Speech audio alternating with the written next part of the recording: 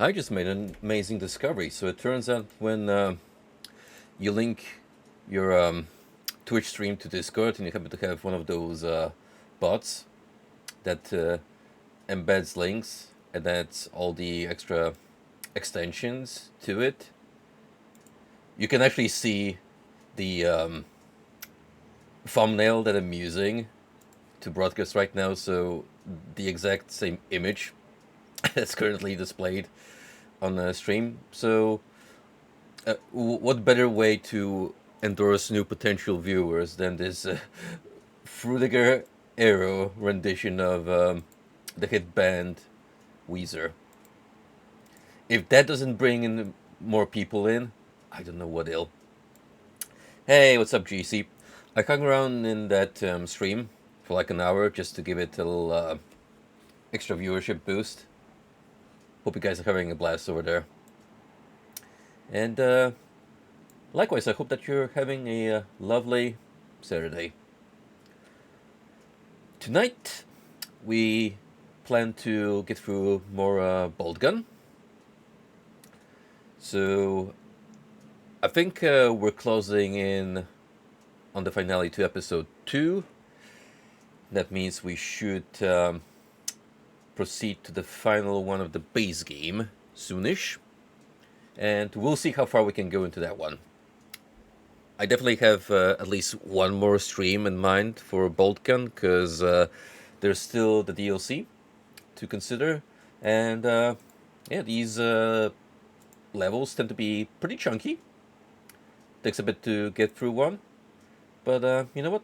I don't really mind, because it's fun. I'm just really outright enjoying the video game. No strings attached. And that's a positive change for once. Usually whenever I have some qualms with a game I'm streaming, I try to remain positive, look on the bright side, and smoothing out all the potential flaws if need be. But here, I mean, maybe if I was super nitpicky at this point, I would have a couple of small gripes. But overall, no. I can't really think of anything negative to say about 40k so far. Look, Frosty. Whenever I see a goofy Vaporwave or Fruitiger Arrow crossover, you know I have to make it as a future highlight.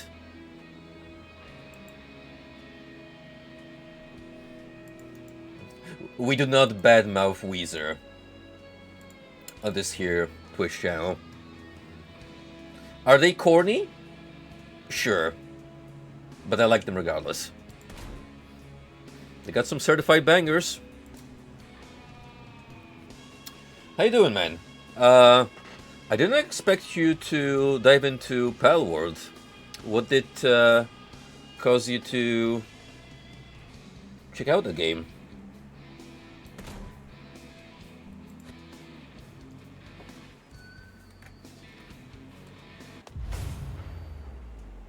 It seems that whatever the Mechanicus were doing with the power source did not work out well for them.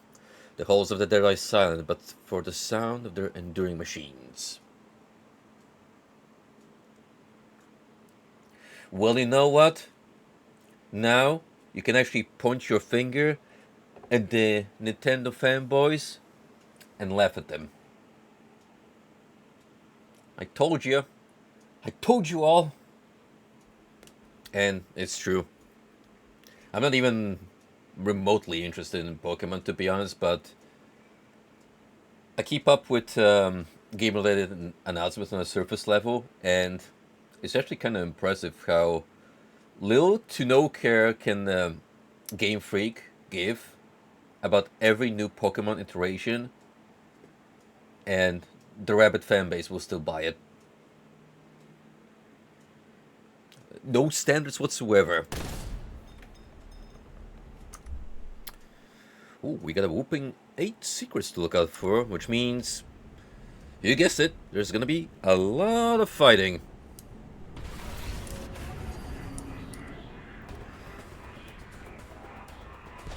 Interaction with my Shinyu may prove fatal. You don't say. I expected as much.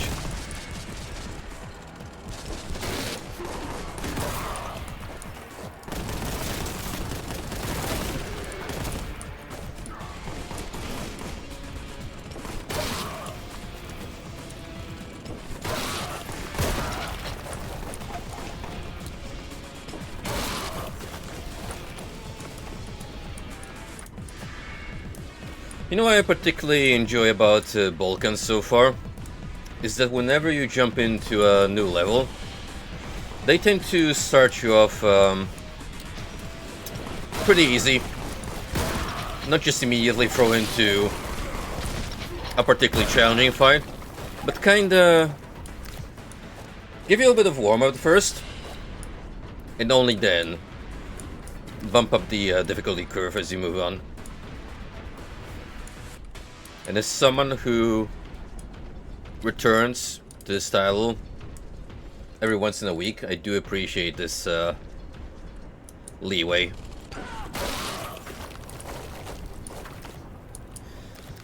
Also, fun fact about the shotgun.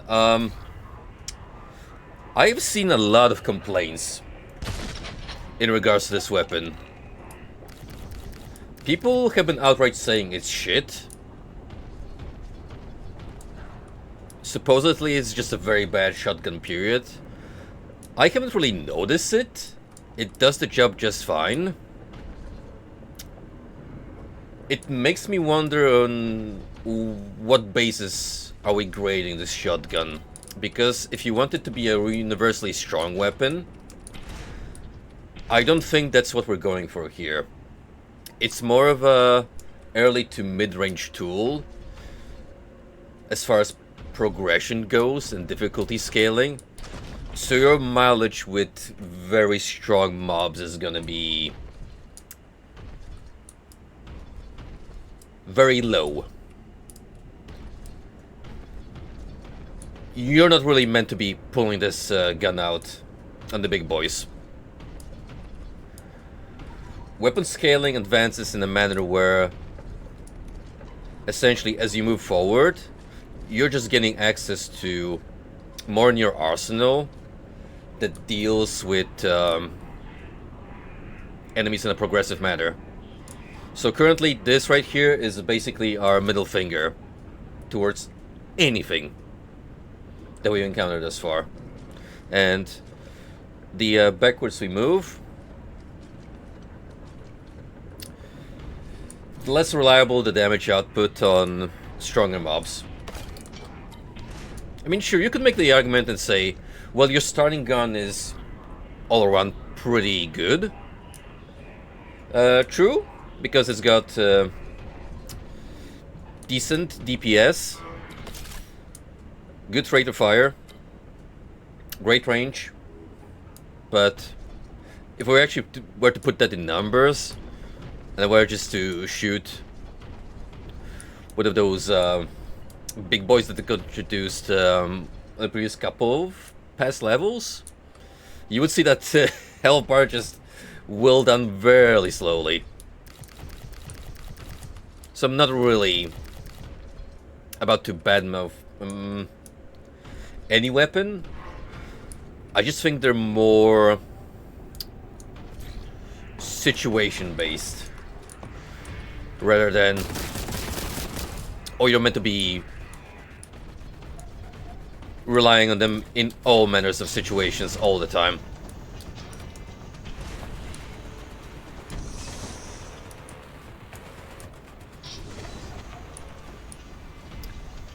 I think I have to use my dash here.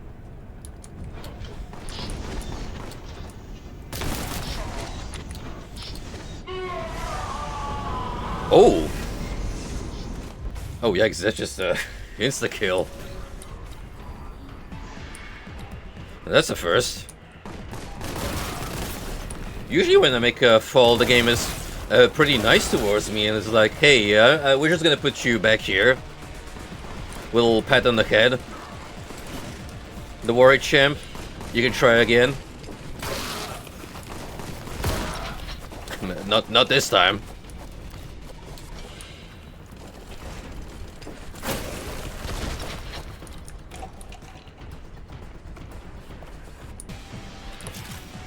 In which case, I might actually have to make a save one along the way.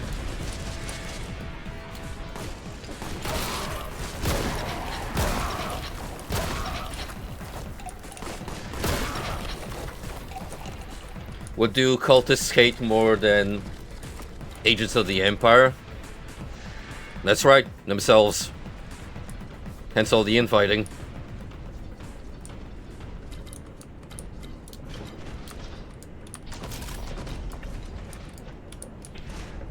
I never really looked into it that deep, but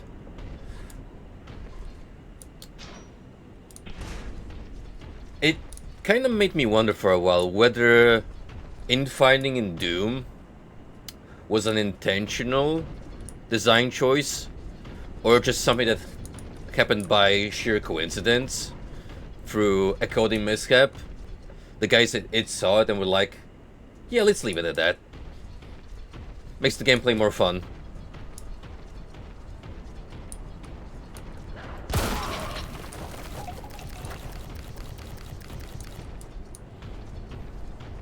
Here's the thing. Usually, they don't make it as far as a Monday. In fact, your average Chaos Agent lifespan tends to be pretty low. You manage to go through an entire week relatively unscathed. You're one of the few lucky ones.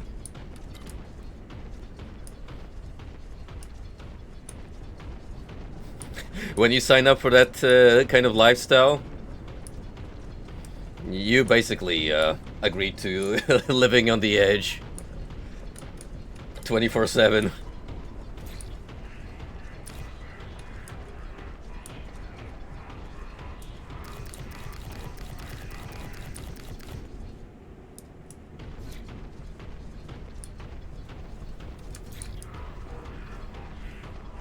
I don't think I went this way last time, so inspect here first.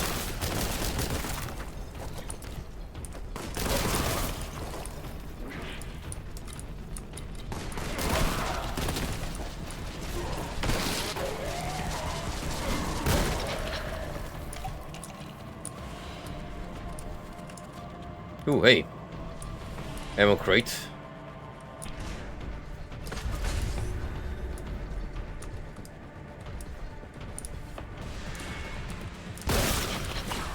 Oh.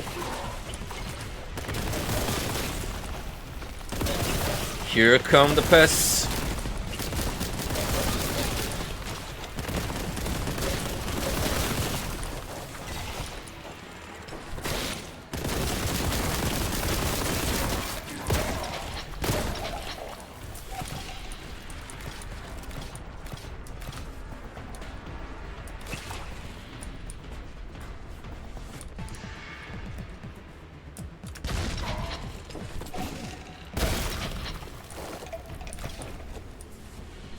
I do enjoy the fact that these little fellas can actually just avoid your shots by prancing around.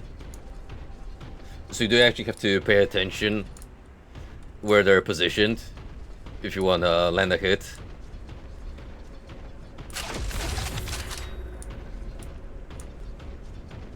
Because otherwise they're pretty much cannon fodder. You normally wouldn't really bat an eyelid for your average nurgling.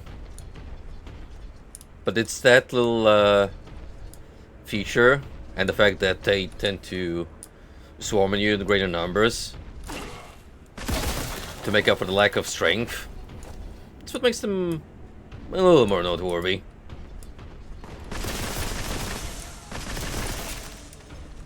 Eat nade.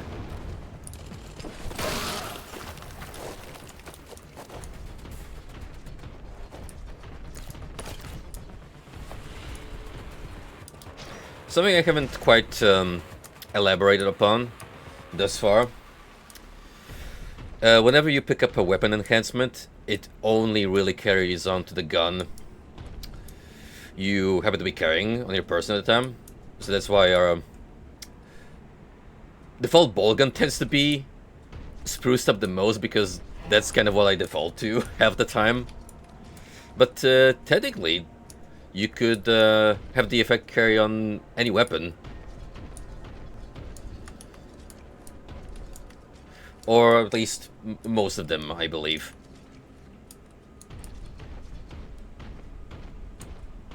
Some might be specific to particular weapons. Yep, see, there's the Embold. This is so far legitimately one of the strongest monsters.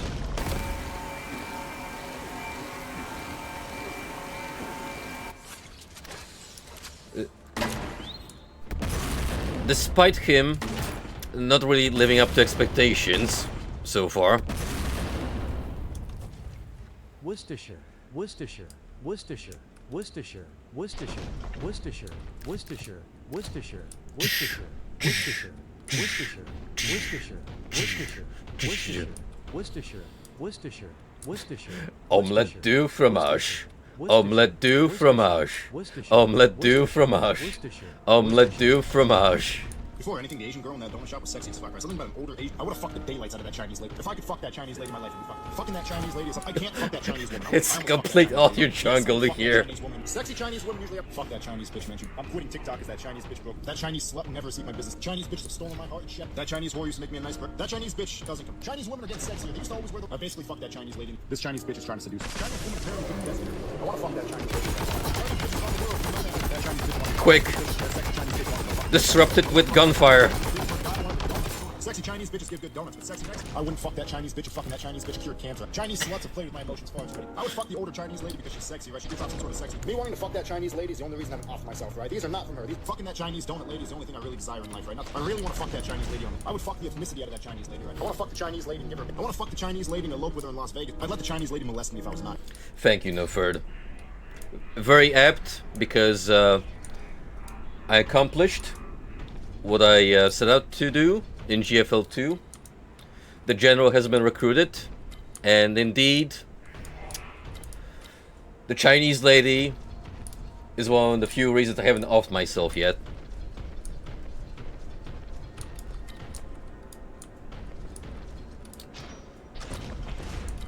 Yes, sir. We got one dupe and her weapon. Which means, once again, there's nothing but tumbleweeds in my treasury. I am officially broke, in debt. We are not doing too well financially, so to say, but it was worth it. I even just straight up went out and got her a costume, because it's a lovely dress.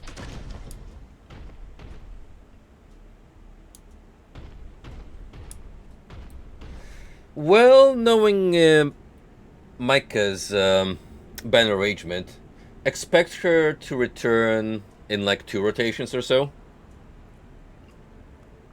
So you will get another shot at rolling for Liu soonish.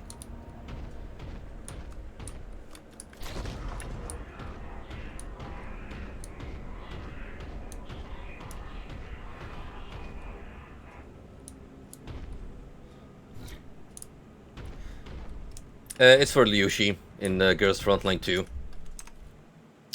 One of the new characters on Global. So I have to put it up real quick.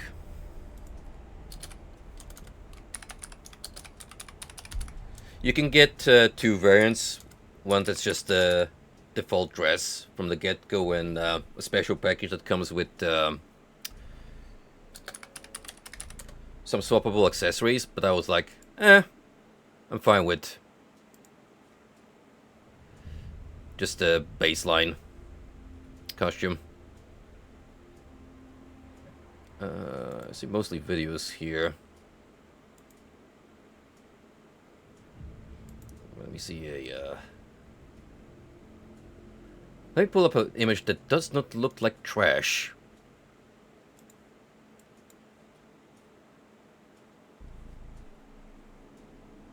There we go, that should be okay.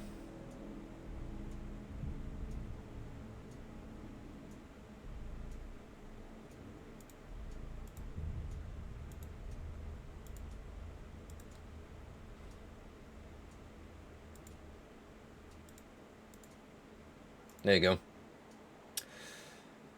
The middle one is what you start off with, and then the one on the left and right is when you get the deluxe package, and you can mix up the elements. But I just think your starting setup is already good, and then you don't need to dabble in it.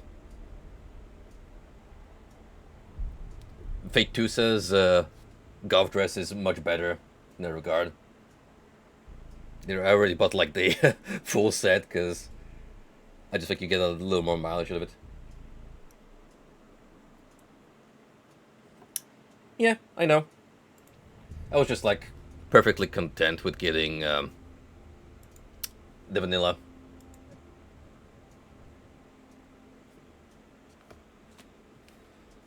But yeah, like you mentioned, it's cool that if you change your mind and wanna double down, you can totally go for it.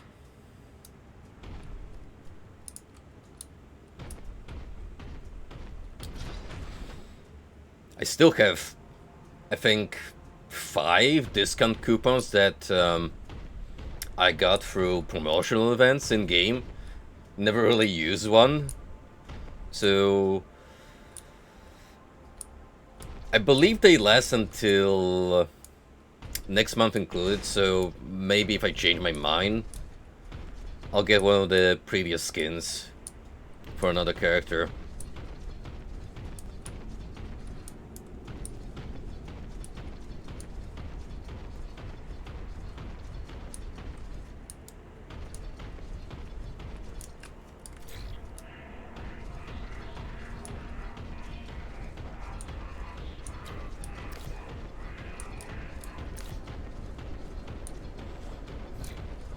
Unfortunately, when it comes to outfits, still no success in the outfit procurement for the rolls in for Lorelai's costume. Not yet.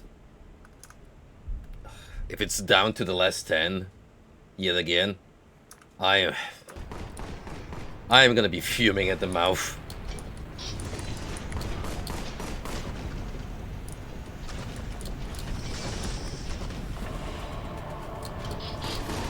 Oh shit.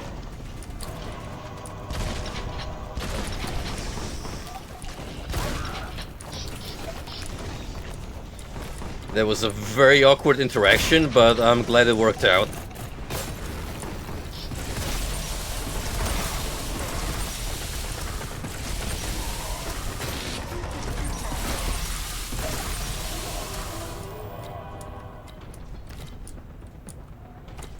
Any other game at that point would have just outright went, no, you can't possibly hop back.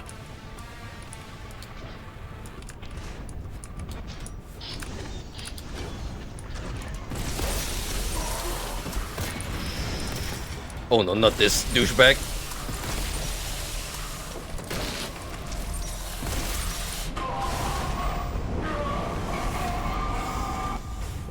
That was one of the worst enemy types you could throw at me by the end of that part.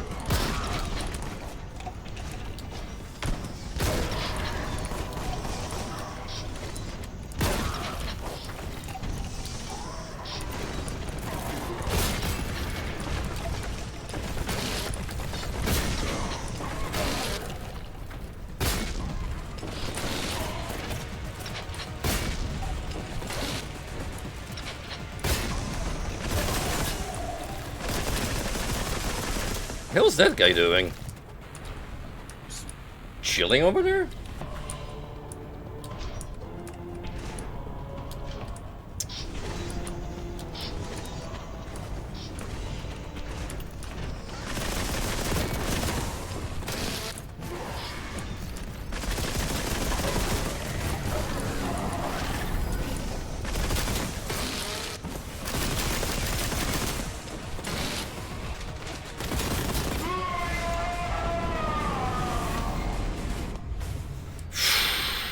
And it just had to be a variant that revives.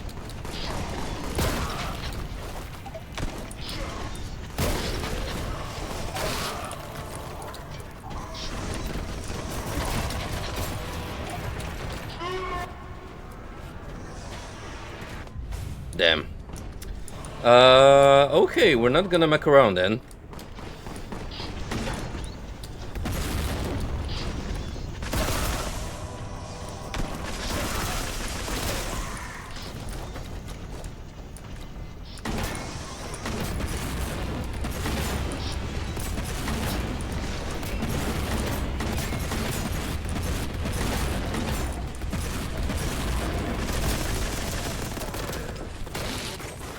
Desperate times call for desperate measures, as they say.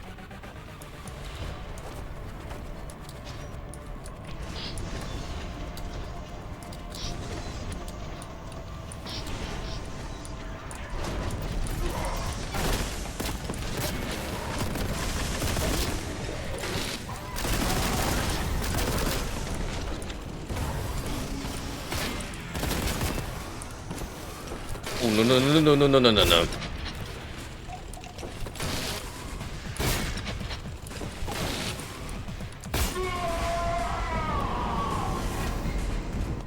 Why is this one guy absolutely mugging me right now?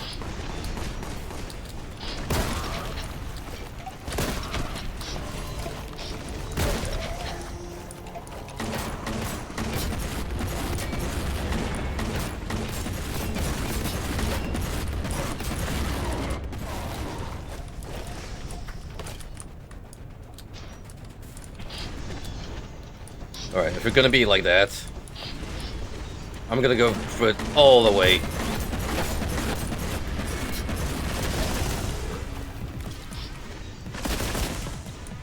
And stay dead.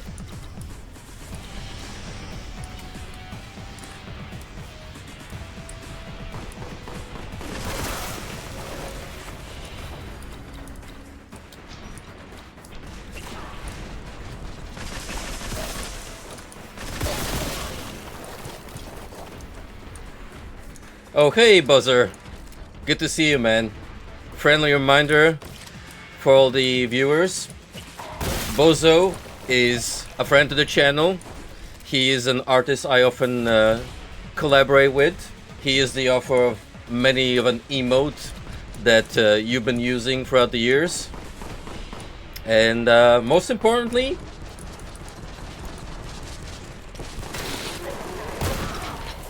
I like him a lot.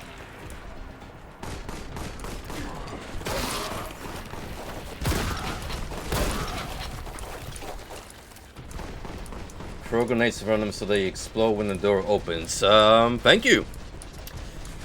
I will keep that advice in mind.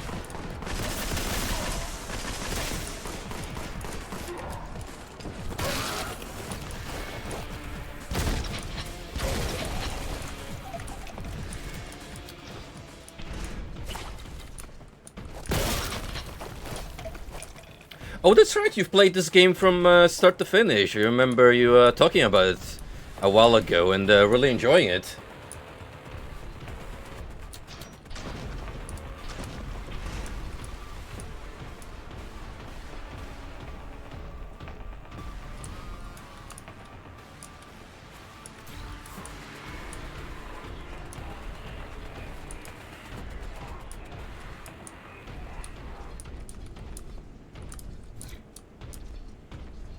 I can blame you, man. It's just a solid first-person shooter.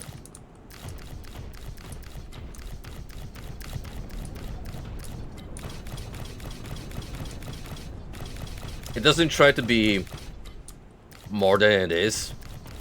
You got some good foundation here with 40k skin painted on top. And it works. It just works.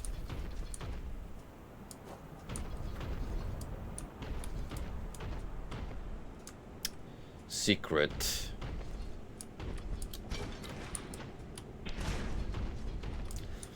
Some of these are pretty easy to miss. Like here?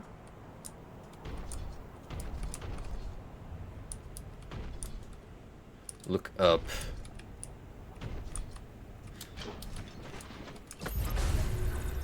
Good call.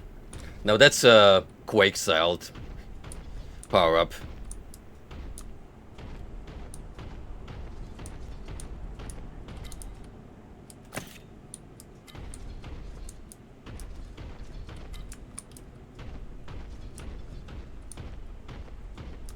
I'm a big boy, so you can throw all the big advice on my way.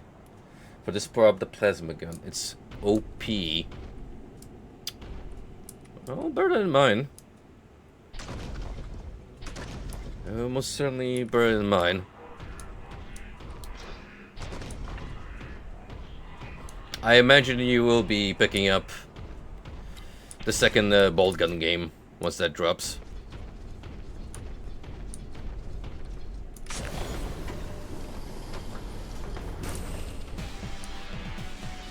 It won't hurt you when it overloads?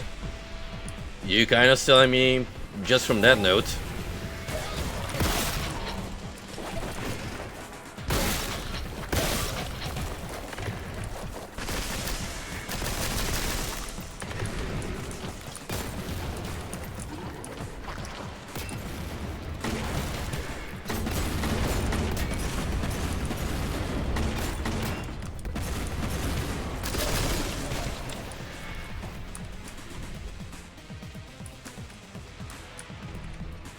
But something else was shooting at me. Well, let's find this Frage.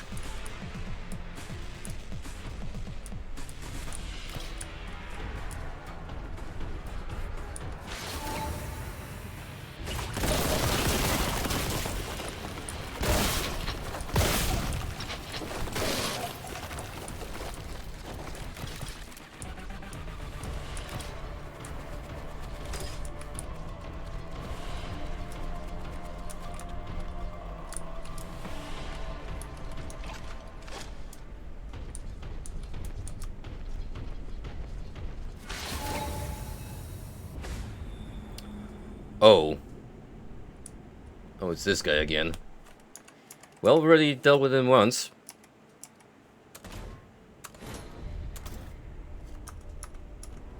And, you know what's the recipe for it? We pull out our strongest guns and shoot indiscriminately.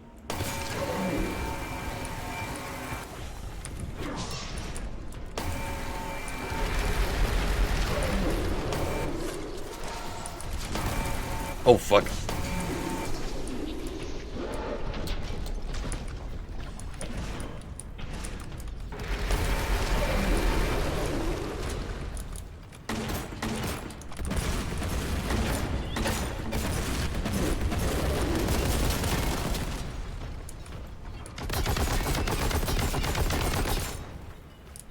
See, it's one thing you have to deal with only the boss variant.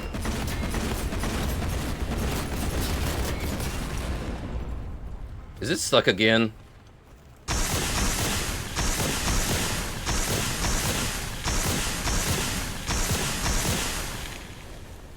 Okay, maybe one teensy-weensy little complaint I can bring up. Sometimes the AI just gets stuck and doesn't know how to get around the surroundings. 'Cause usually, the pathfinding is pretty decent. But occasionally, the mobs will have a brain fart moment.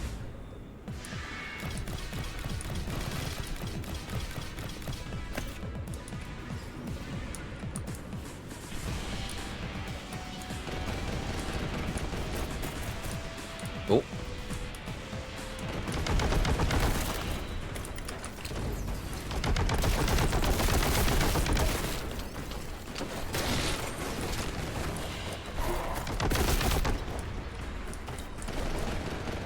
What a poor time to be low on health.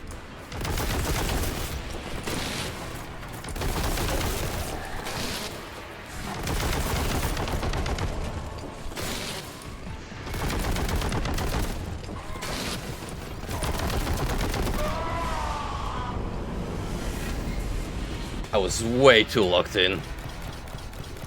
Didn't see that grenade at all.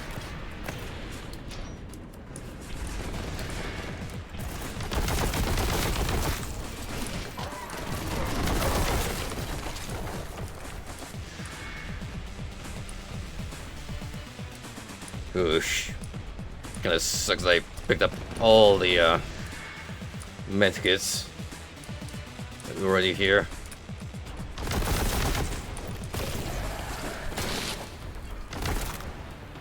Well, that worked out nicely.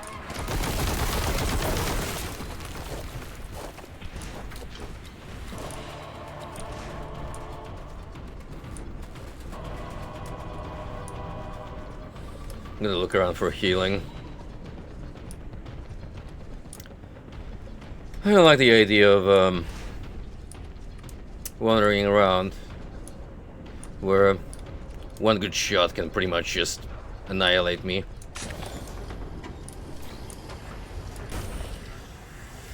Especially when this is coming up.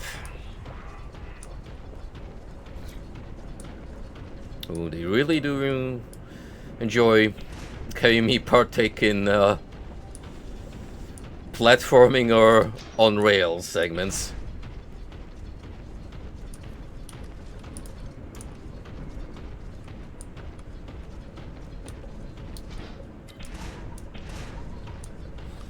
Did you guys see that Bethesda tweet where they are gloating about their upcoming projects? How they basically put a gun to Obsidian's head and went like, "You're making more Fallout for us, whether you like it or not."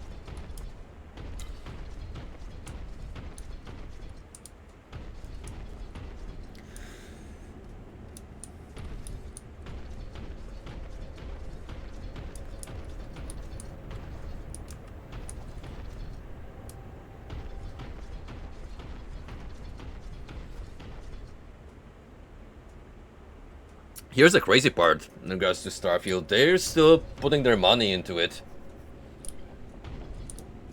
Honestly, if I was the PR guy, I would have just left the game completely out and not even dedicated a footnote to it. Because bragging on how 40% of the player base uses community-created content, that's not really the W you think it is. Compare those numbers to, say, Skyrim. It's only like a fraction of the community.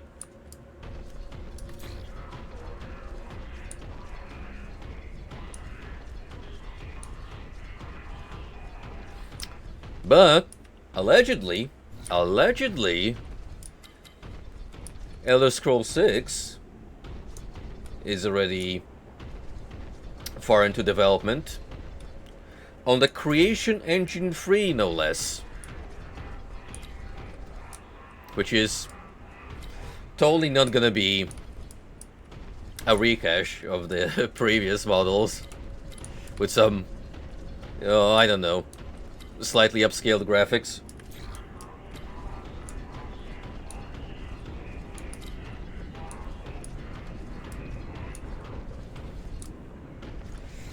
The fact that they're doubling down on Fallout forever with 3 and 5, I mean 3 and New Vegas getting remasters and 5 entering pre-production tells me that the studio isn't doing all too hot financially and they just really need some cash to rake in.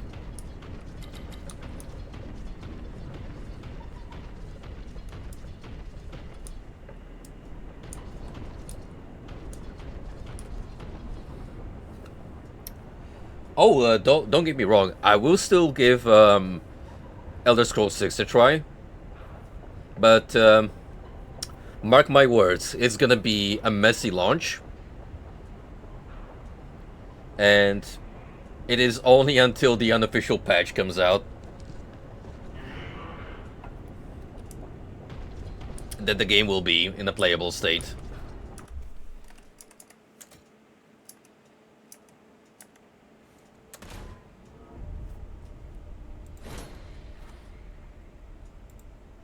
Yeah, because they really just need money. What else have been doing besides 76 DLC, which, yeah, they also brought up and stated that it's not going anywhere. That is currently their a golden goose that still makes money.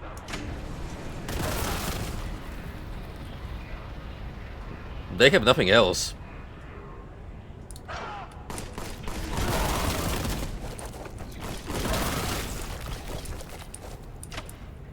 It was a really poor decision from the get-go to just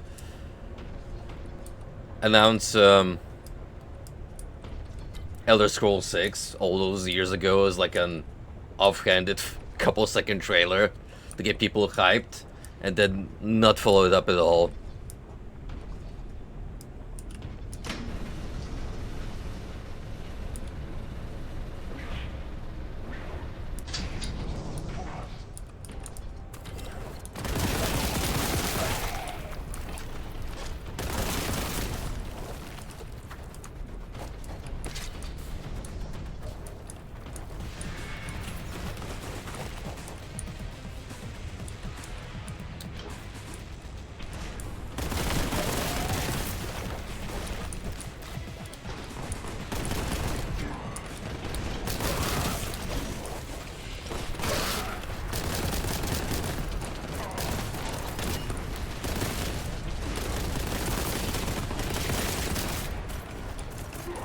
Oh, no more nades.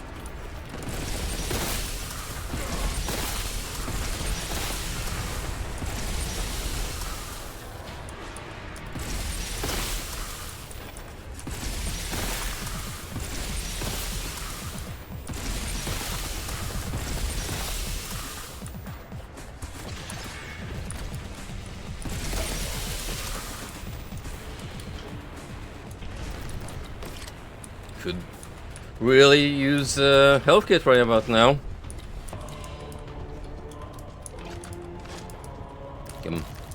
I'm dying here.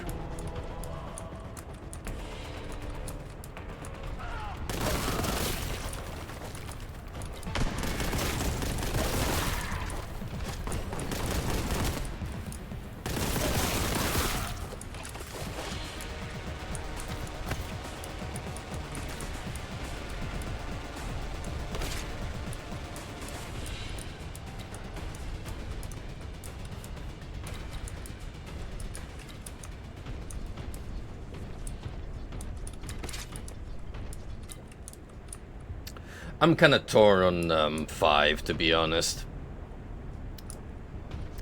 As far as Doge and Fallouts go, New Vegas is my favorite. 4... The story sucks, but it has a decent enough groundwork that if you mod the hell out of the game, it can be fun.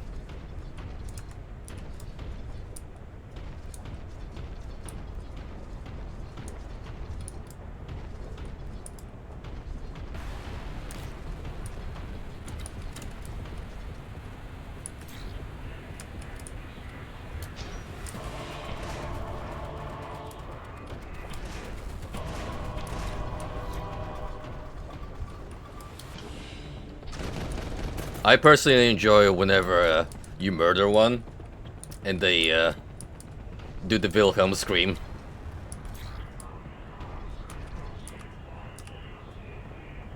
Why did my right move over there?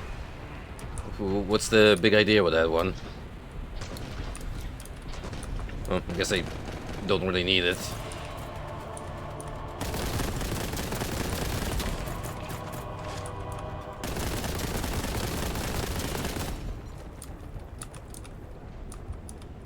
Is there anything over there I could pick up?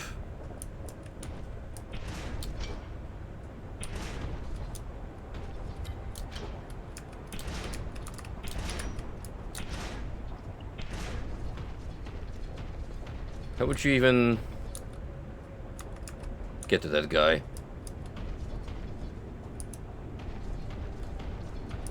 If anything through there, I guess.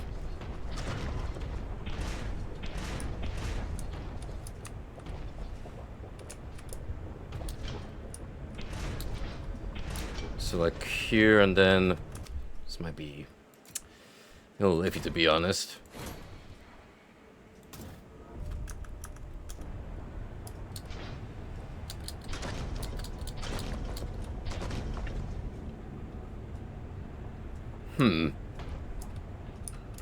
This is awkward.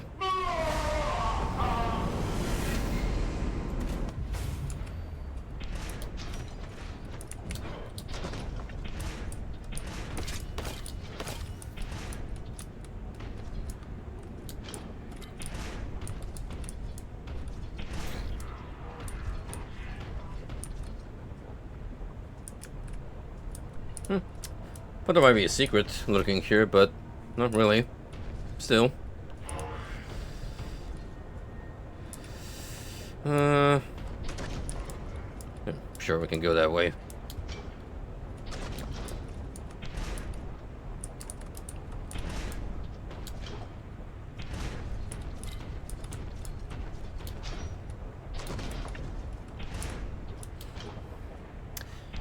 That's another thumbs up for me design-wise. The fact that you can easily scale the environment by kind of carving your own path instead of necessarily going through the predetermined way the game expects you to go. It doesn't always work 100%, but when it does, it's neat.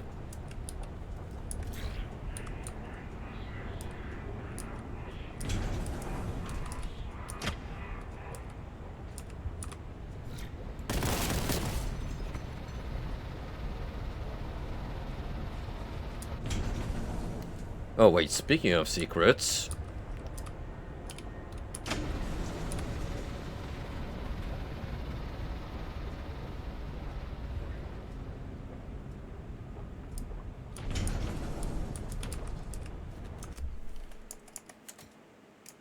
See something over there.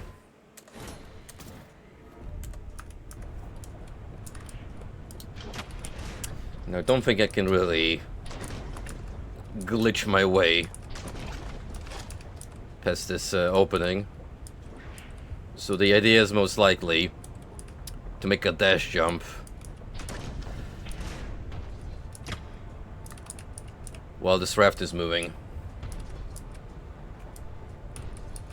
This is gonna go swimmingly, and by swimmingly I mean I'm gonna be swimming in lava.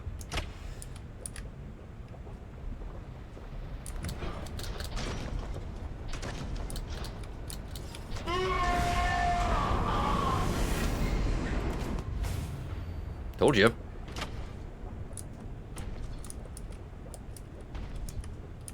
Yo, get back here.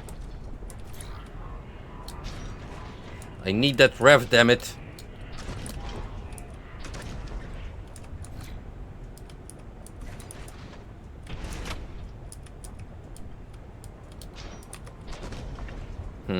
Maybe I could just jump over there.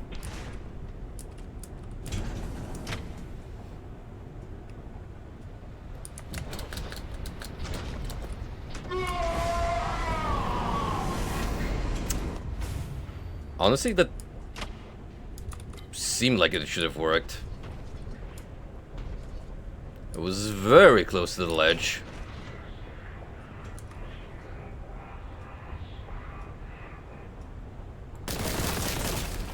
Is it being picky about the angle I'm jumping from?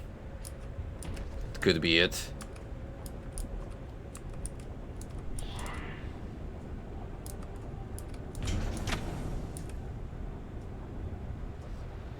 Or maybe I should try and hop on that thing?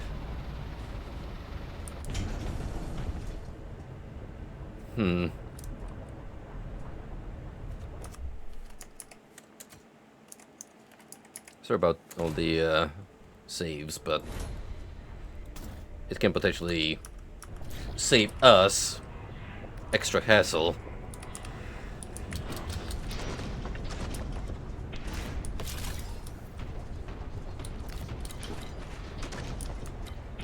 No, said it was just ammo.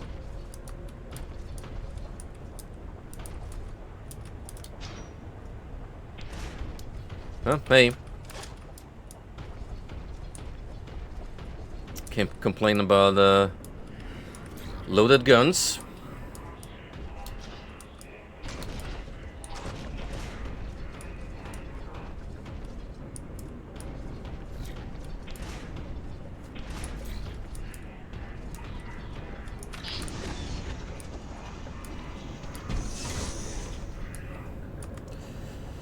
Oh, good old yellow paint. What will I do without thee?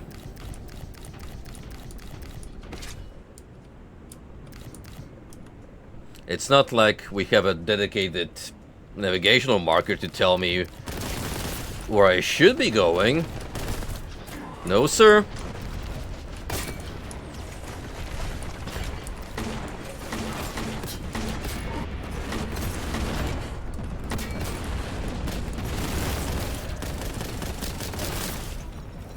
That one thing is just thought it was a good idea to throw himself.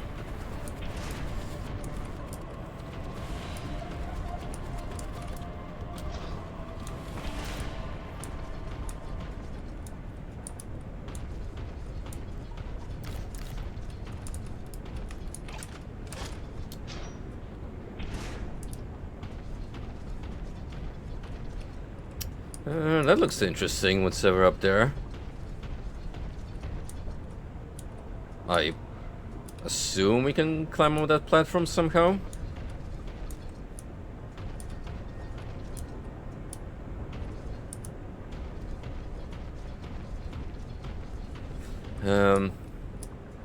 Actually, how would you go about it?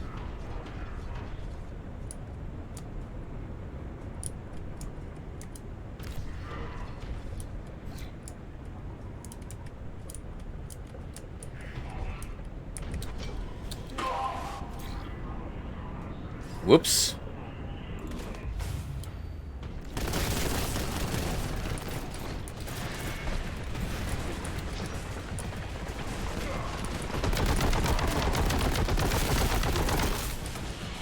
Oh, I effed up big time.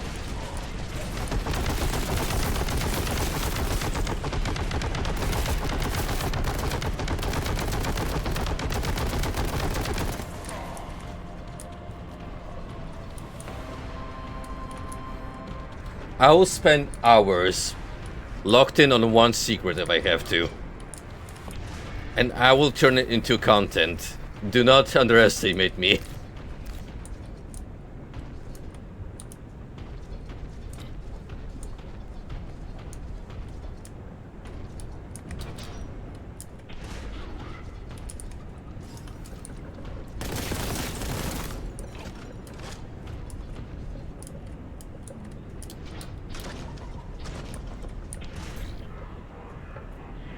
I want to say it involves platforming.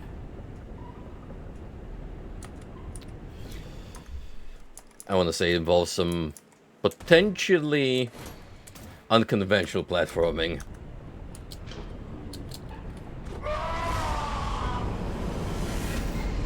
Very unconventional platforming.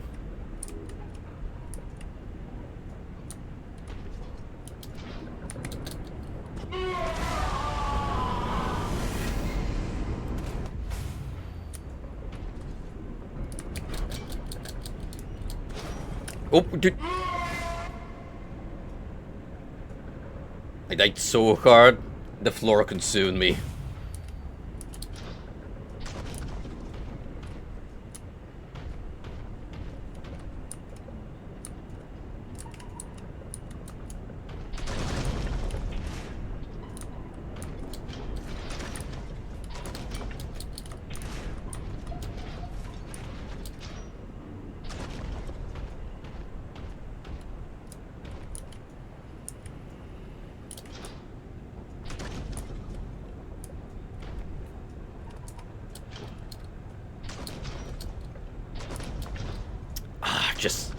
Just out of reach.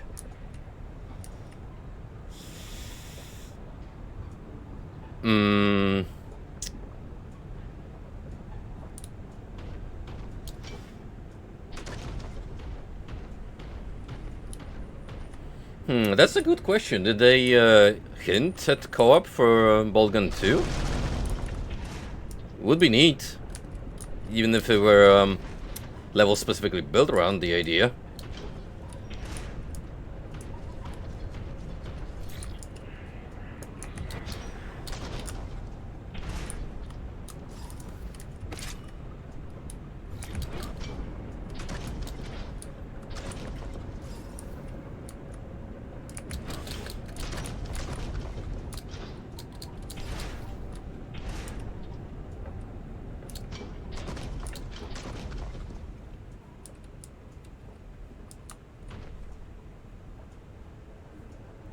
Well,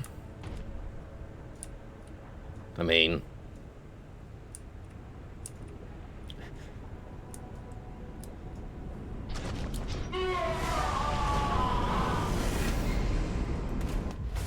right, so you can't rely on these cogs to climb up.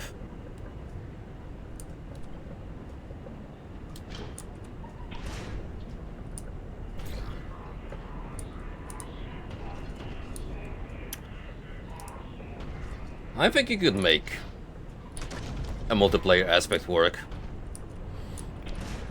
Deathmatch would definitely be an easy job to implement. Because on a base level you could definitely have the Marine and Sister of Battle be two of the playable characters. Then you could throw in some Chaos Marine models as selectable avatars. That already gives you a lot to work with. And for a potential co-op, yeah, you got that initial pair of protags to consider.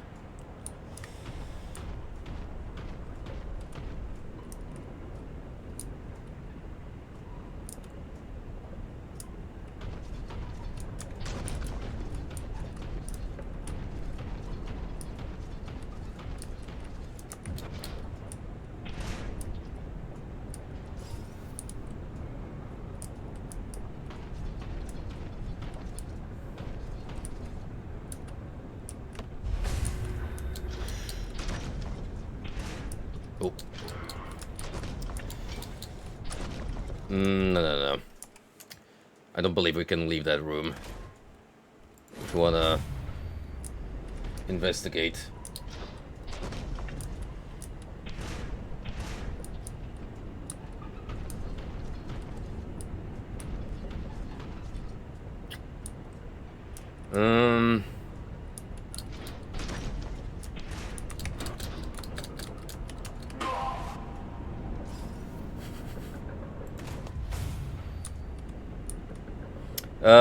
Yeah, go ahead. I kind of feel like I'm on the right track, but I'm just not sure what I can grapple on.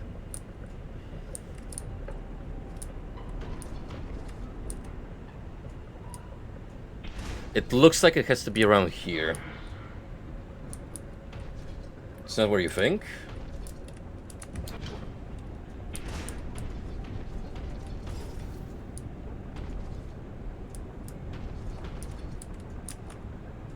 Okay, we can't really go down here. So it has to be inside of this room, someplace.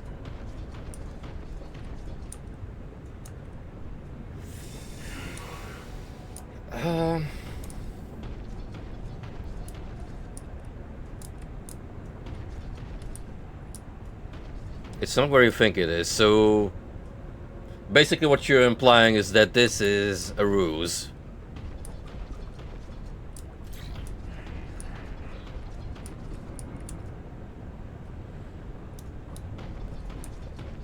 You almost got it. So was it around here?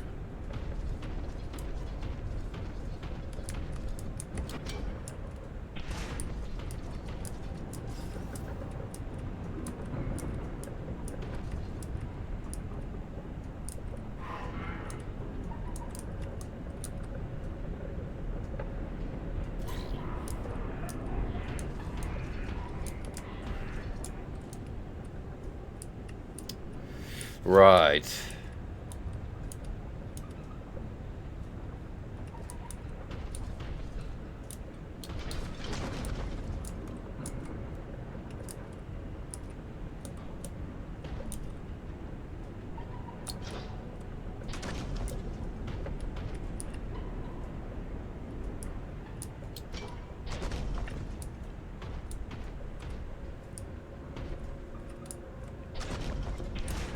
It would definitely help if I could actually see the item I'm looking for.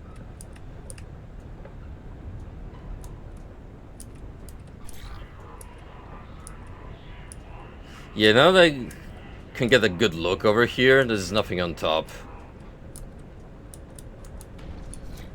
So it's not that elevation.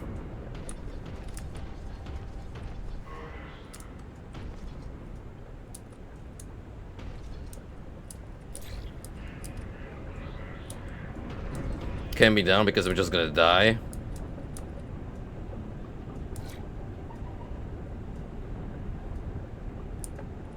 Hmm.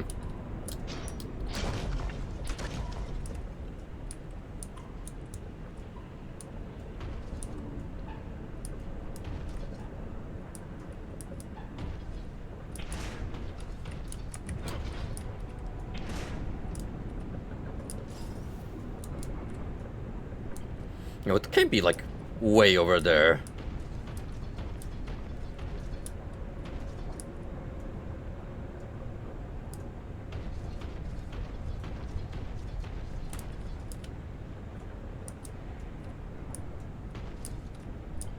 Oh, you weren't kidding. This is cryptic as all hell.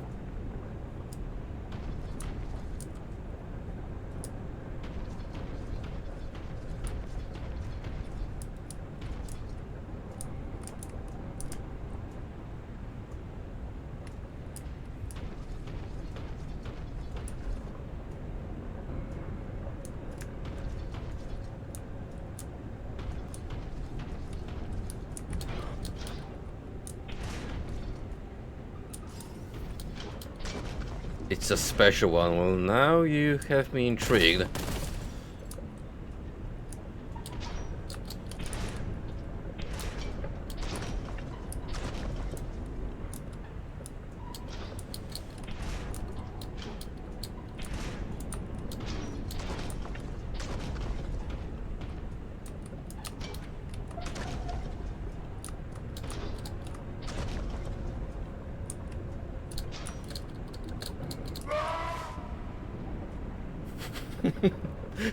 Swallowed by the backrooms. Oh, no, no, no, no, no, no, no.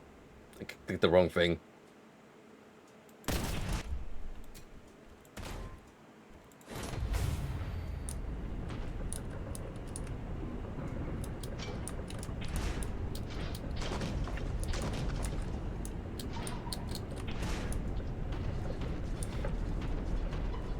Ah, speaking of, an update on the matter. So for what I've been reading, Kim Parsons actually reached out to A24. They claim that all the recent takedowns of fan-made created backrooms content, it's not their doing. Which I find to be dubious of an explanation.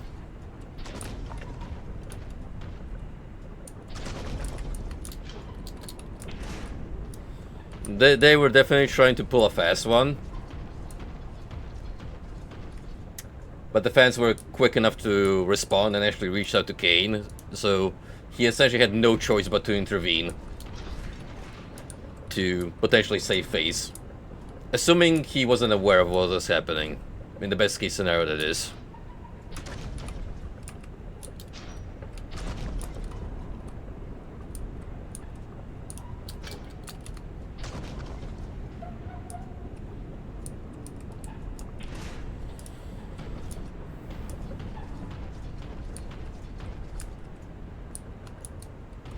See, the issue I'm seeing on getting on any of these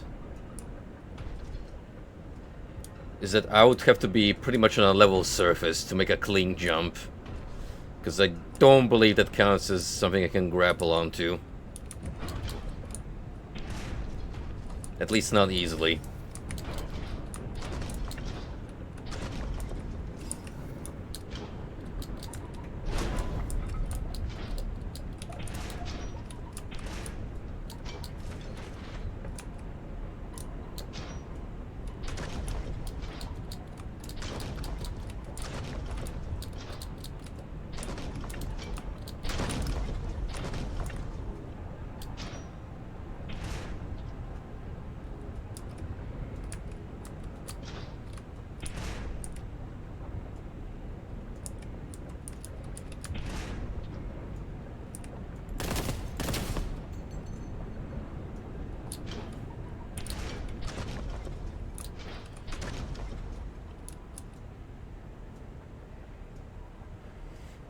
That's the best view of the room I can have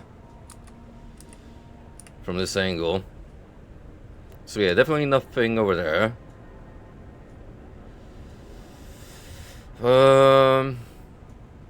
My view of those two is obscured, but seems like there's no item in either. Where the heck is it though?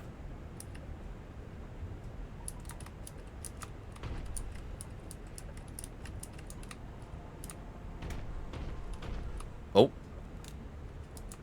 Oh, oh, oh, oh, oh, oh, oh. Wait a sec. I'm playing a very dangerous game here.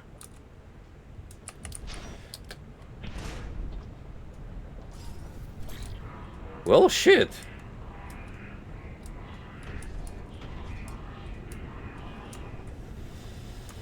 In that case...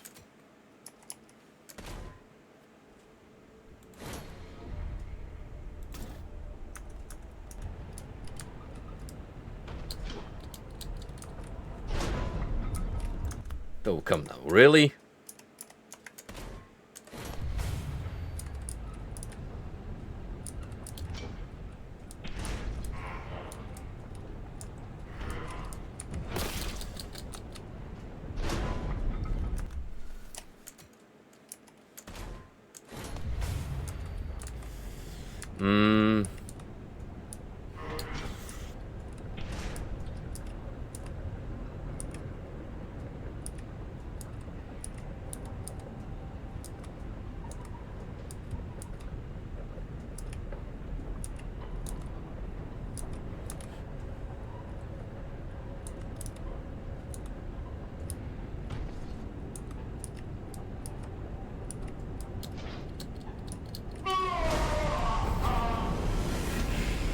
Dang it.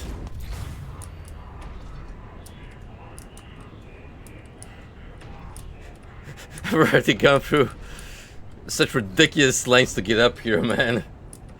This better be worth it.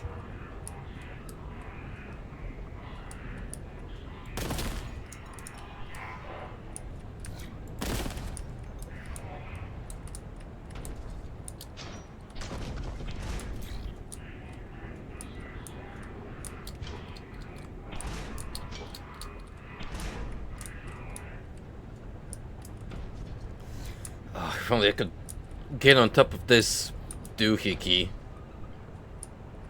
I could probably crawl on top for the contraption. And then at least I know 100% whether it was worth it or not.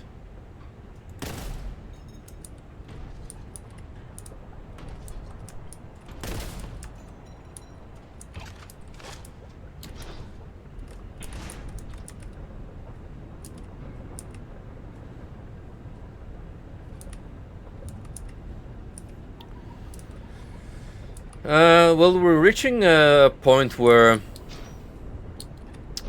I'm kind of beginning to run out of options.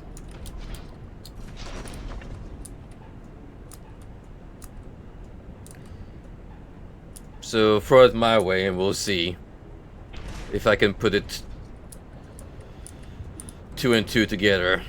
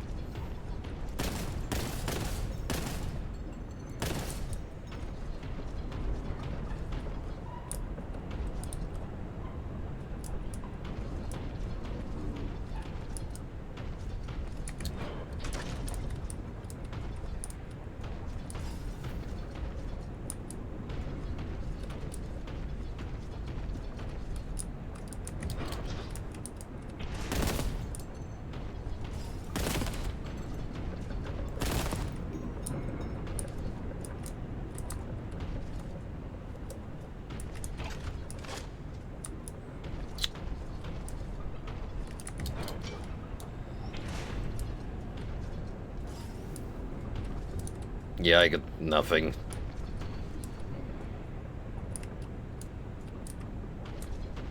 We got no idea where to look.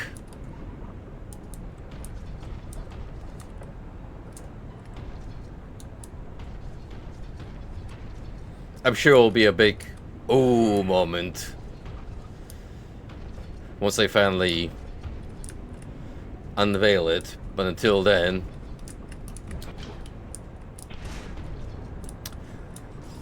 I may be stupid.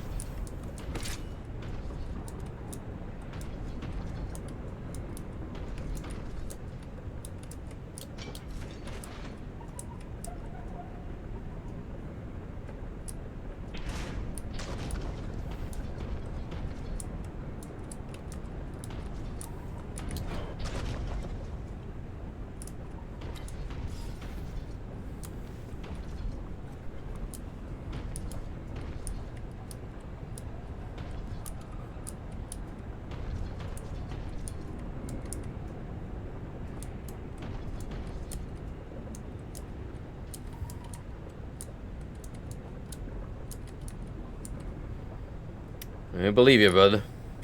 I believe you.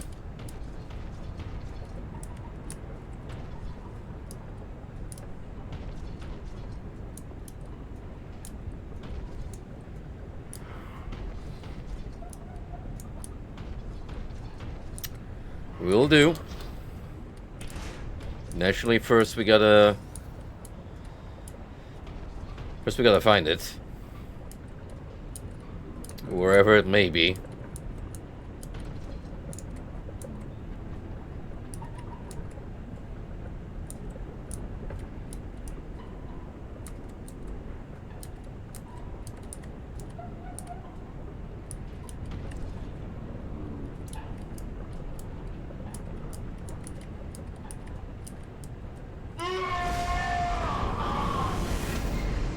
I was nowhere near close to that.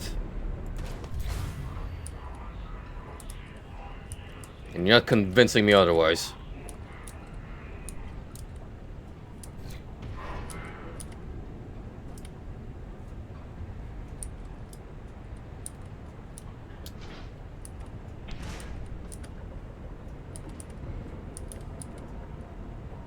Oh, these silly game developers and their obscure secrets.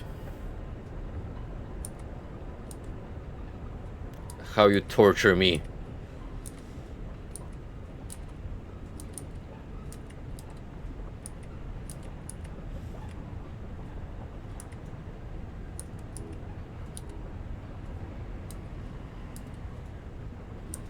So, any hints? I'm kinda clueless. As is.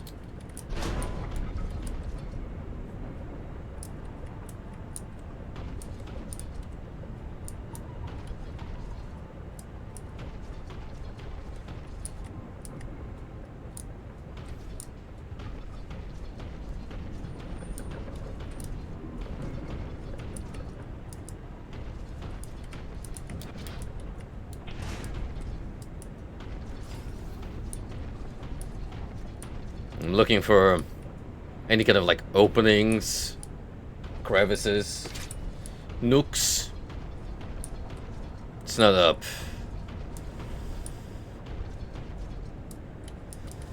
You know?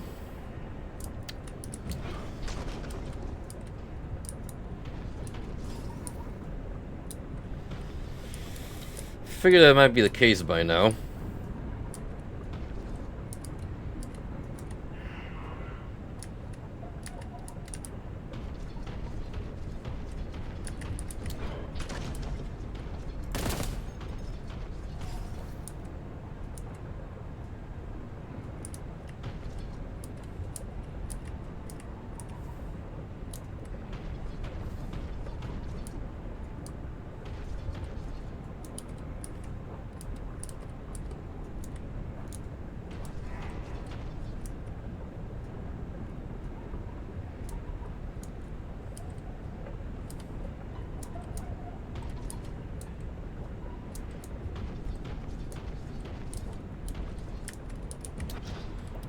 I was thinking that maybe there's like a vent somewhere.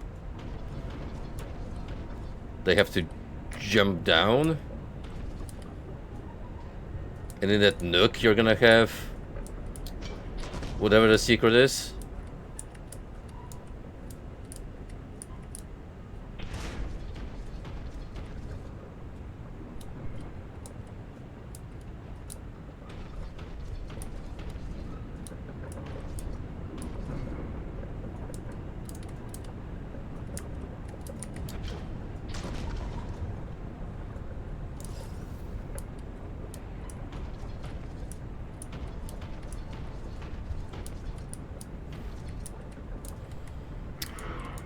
Not dangerous to reach at all.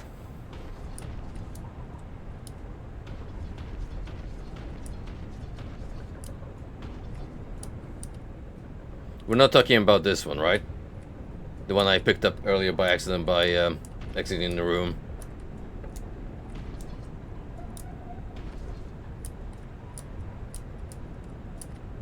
Right, gotcha.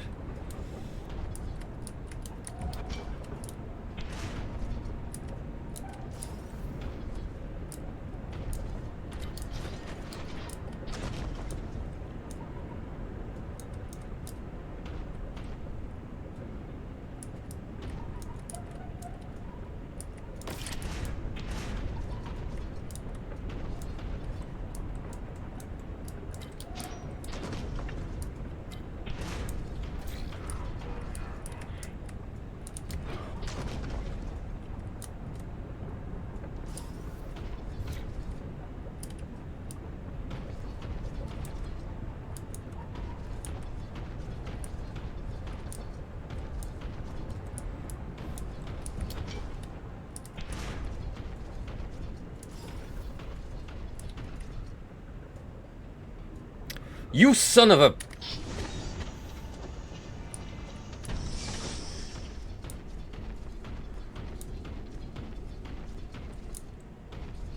A mesh texture. It was a fucking mesh texture.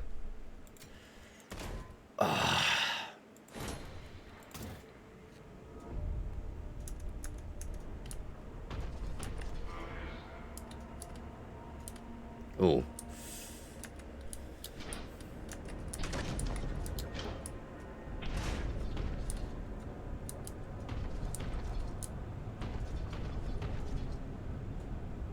Is that infinity ammo? Am I saying that right?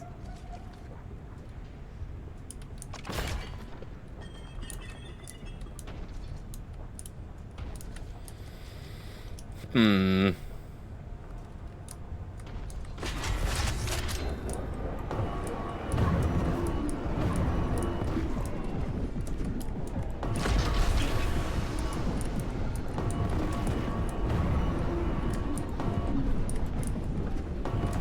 Probably picked the best gun for it then.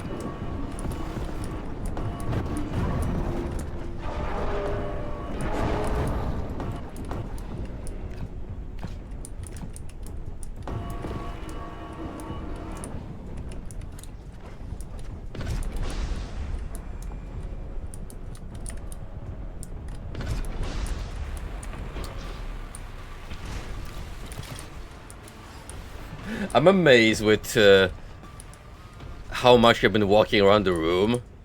They didn't see the prompt earlier. It must have been the fact that I just wasn't hugging the walls.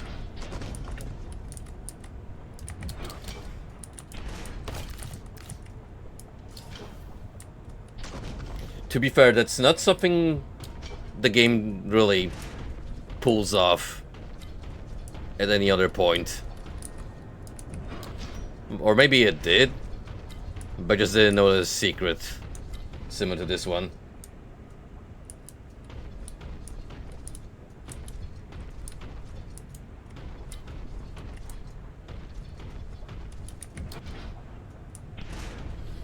Well, I'm playing on the hard mode, so not the top difficulty. Bear in mind, this is my first playthrough, so whenever I do an initial run of a game, I just tend to pick whatever is the game's setting for ultra-violence, or the closest approximation.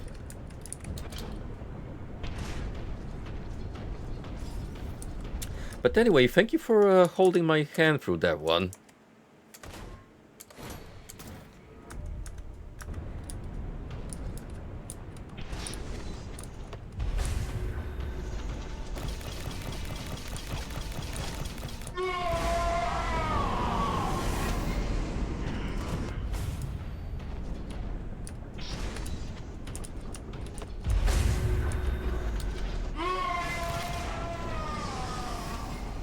You can't really hold back now, can you?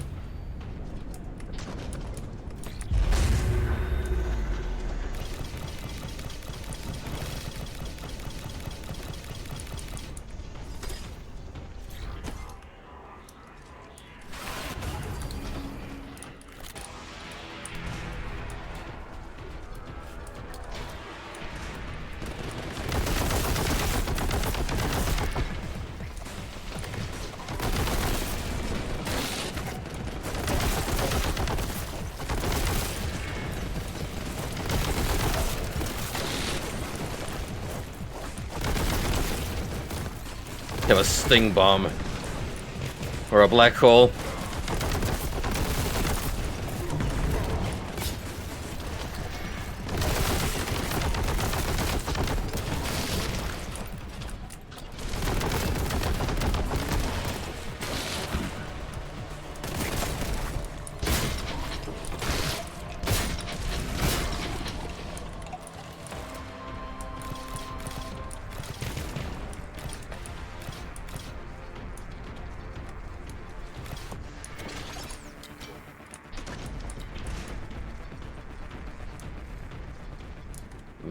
No way, that was all the enemies. Not for a chamber of this size.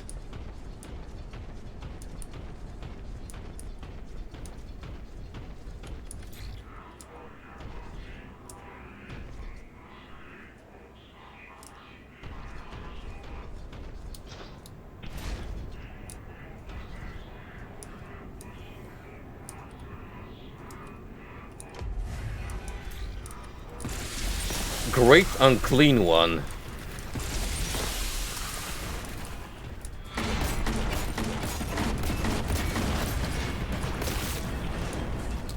Oh, I'll give you a bath, alright. A bath in your own blood.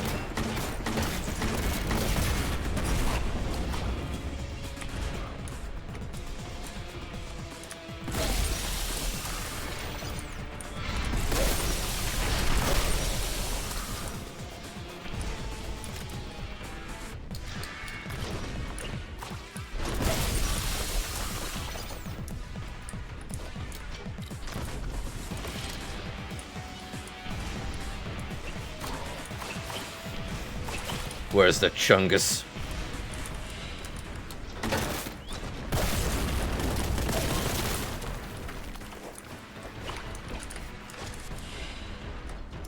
I gotta score a cell with him.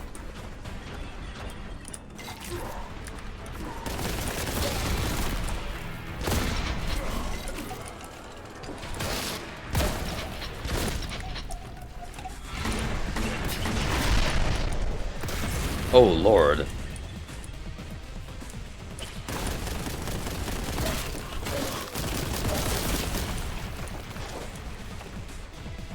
I cannot eat a single hit without my health just being vaporized.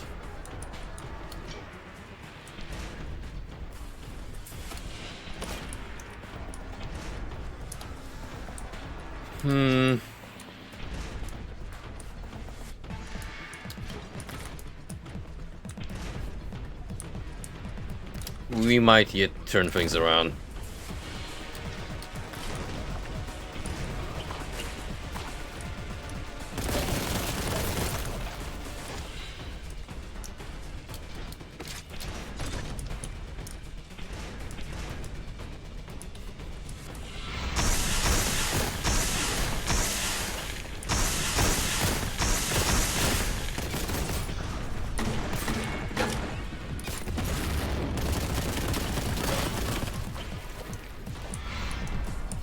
use my massive laser.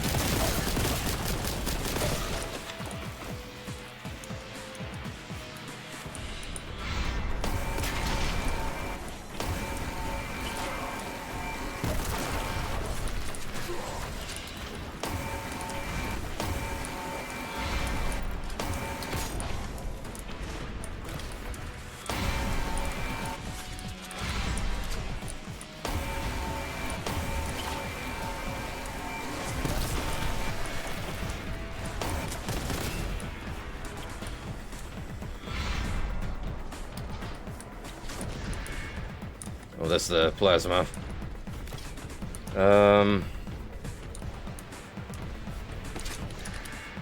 Need more big boy munitions.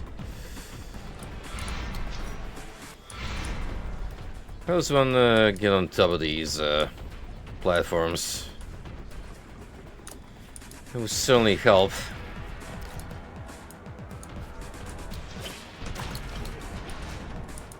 No problem, my guy. Thank you for hanging out and helping me get that awesome secret room. You have a good one, bud.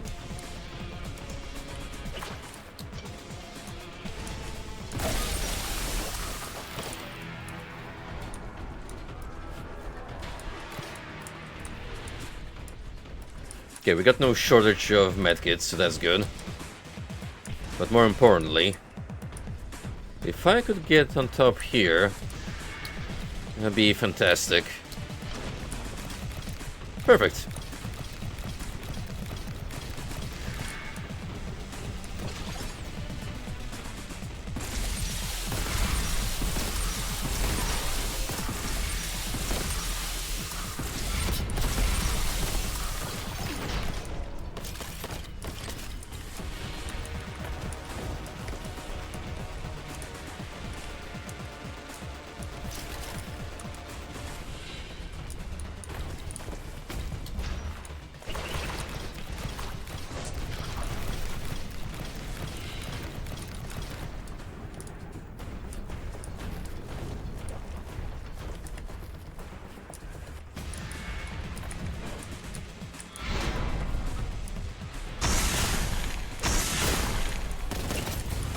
Got him.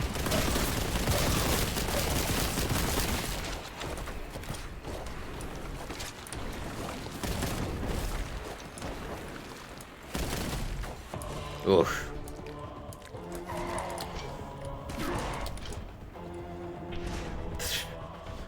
Can't even approach that body without the risk of an early demise.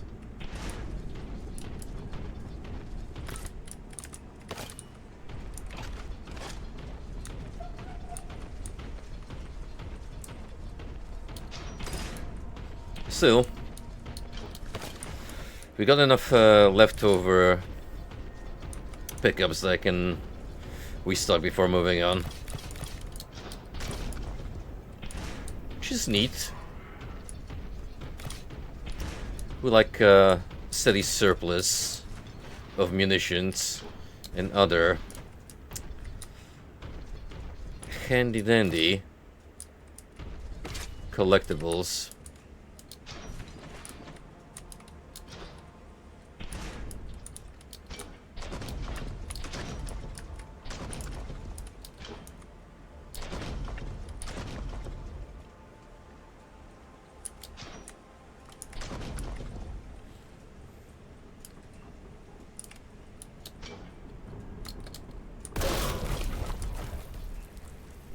But that was neat. I didn't even know that you could stump Gibbs with enough impact from landing.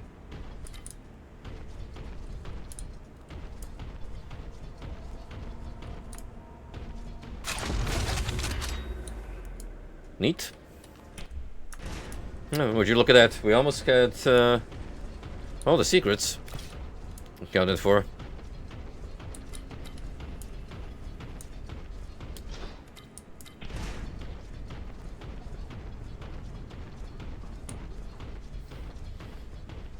Could you believe I've already spent an hour and a half on this one map alone. I totally can. To be fair, it is a beast.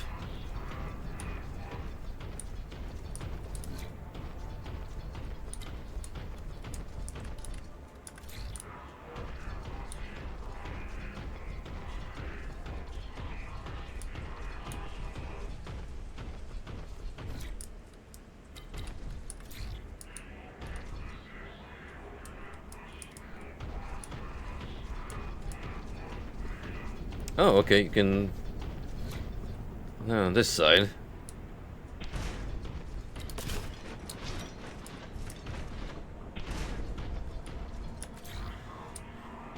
Where there's even more stuff.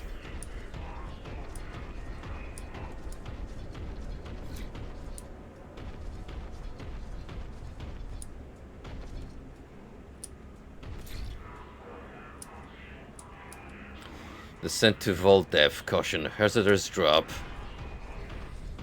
I take it that's gonna be our transition to the next map.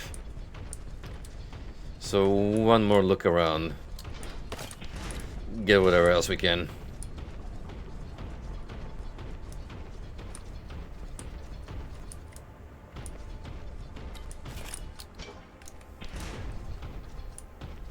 Got plenty to work around with. I can leave absolutely stacked in all ammo types. If I looked carefully enough. Well, maybe besides the fireball gun.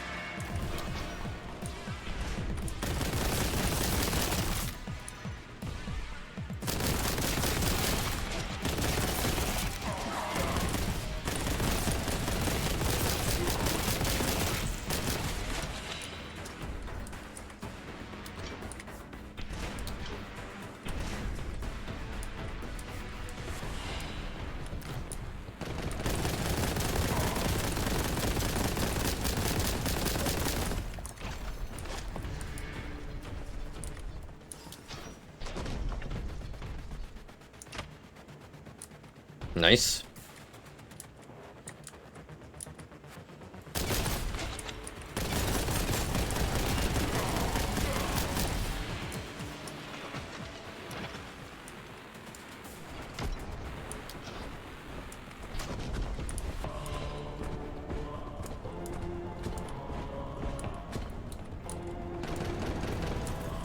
Well, no way to go but down.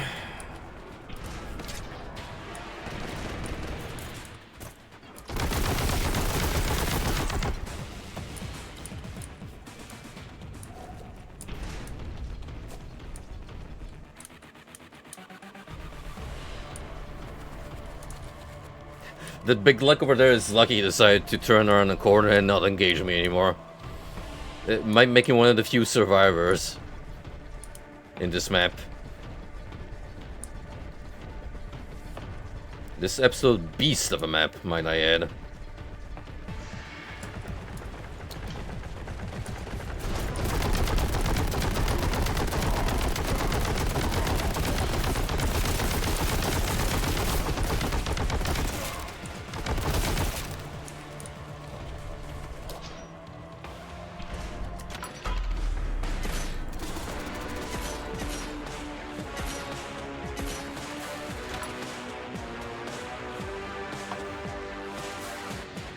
The Deep Vault. You have located the Xeno storage vaults. Be careful not to damage the many specimens contained within. You need not take such precautions with the heretics.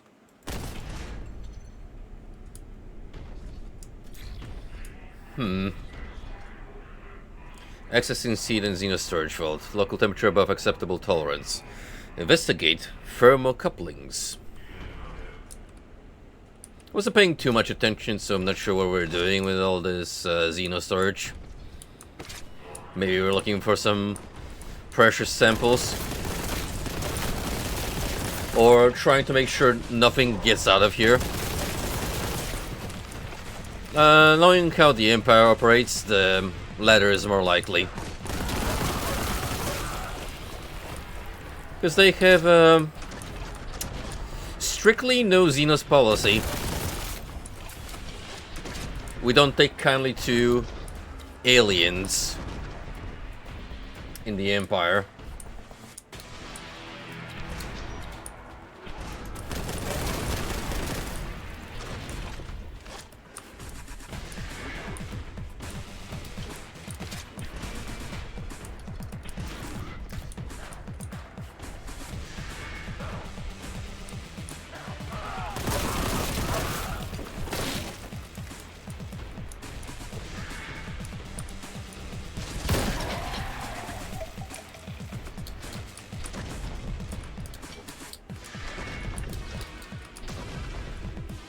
No?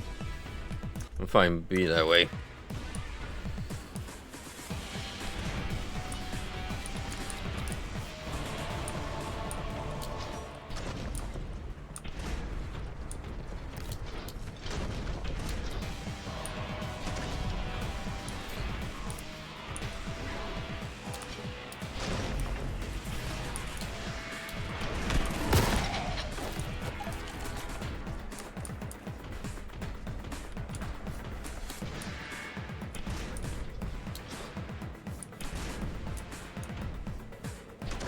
I kind of want to say you could totally reach on top of that structure if you were persistent enough. And that you can. It's just that there's no real reward for all that effort. Darn shame.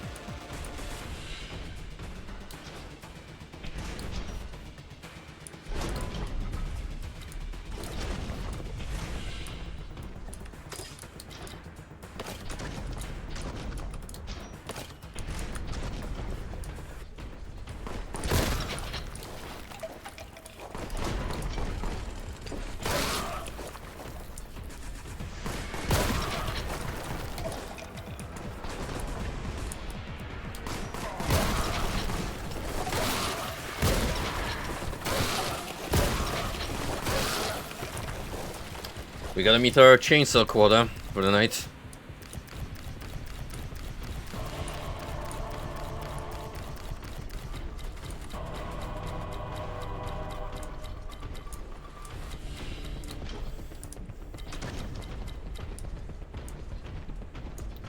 That's a no-go for now.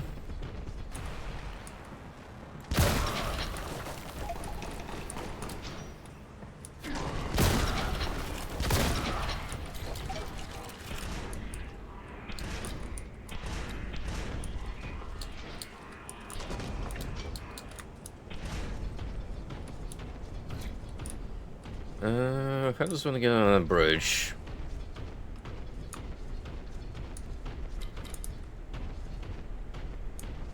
Seems to be leaking from somewhere, but no idea if it's easily accessible.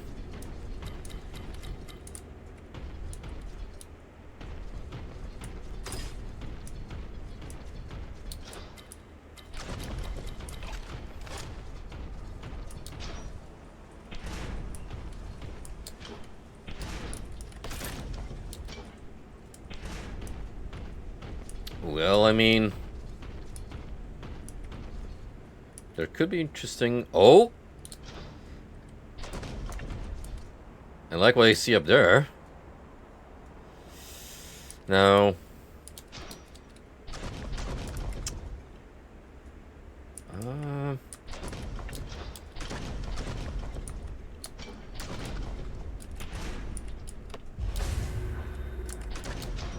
Easy enough. Now, if I wasn't up here, I probably wouldn't have noticed that grenade.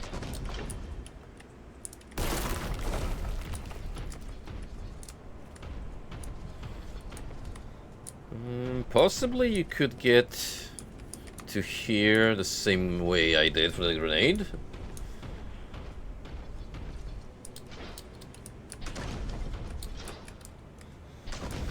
Or from a different angle altogether.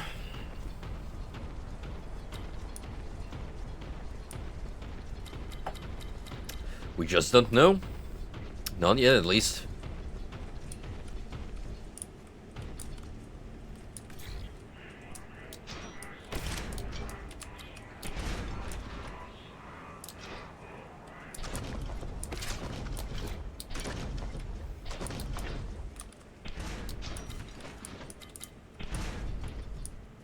Alright, that's how we got here in the first place.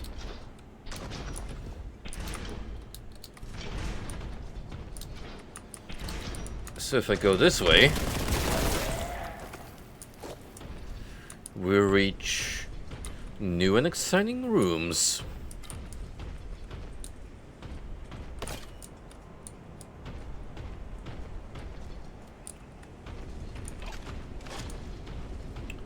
Easier than I made it out to be.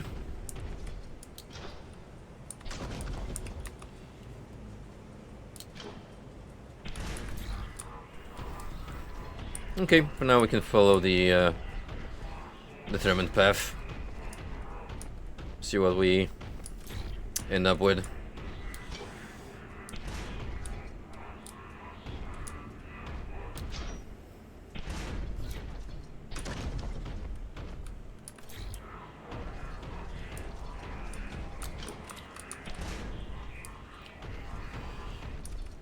It does take a while sometimes to register from the marker.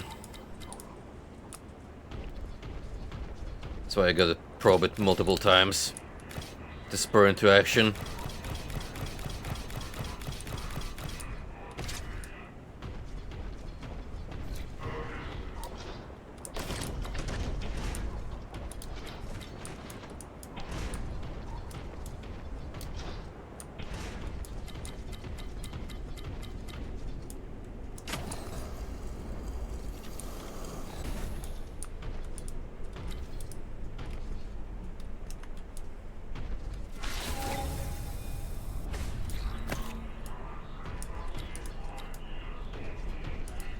Now, I would say getting this first key was easy enough.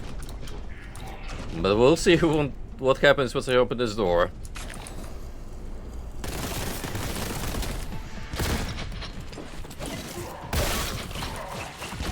About what you expect, really.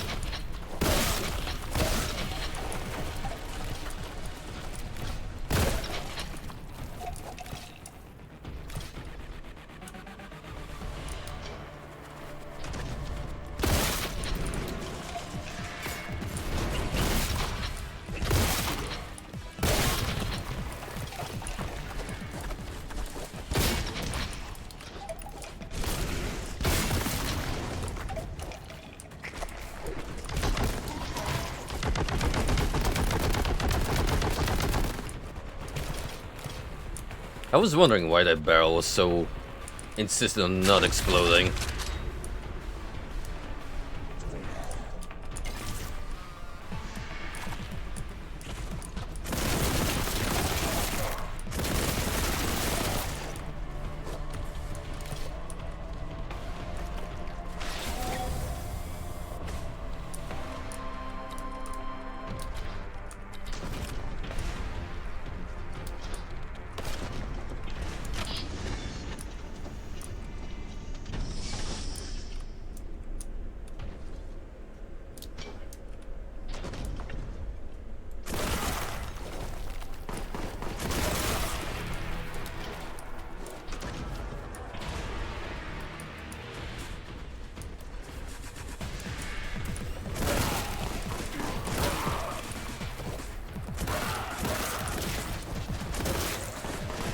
This gun is so powerful with the Kraken upgrade that I basically just need to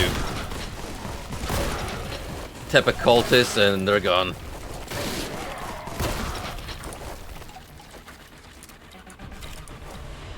Not even a fighting chance.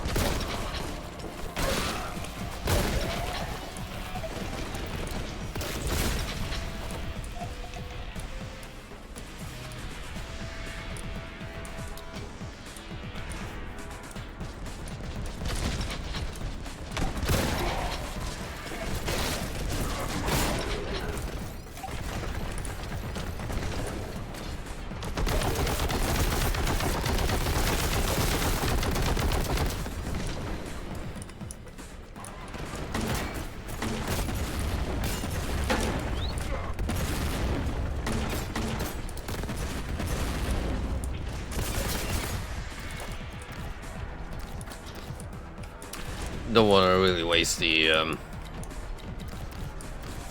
black hole grenade. Look how ridiculously strong it is.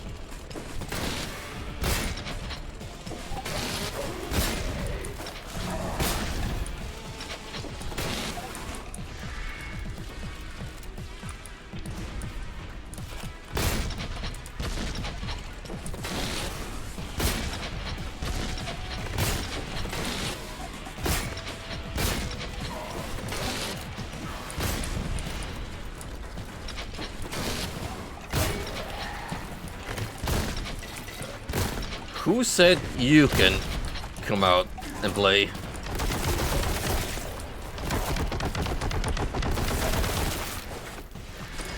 Man is trying to have a glorious 1v1.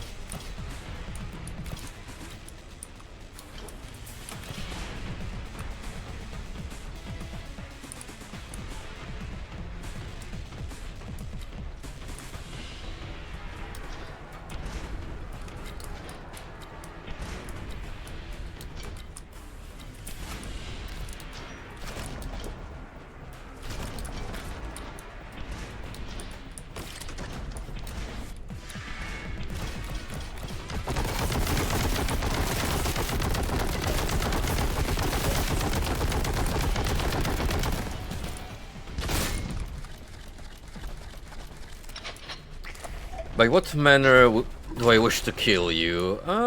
Sure, let's go with the plasma cannon. I said the frog, not myself.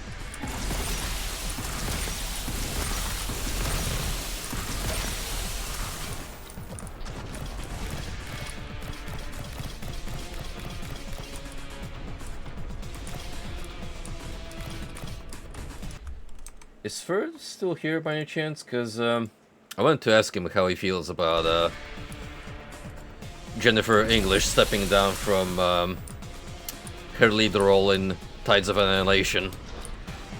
Because I know he was pretty excited about that game.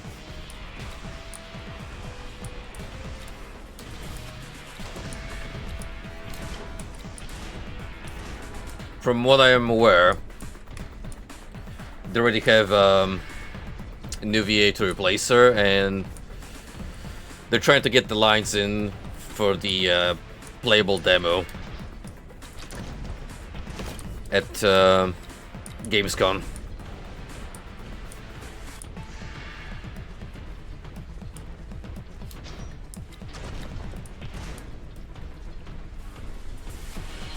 Did you see the theory as to why she possibly resigned? Apparently, she and another voice actress have been dating for a while, but they broke up recently, and essentially Jennifer English didn't want to be on the same team as her anymore. So that's why the excuse of, oh, I'm doing it for health reasons.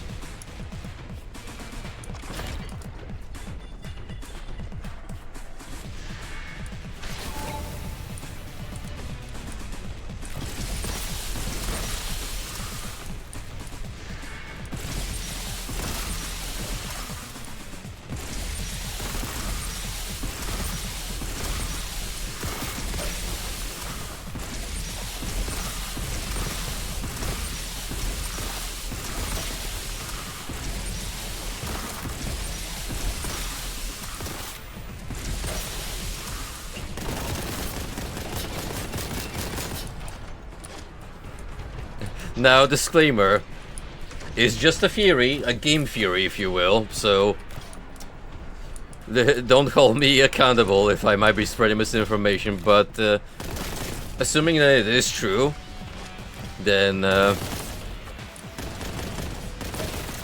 I don't know, man, it does come up as a little childish. It's like, you're already deep into the project, just swallow your pride, see it through, and then if things didn't work out on a private level between you and someone else from the team involved in the project, just don't stay in touch any longer. It's as simple as that.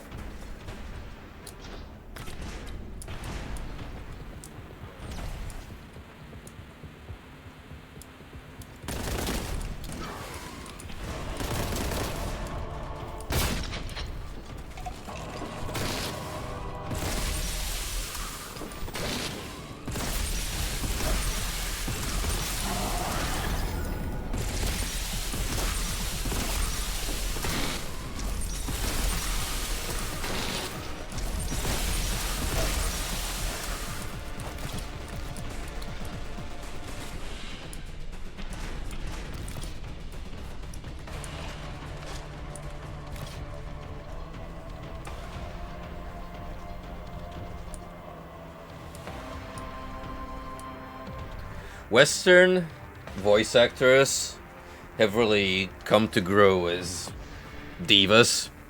Like, just because they landed the role in a popular gacha, they think they're the hot shit right now. So, instead of focusing on what they're good at, so, you know, playing the part, they're out there taking public stances and pushing their own agendas, getting involved in very immature drama on social media. And at that point, well, it may kind of seem like the opposite end of the extreme. I can't understand why Asian actors, especially in Japan, they have like this whole shroud of mystery surrounding them where nothing ever comes to light about them. So their whole private life and their internal affairs are an unknown to the public.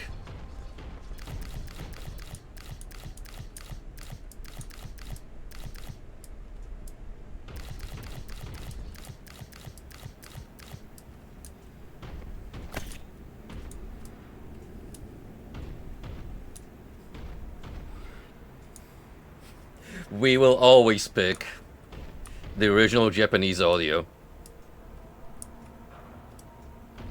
Unless the game happens to be Chinese in origin, in which case we switch to Japanese audio.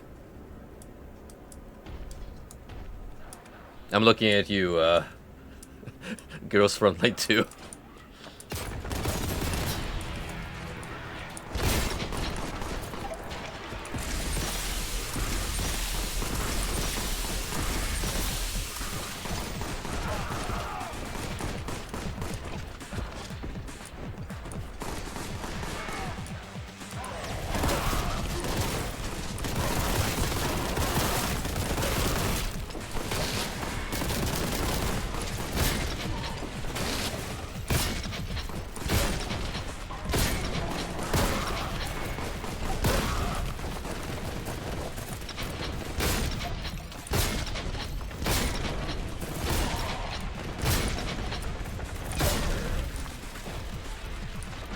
That's a fair point, actually. I imagine if you play Expedition 33 as a French person in the original language, it might take the narrative into a slightly different level, because the original language most likely conveys all the nuances of the story bits a little better than the dubbed versions.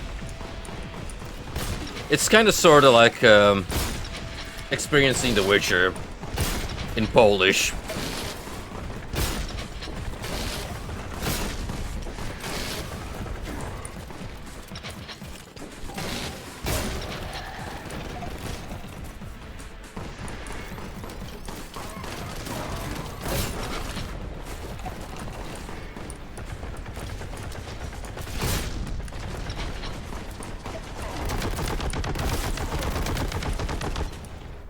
It does. However, if you want to install the Polish language version, because I don't remember if you can just easily pick it from the main menu if you're running English copy.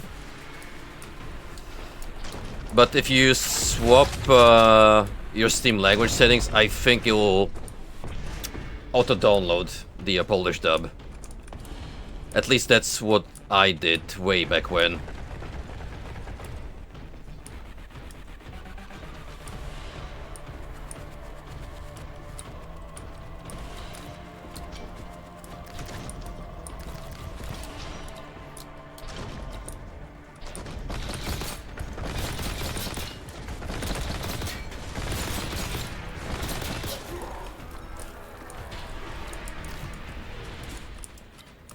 I imagine it's more easily accessible now because we're long past the Wild West age of localizations and games being specifically translated to a particular market, which, you know, used to be mostly prevalent in the physical boxed video game era.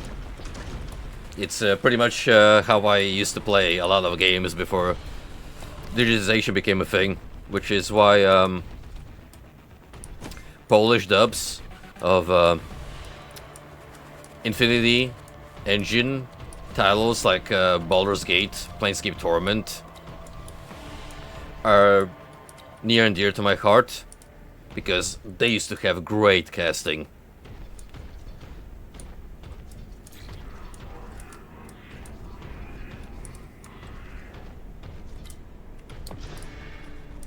It's probably different now, as opposed to the late 90s, early 2000s, but since you really didn't have a voice acting scene in that sense in Poland, they would essentially just pick regular actors to cast as individual roles. And those folks did a great job.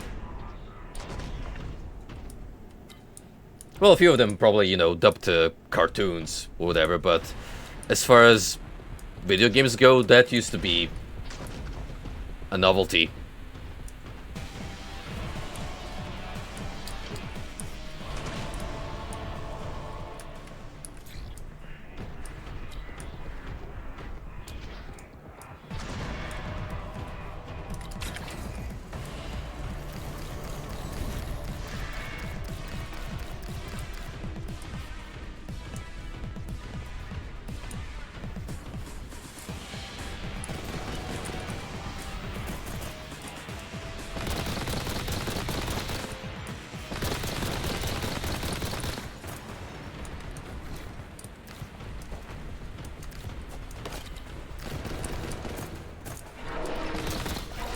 Oh.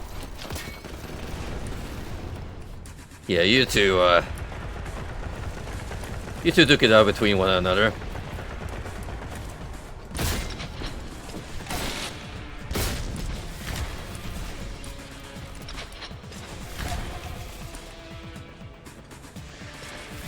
The regular Chaos Marine isn't really doing a whole lot of fighting. Kinda have to help him out a little bit.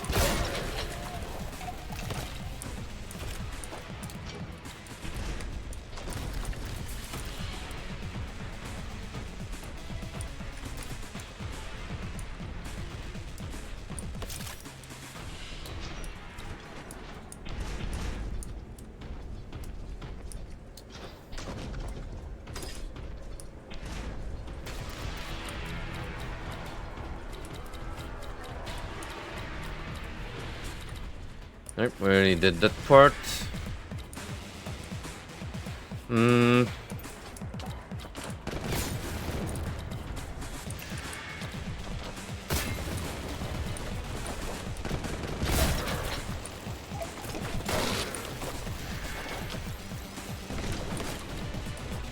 That went pretty well. Like Bozo mentioned earlier, no shortage of grenades, so go wild.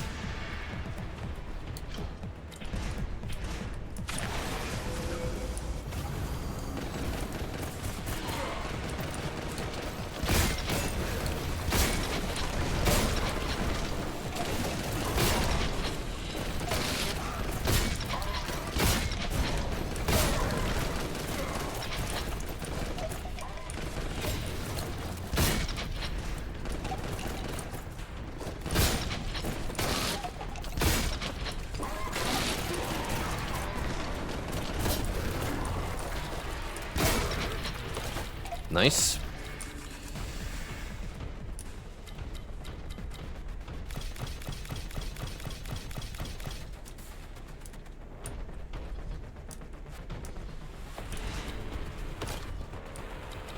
I'm gonna have a look around this place first, see if I have everything I need. Then again, I'm pretty sure we really passed by this place before.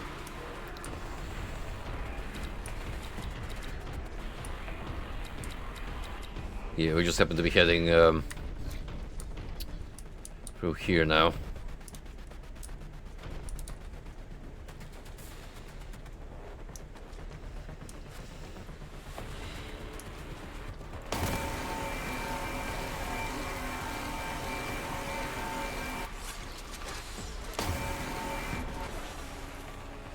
You gotta help yourself a little bit every now and then.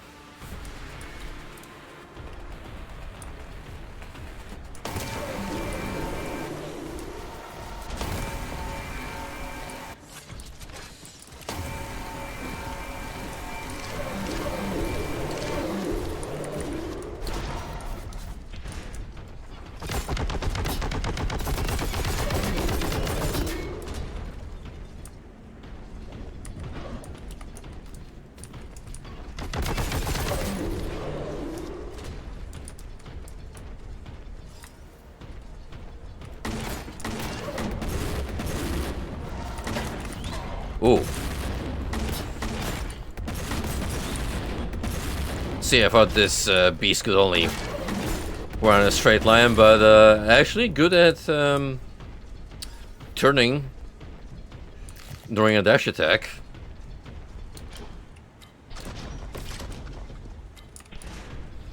So even with a mini dash of my own, it's actually a little tricky to get by.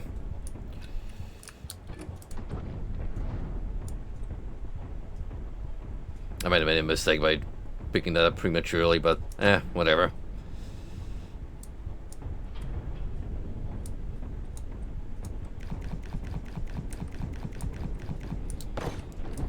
We're doing for the sake of collection, if anything.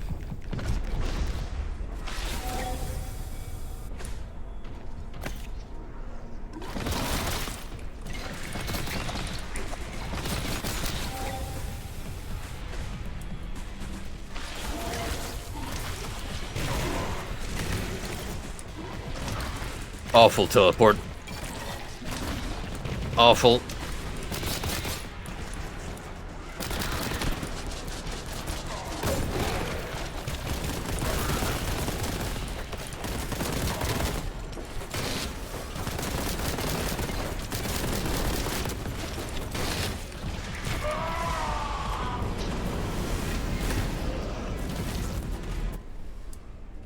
Thankfully, put him right here.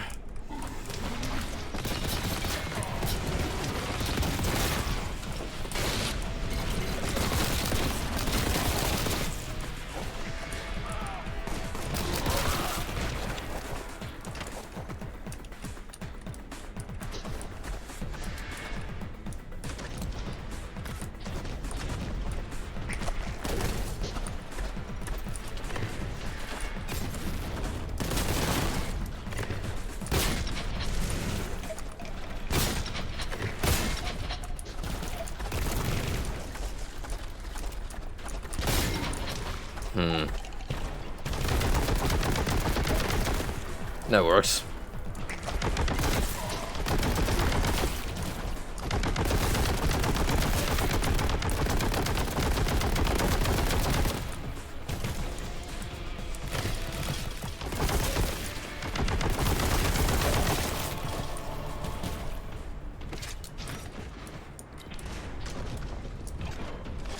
took all my heavy ammo. But the problem has been eliminated. Oh, never mind.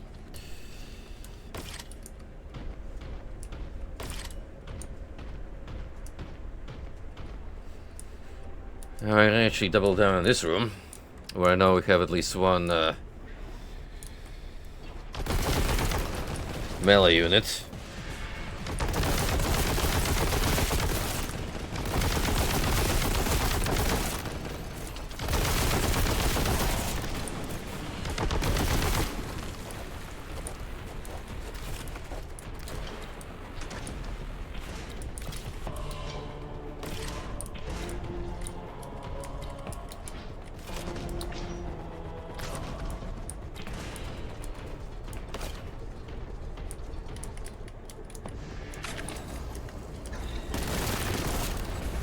Oh, it's that thing again. Haven't really seen it since the desert.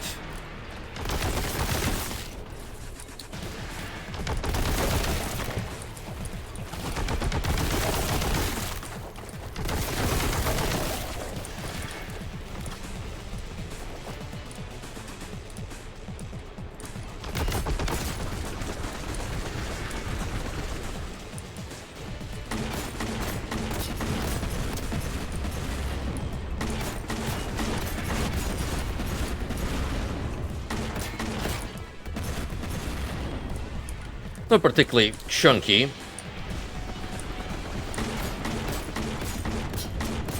But it does shoot a lot of green goop.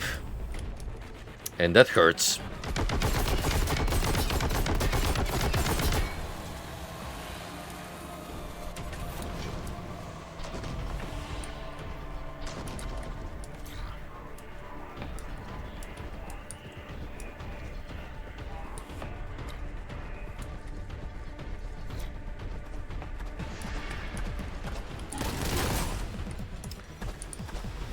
That was rude.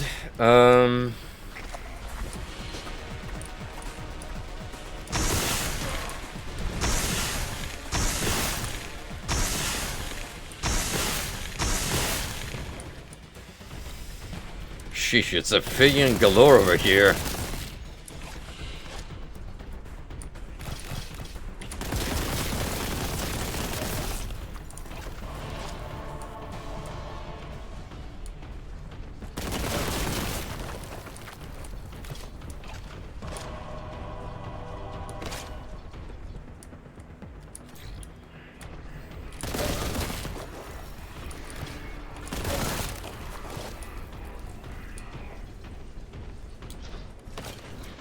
I'm a bit concerned about these singular chaos spawn. Just kind of chilling along the way.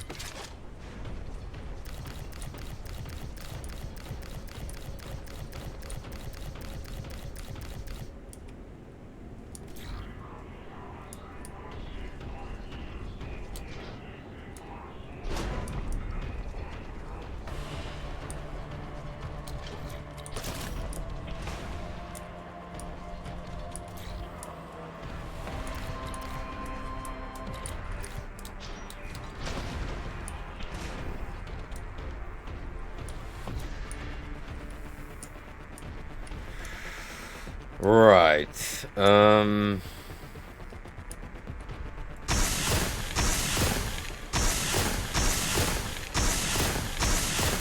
This is the sensible thing to do.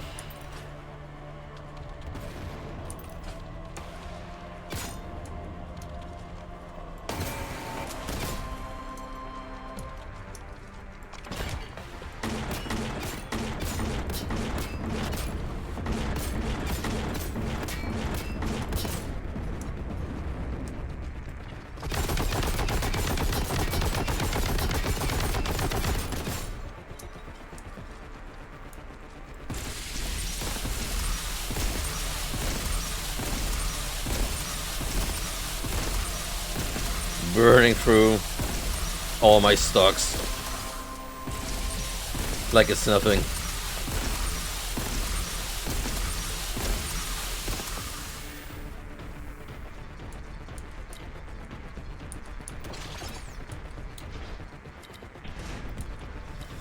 Seems like the standard Boltgun will have to carry me for a little while. This kind of explains why you had that quad damage tucked away over there.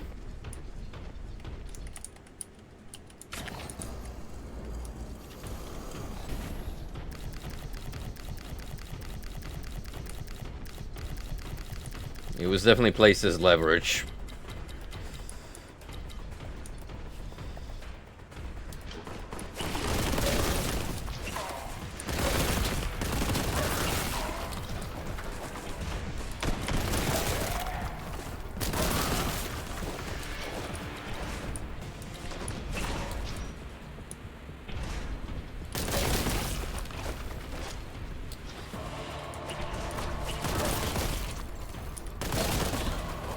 I'm not gonna hit the switch yet because chances are this is gonna summon a bunch of enemies and I'm not quite ready for it.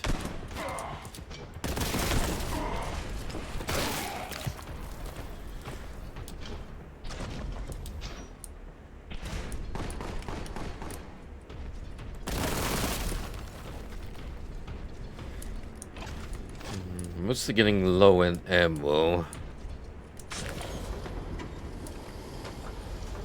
So here's hoping nothing tough appears to stalk me. Oh, it's the end of the map. Go figure.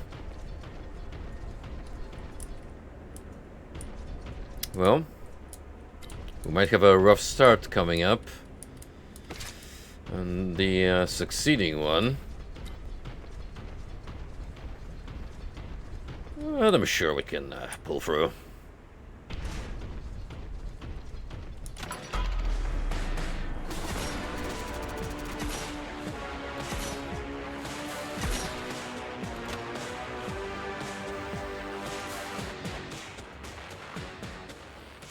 Heresy lurks.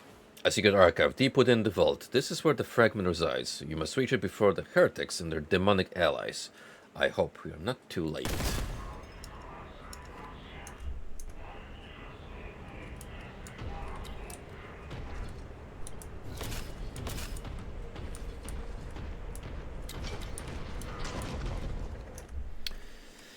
Alrighty, we're still in chapter 2.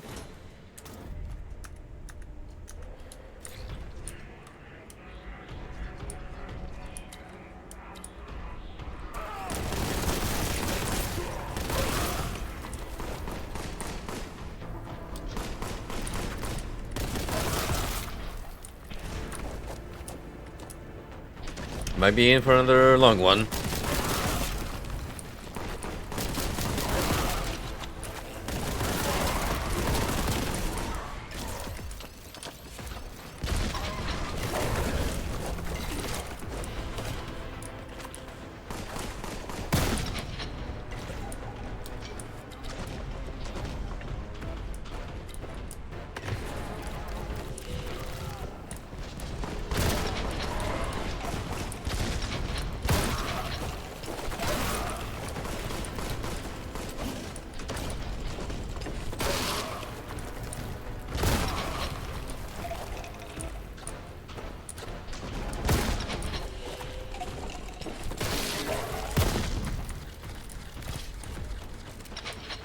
Now, if I may have a minute to scrounge whatever help is around, that'd be amazing.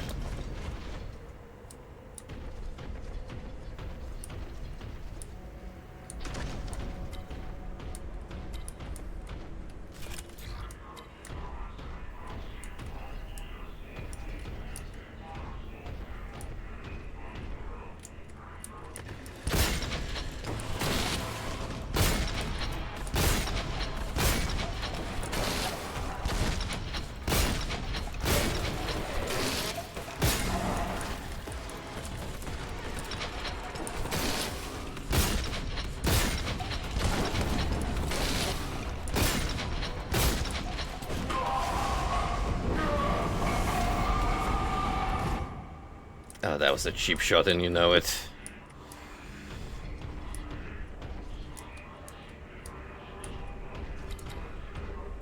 Should have had it.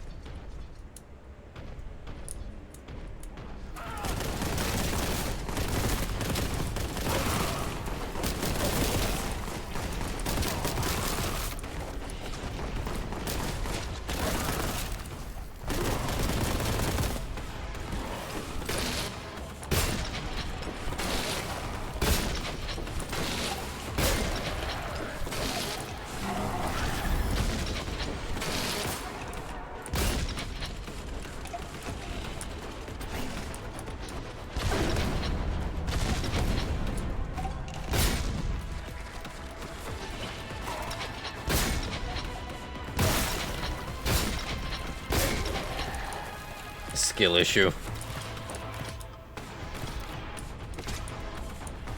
Not my problem, he was too fat to turn around that corner.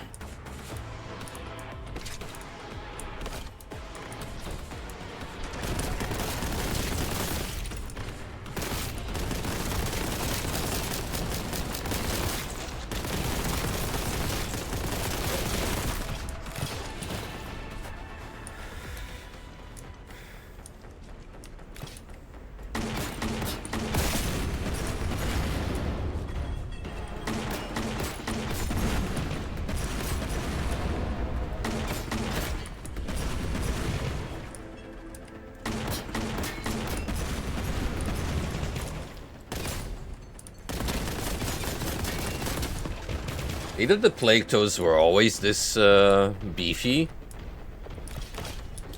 or they got an upgrade in the second chapter.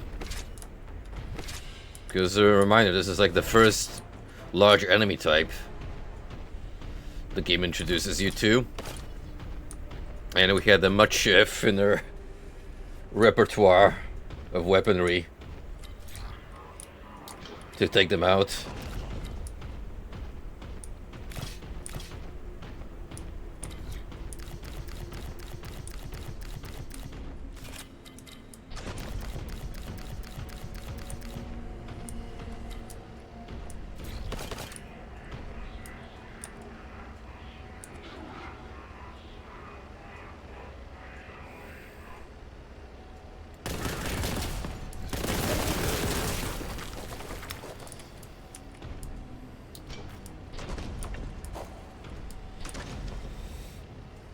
That's a nook that screams secret within.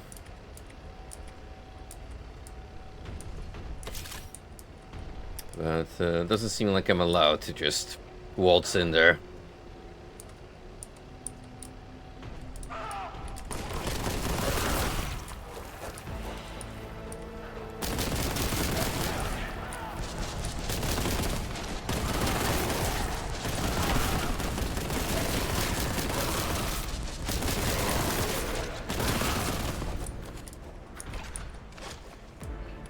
Or maybe I am.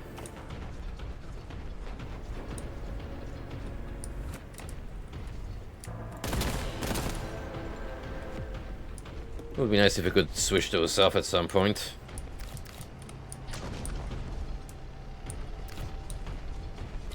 Aha! Just as I suspected.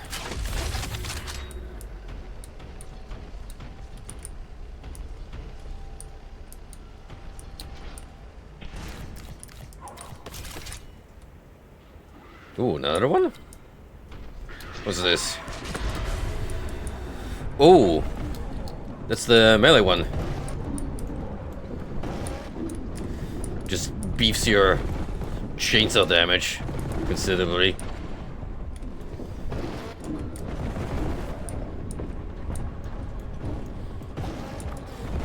My love for you is like a truck, berserker. Already real Giga Chats that have been on the internet since the dawn of YouTube will understand that meme.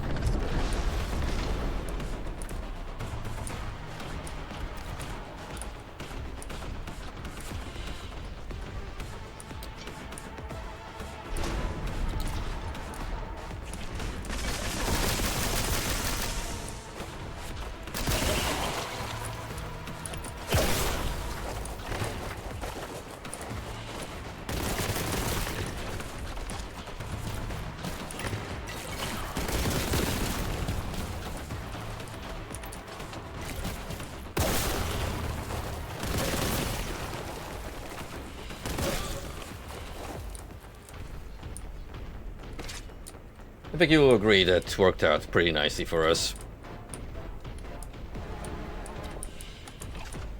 Always good to have a couple nades on deck.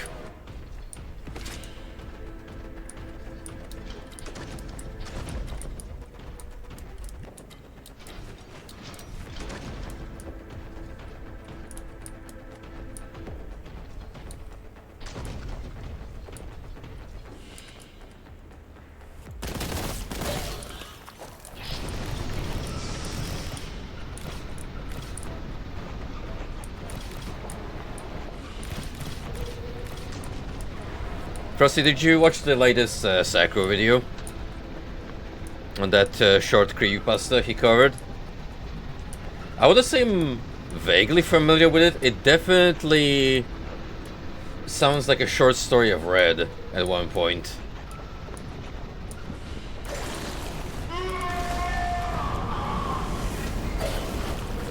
Oh.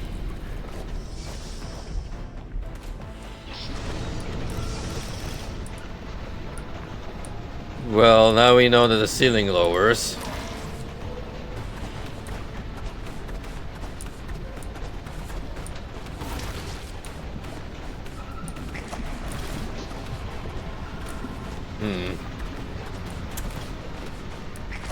It's a little annoying.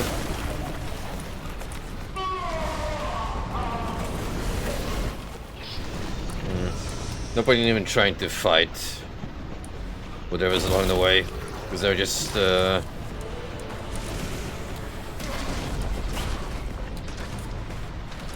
waste energy.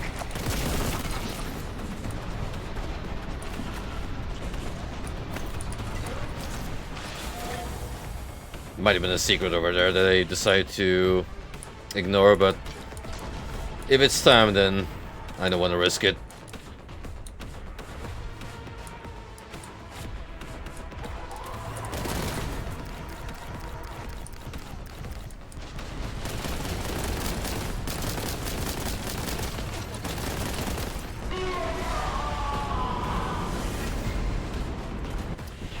You can fuck right off with that.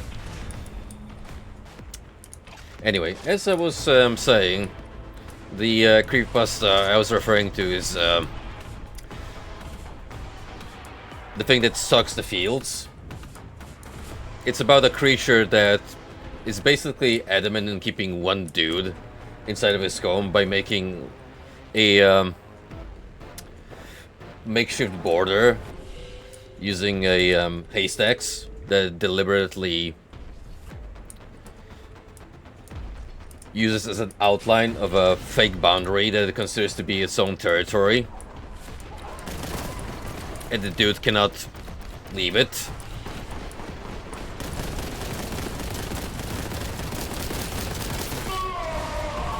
It's a really cool concept.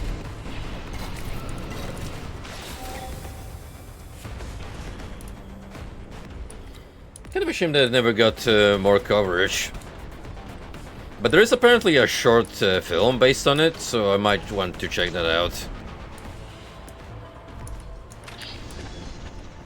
There's already more than I normally anticipate from less popular creepypasta.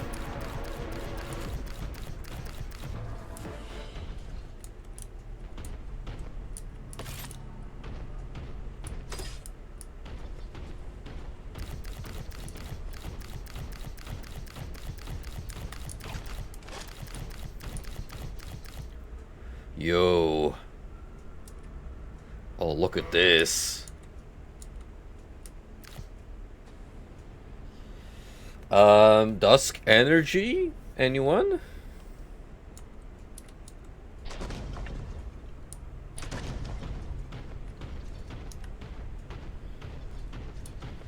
We're definitely committing if we enter that Grand Chamber. So I'm just gonna clean up whatever was here.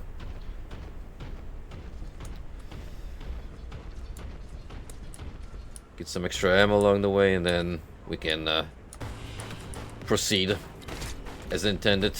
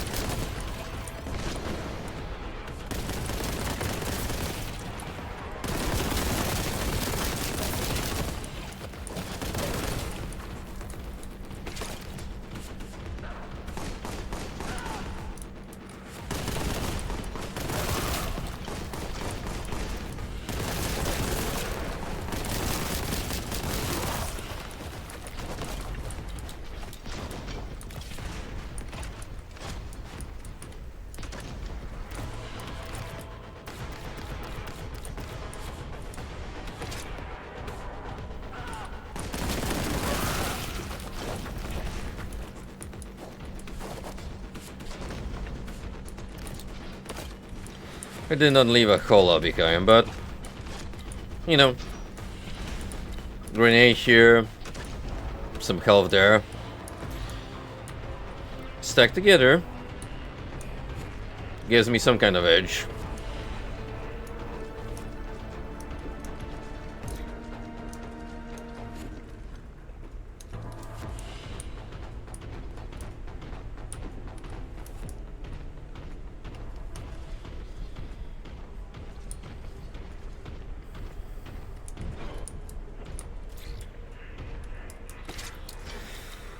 With this downward jump stay is essential. Prayer status advised.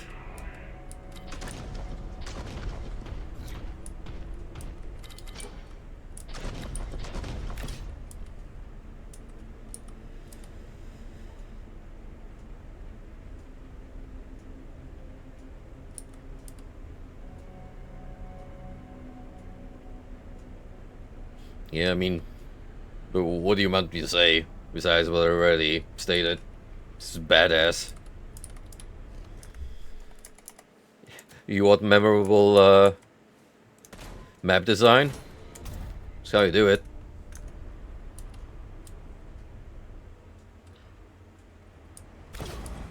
This is exactly the kind of set piece that's gonna stick out in my memory.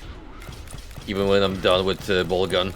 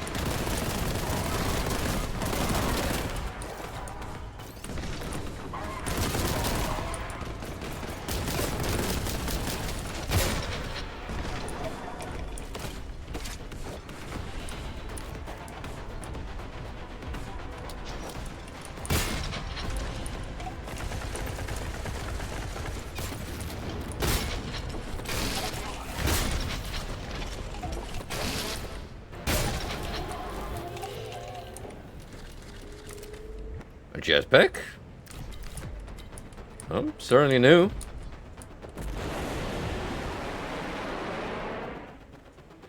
New and novel idea.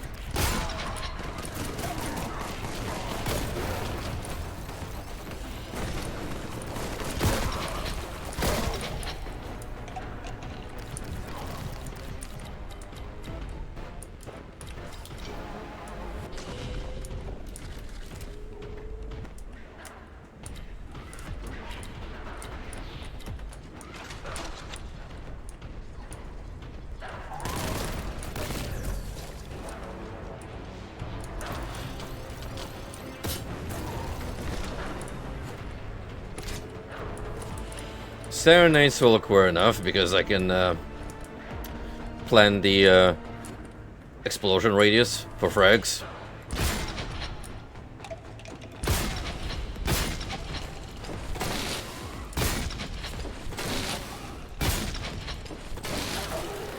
Wish I would have saved one for this asshole.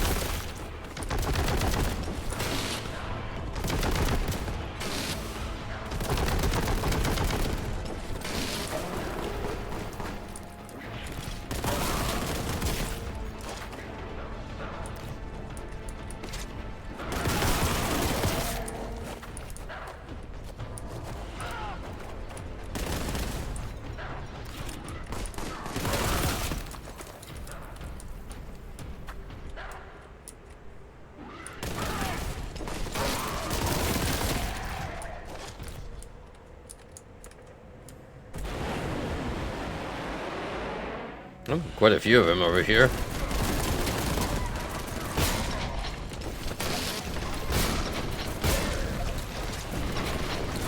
Oh, sheesh.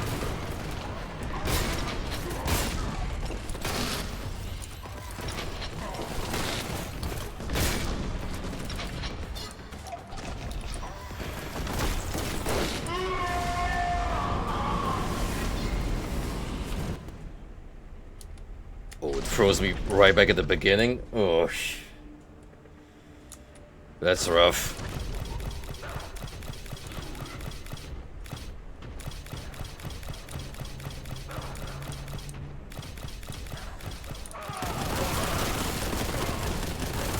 Quite the difficulty scaling from the second stronghold to the third.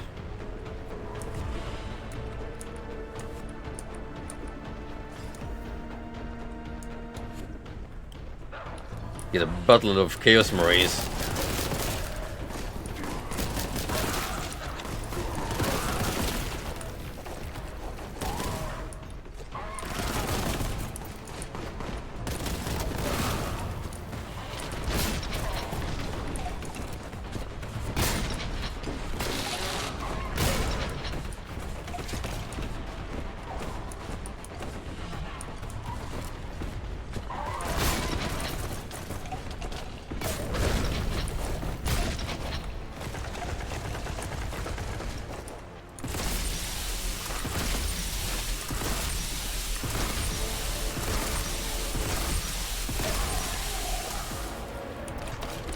Never know what hit him.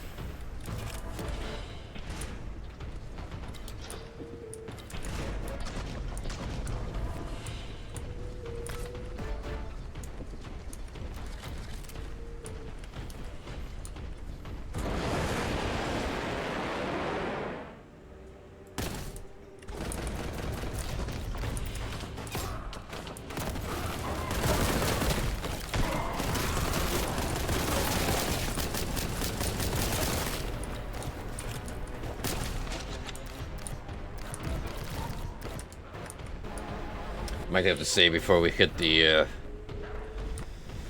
third castle. We're not gonna be losing this much progress.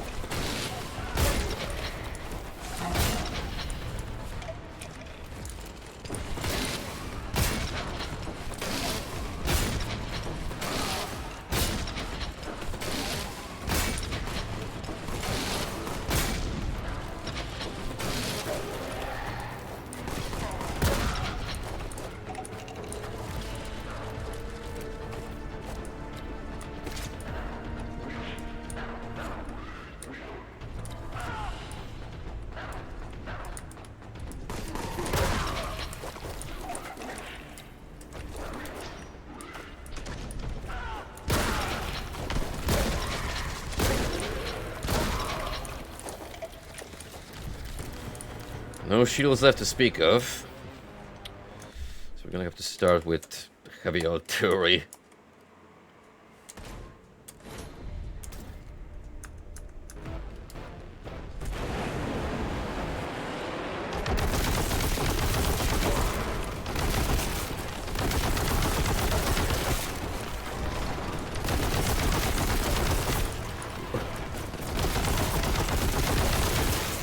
Really cool that you can get a neat head start by doing like a death from above kind of assault.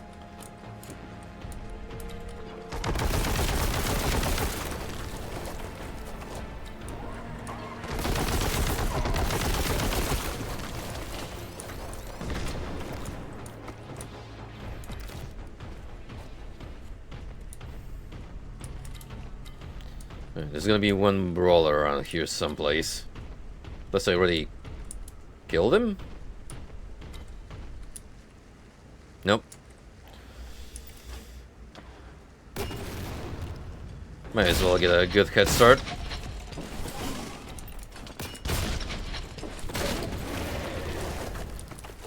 You know what? Worth it. At least he didn't get a chance to revive.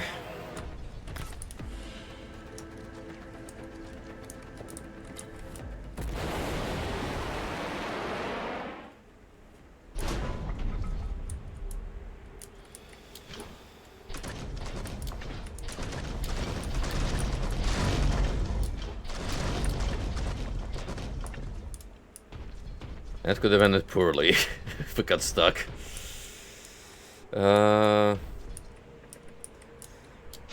Left or right? I mean, can probably do both if we want to. We'll start with left. Why not?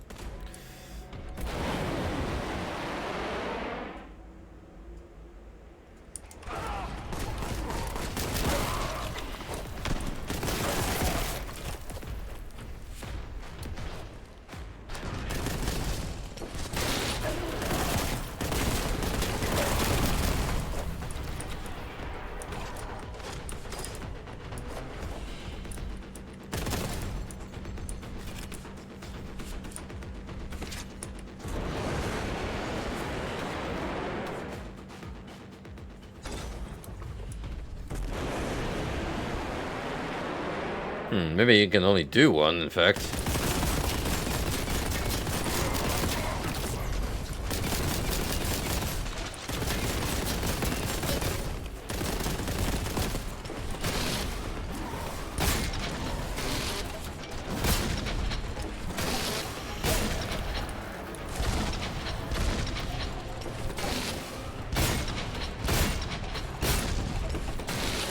Oh, I don't like this.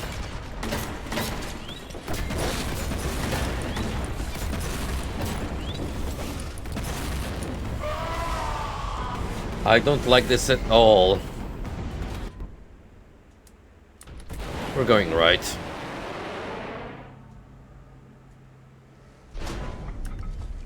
To where a secret is. Cool.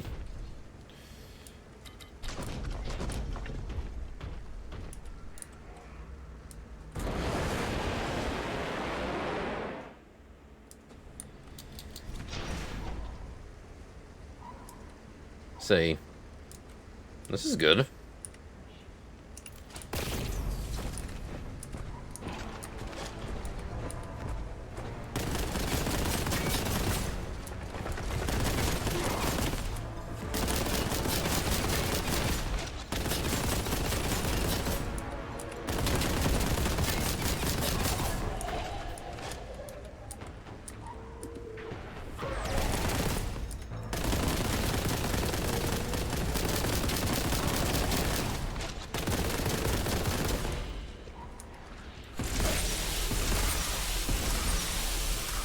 This is very good indeed.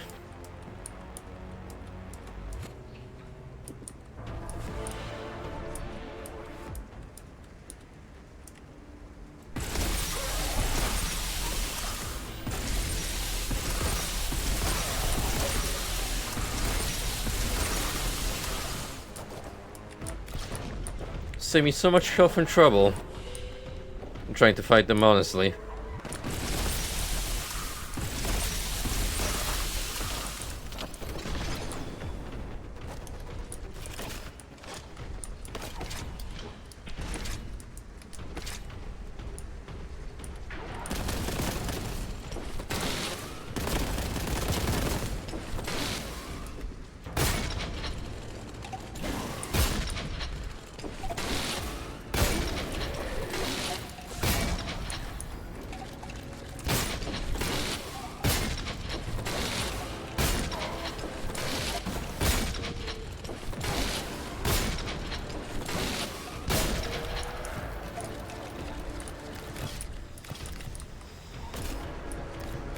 I suppose I should have expected that there would have been at least one more that far ahead.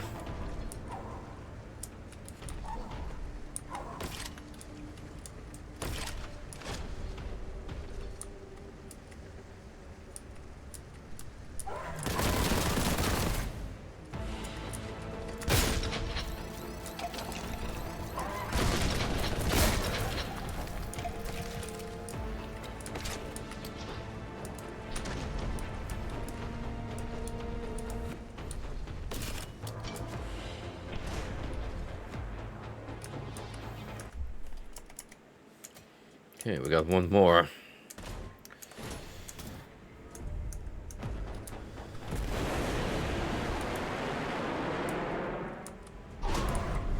Definitely want the upper ground, just like last time.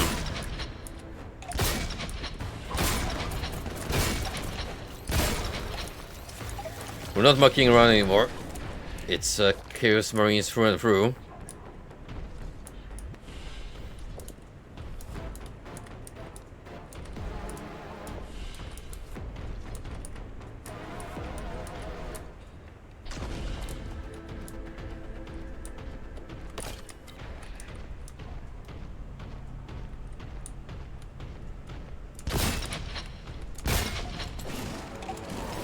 Oh, come on!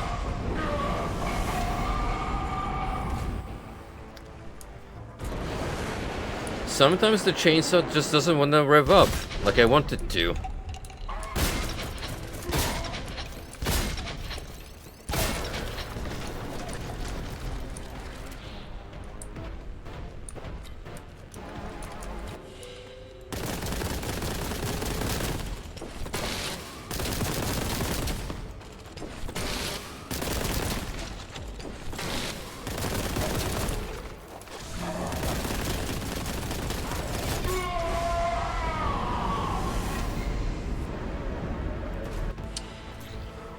That, to be fair, I did not anticipate.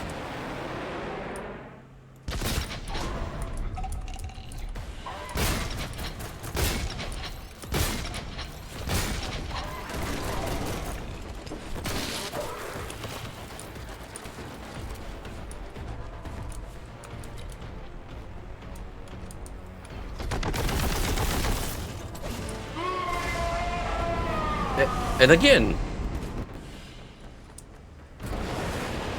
it kind of just decided to lock off randomly from my target.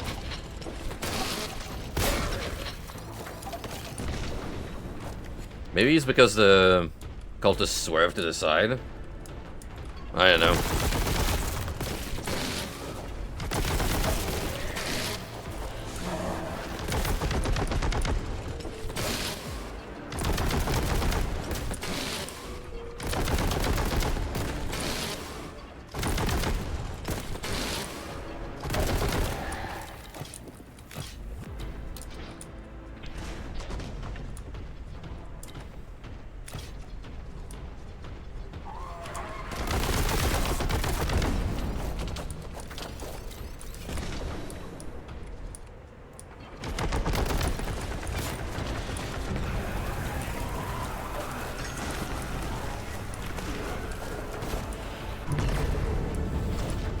A bit of a waster, admittedly, but what can you do?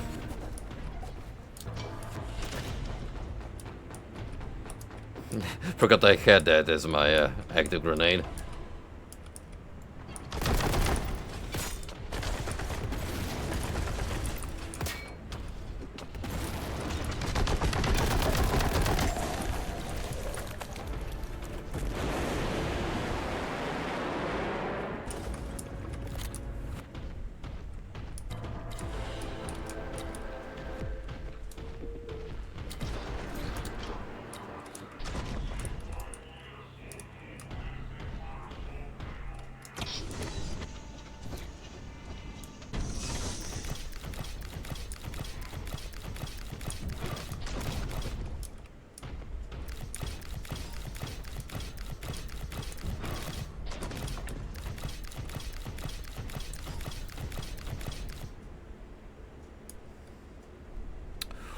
One more arena before we knock the chapter out, possibly.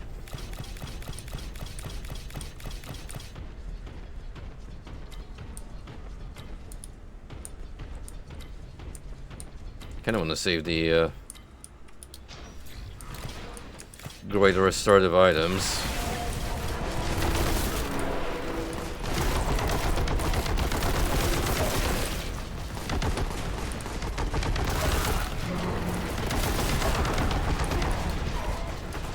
There's exposition happening in the background, but I can't exactly pay attention.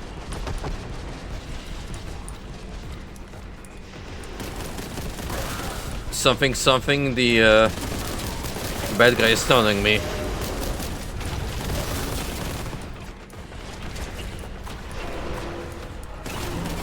No, it's this guy.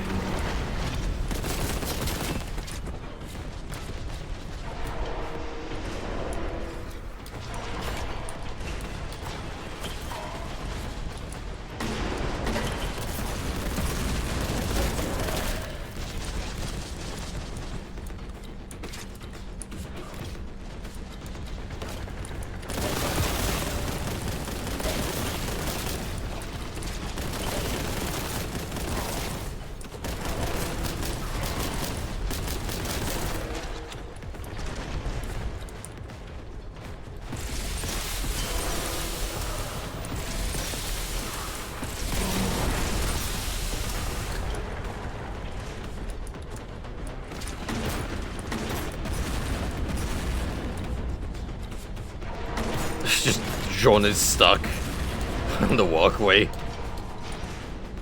Beautiful.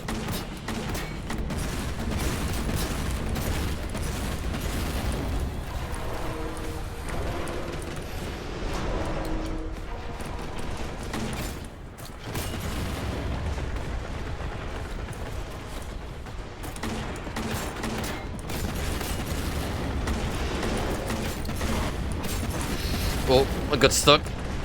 Not good.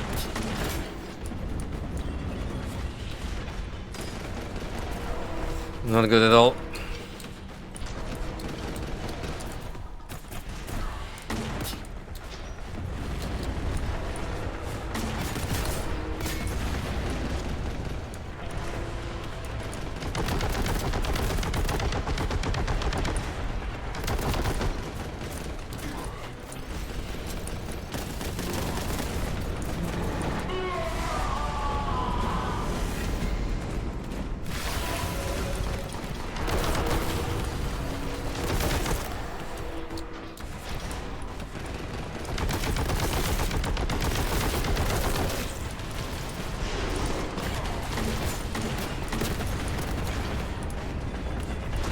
I'm just gonna have to focus all my attention on it from the get-go, if it can be helped.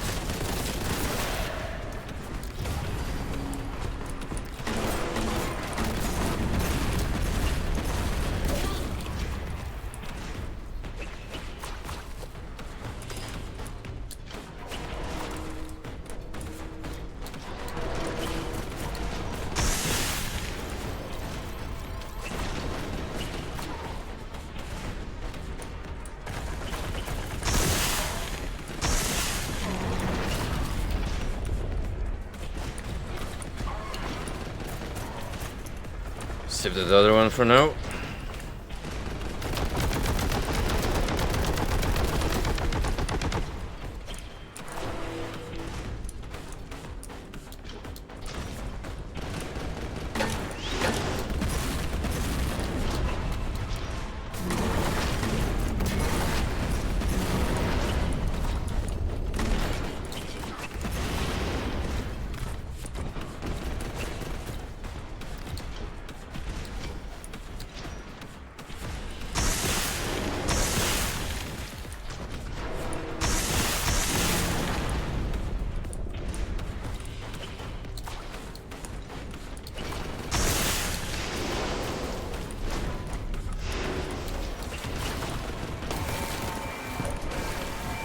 Laser.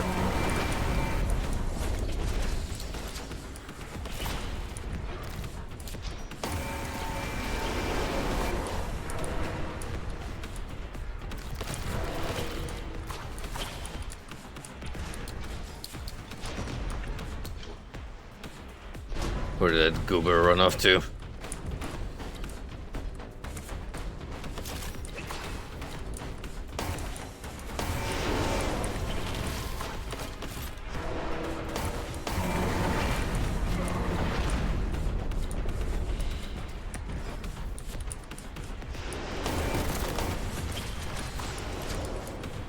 That laser sucks so much.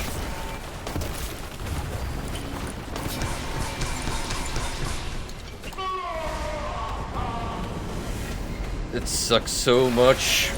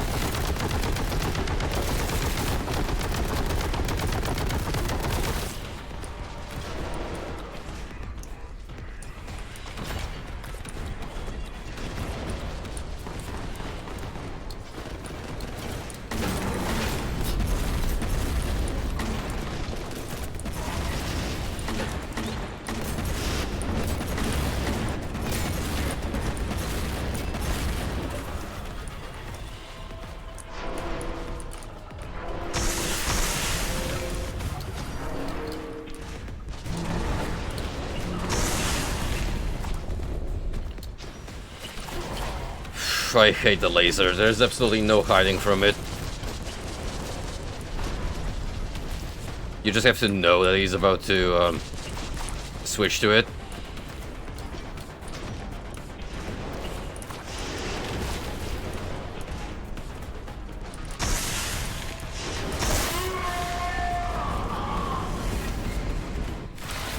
Gonna be a tough one.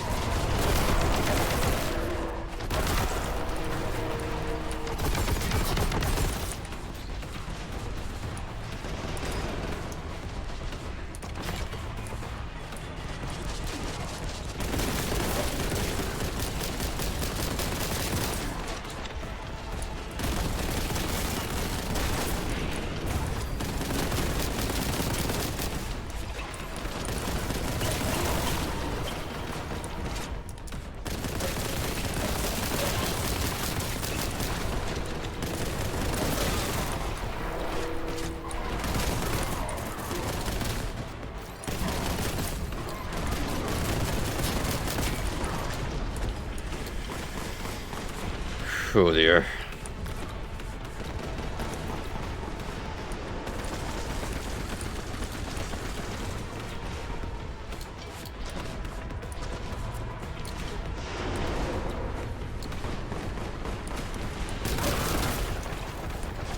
This place sure feels like it could be used from a power-up to help with the battle.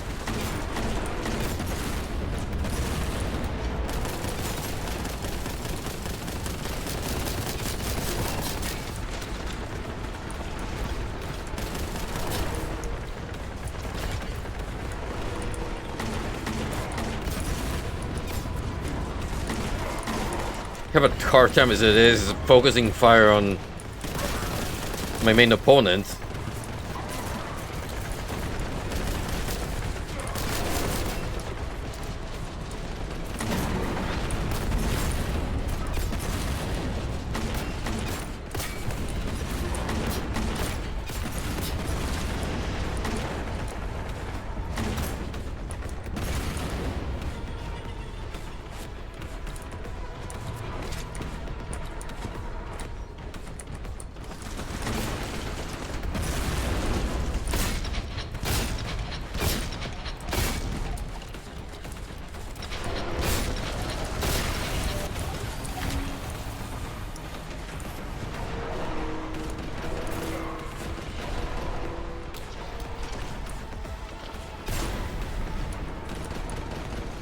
Oh my goodness gracious, he keeps spawning in more and more.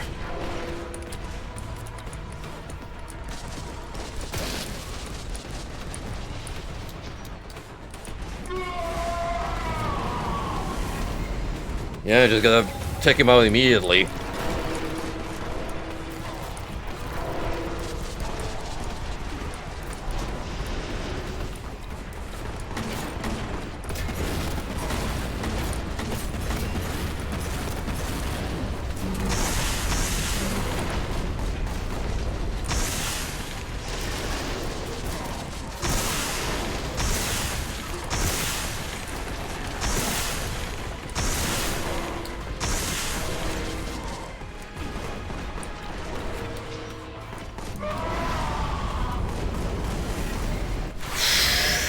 Fuck me.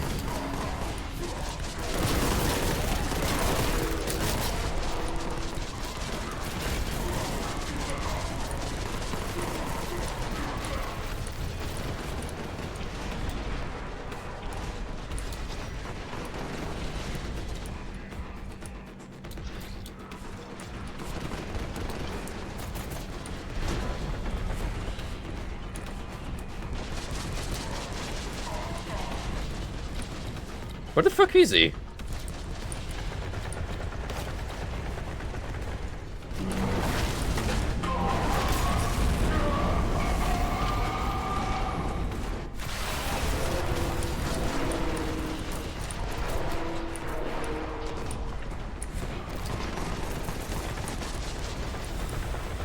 What a massive prick. This is definitely the worst he's been.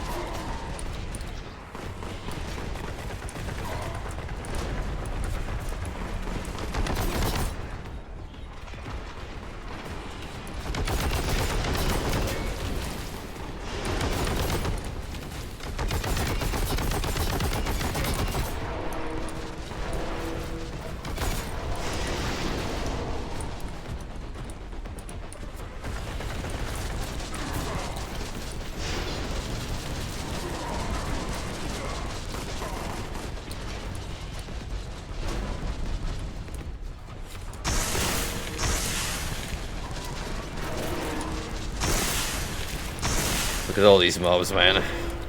It's crazy.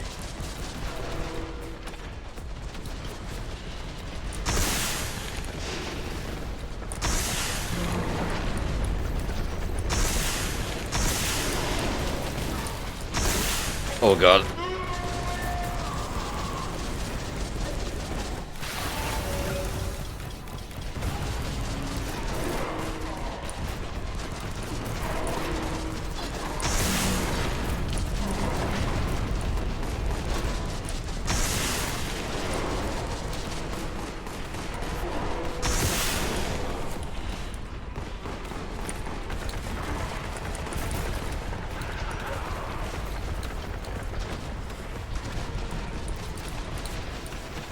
My main hope with the mobs is to get them to infight one another.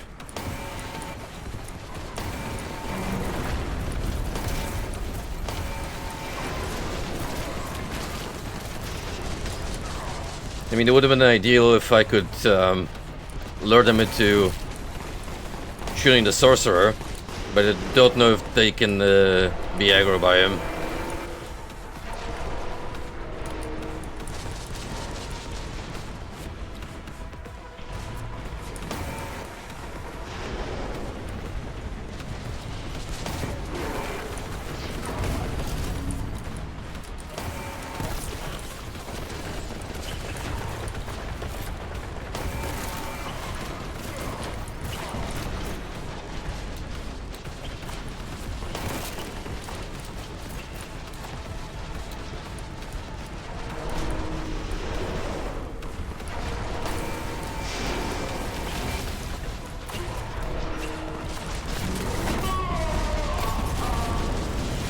I'm literally dealing no damage to this guy. Even with the melted gun, my most powerful weapon, just barely graze him.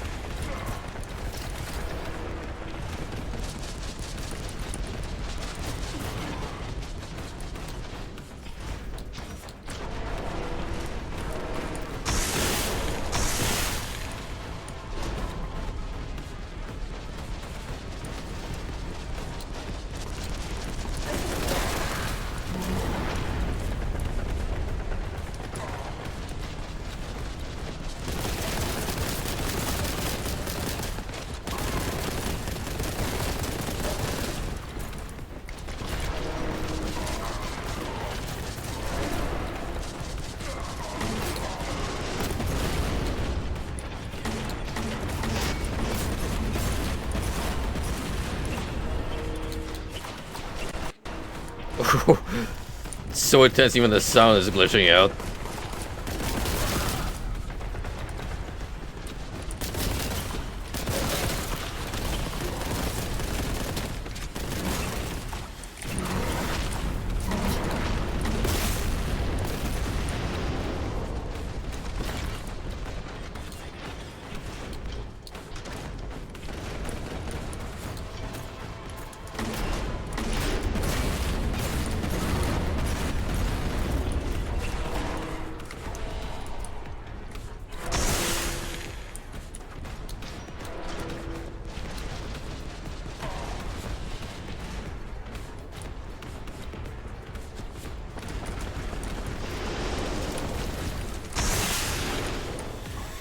So far, that's the best we've got.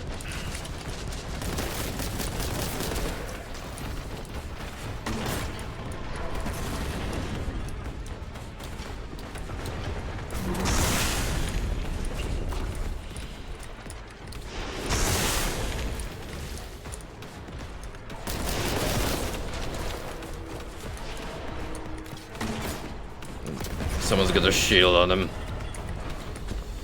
It's not gonna help much.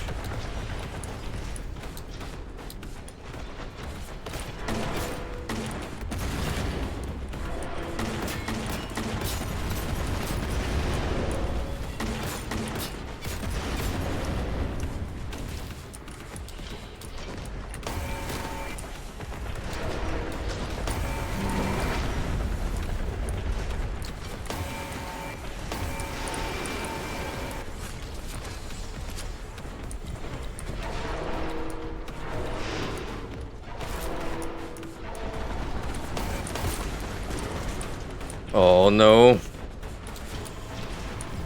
That's bad. That's real bad.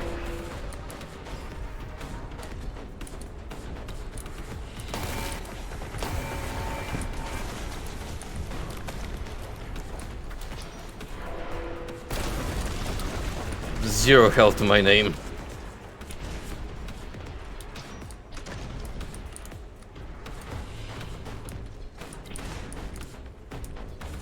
I have no clue where he's gonna spawn in.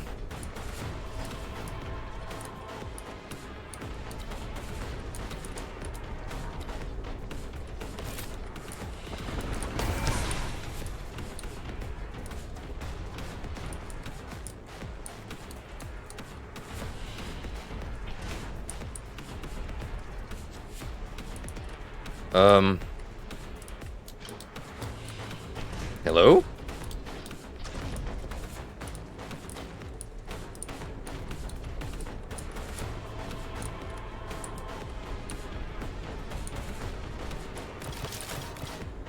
Oh.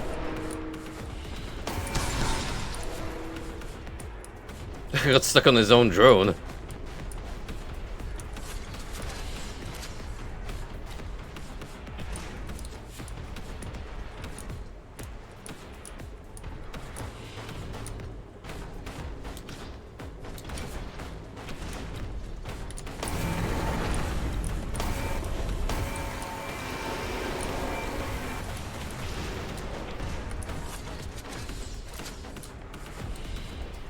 Really gonna be by the skin of the teeth, I can tell.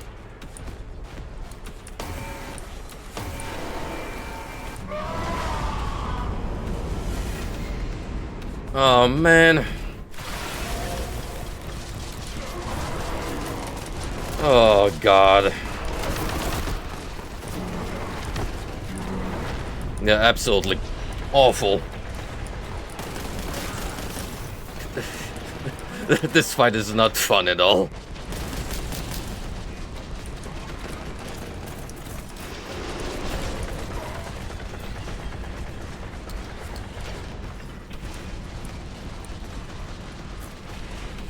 Too much going on for what little room you have.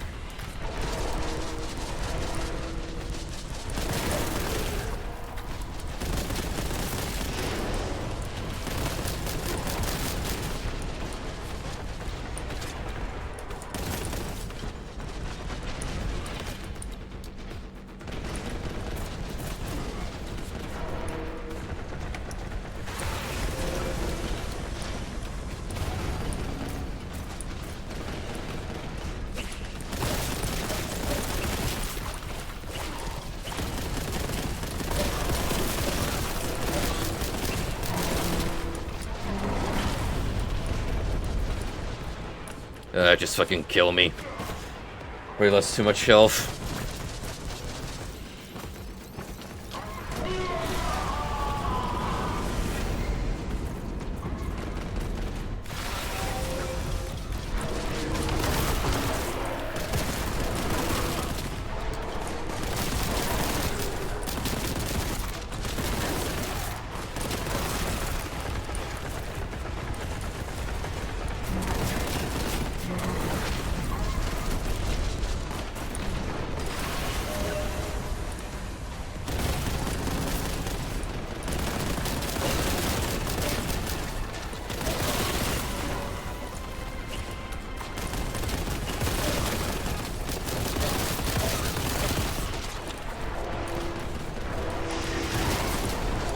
I really wouldn't mind this much if it wasn't for the fact that they can spawn in right in front of you.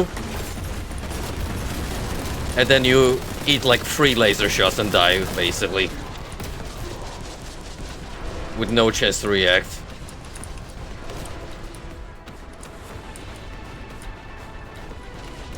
That's what annoys me the most.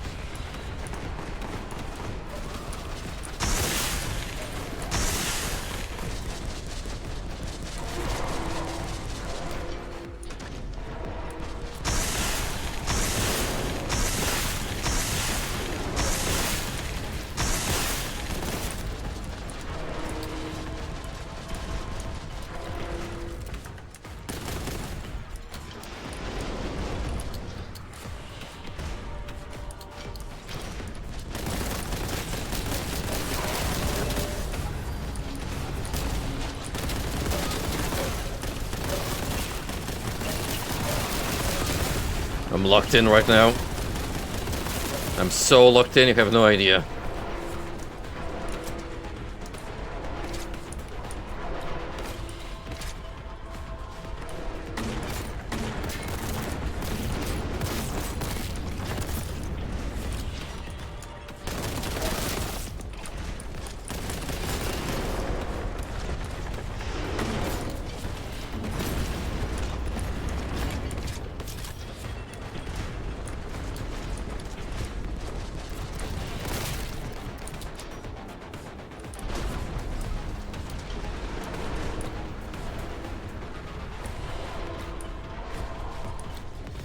Have one more health kit over there, so that's a little reassuring.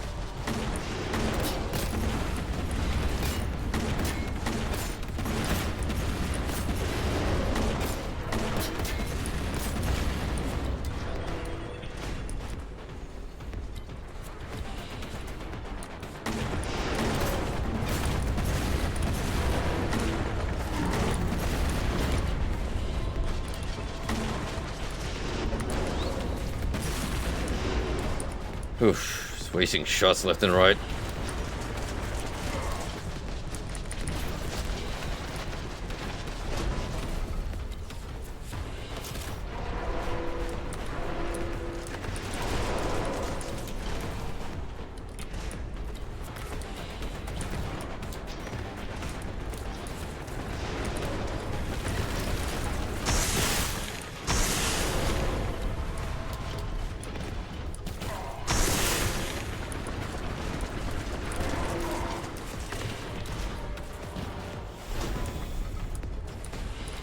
One more melted gun, come on.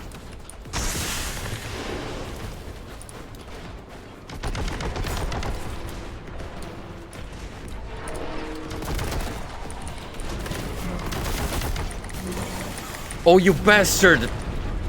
Oh, you just had to spawn right in front of me.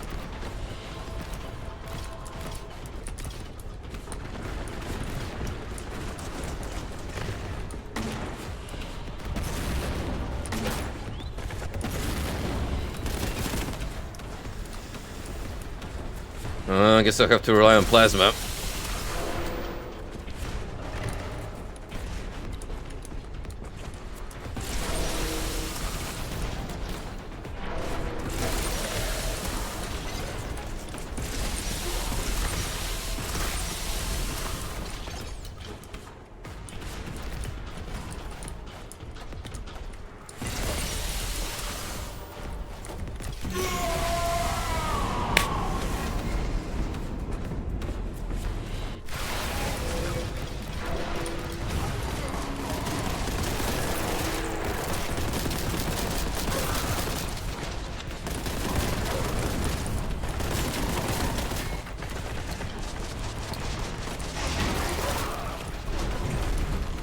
I can't kill too many enemies at once because he's just gonna spawn in more.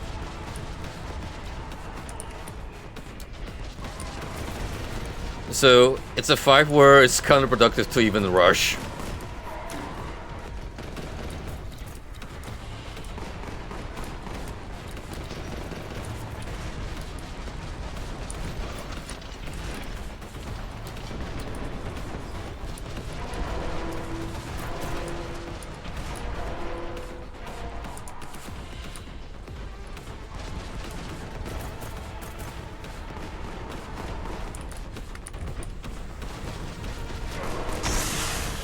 Oh, you fucking...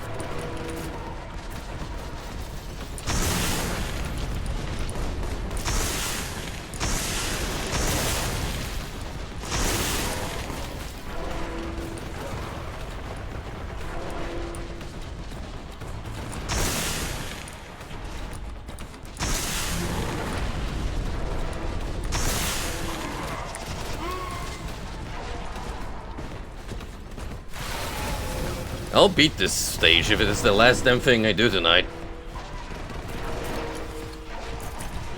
But I'll be damned if it's not getting on my nerves by now.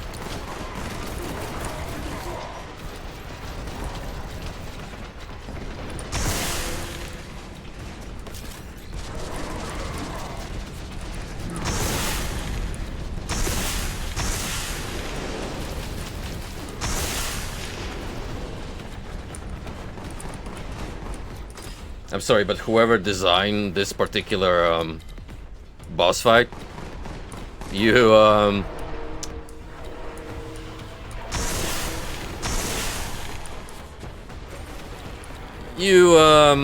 went far off the mark, buddy.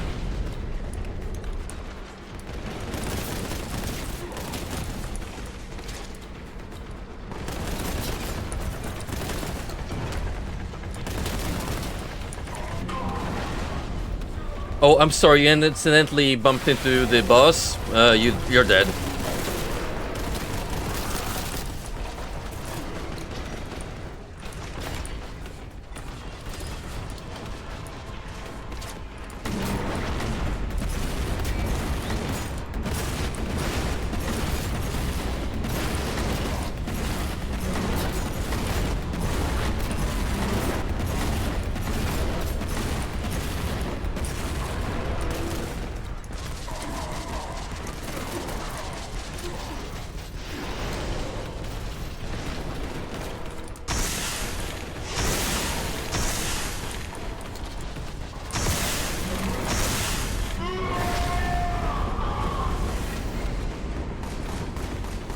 I'm beginning to get impatient because it really is more luck than skill.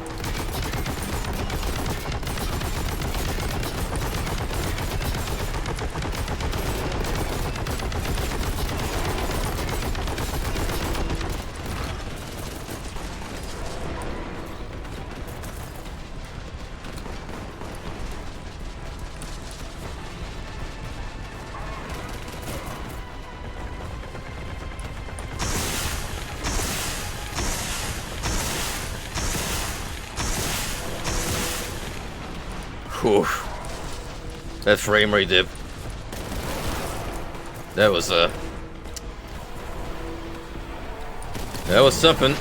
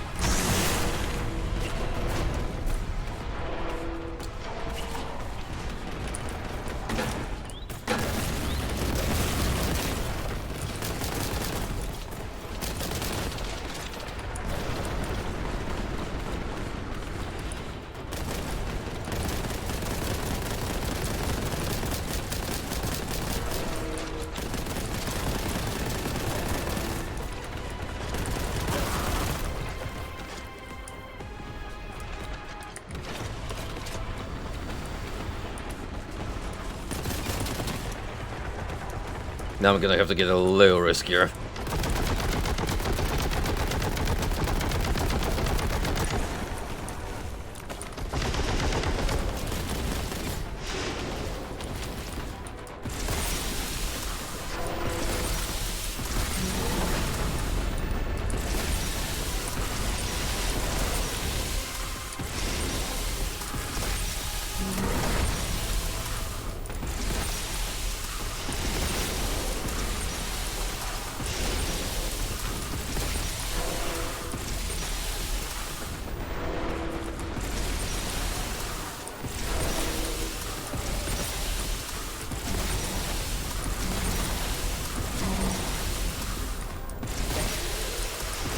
Come on, you bastard.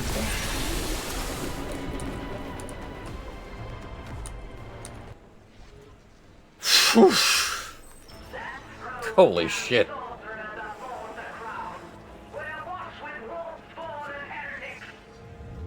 You know, you tell me. I'm the one who had to deal with him for Lord knows how long. the water, he's the main antagonist of the game.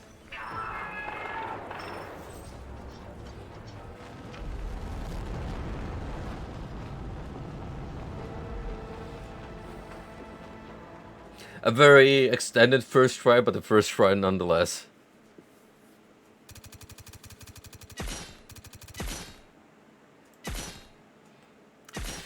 Yeah, without ragging on for too much longer. That fight was sure something. Small, cramped in the arena, not enough resources, enemies that just swarm on you, and then that laser. Oh, that laser. If you actually have enough room to cover, you can kind of peep and creep. But if the sorcerer so much as spawns in on you, you have almost no time to react.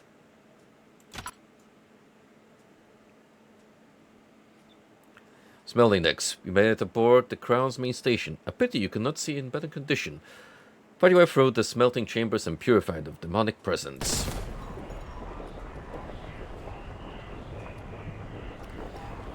And once again, I lose all my cool arsenal because, you know, I'd have it too good.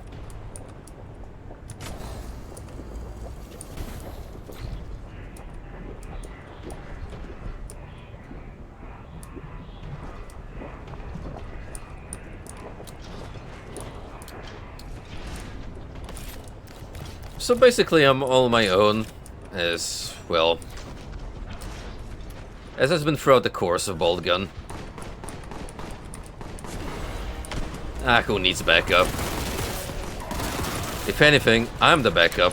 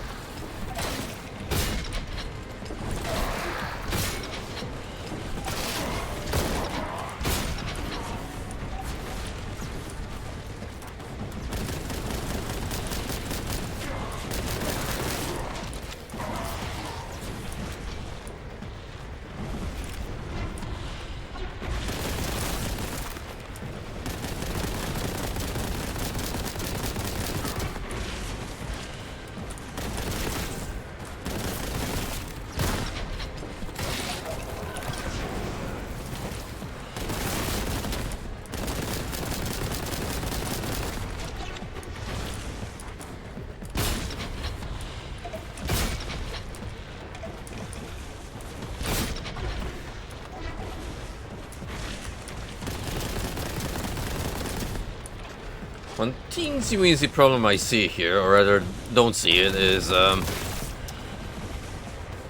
regular fireballs kind of blend in with this high bloom environment.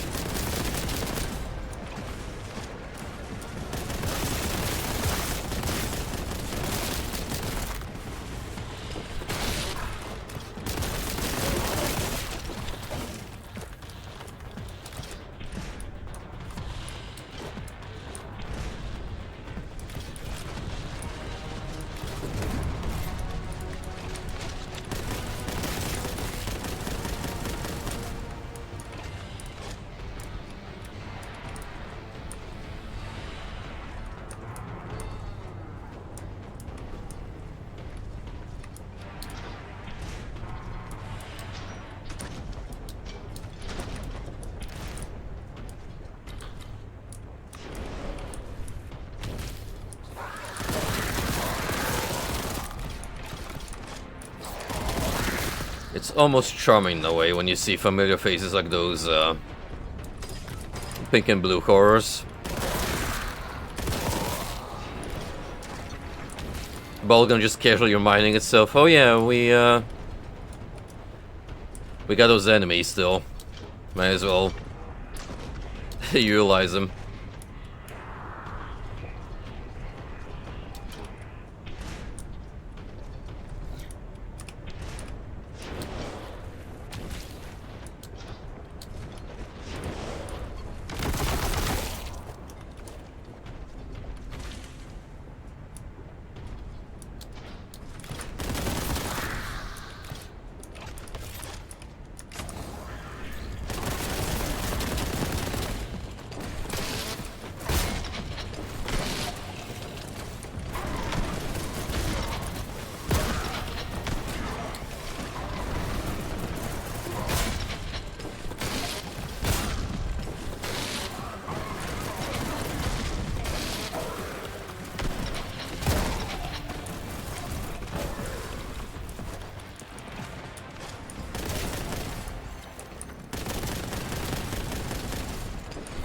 Oh lord, he coming.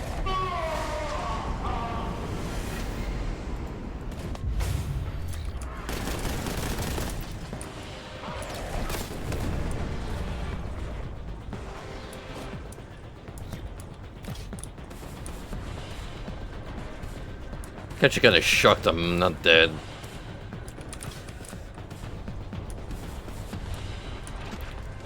Talk about a rough fall.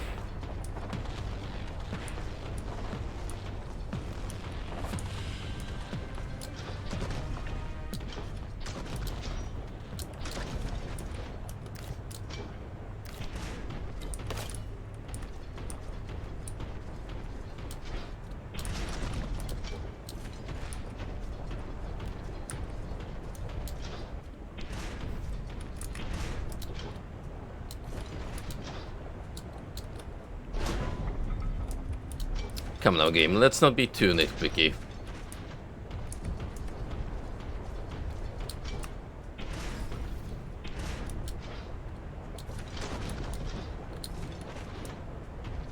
Much better.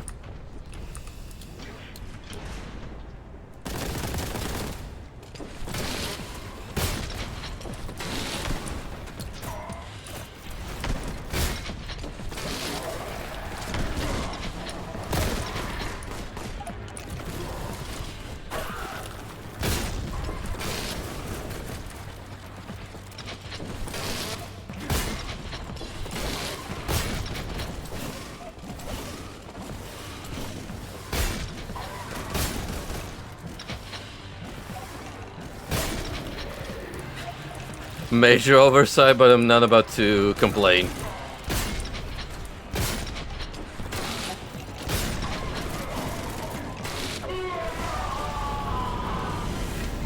What happened there?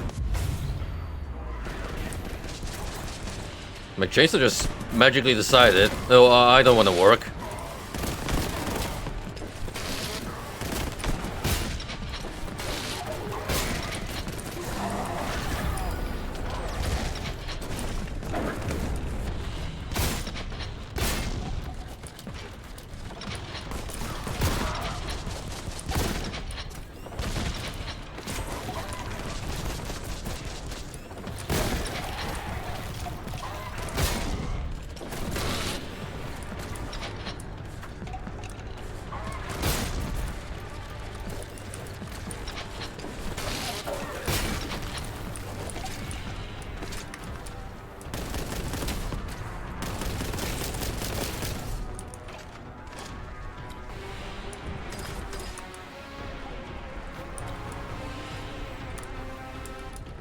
I would have been better off knowing about that nuke with the health and shield stash earlier. But then again, probably better if I have it leaving on. For whatever danger looks ahead.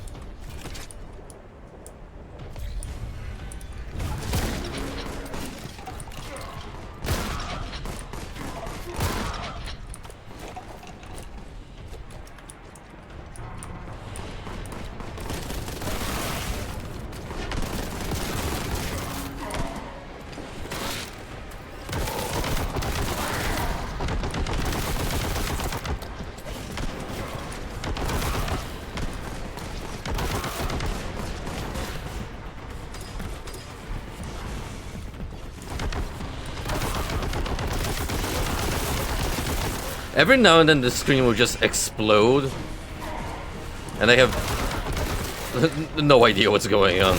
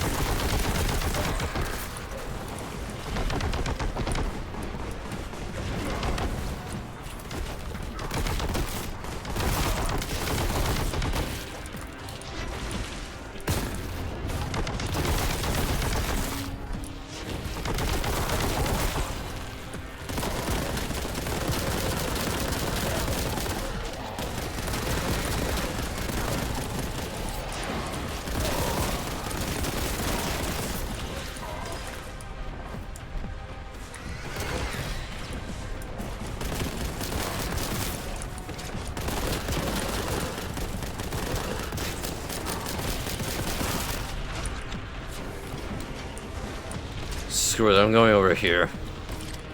It's a little more peaceful.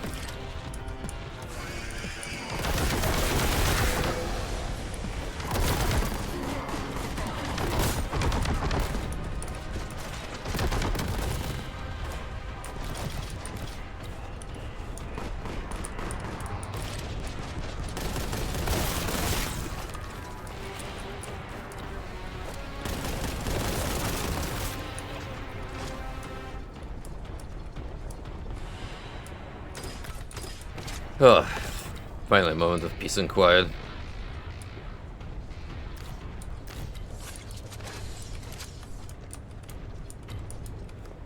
See, now we're back with a little more used to, which is, sure, there's a lot going on in these encounters, and they can get pretty chaotic and tough, but I have the means to deal with them.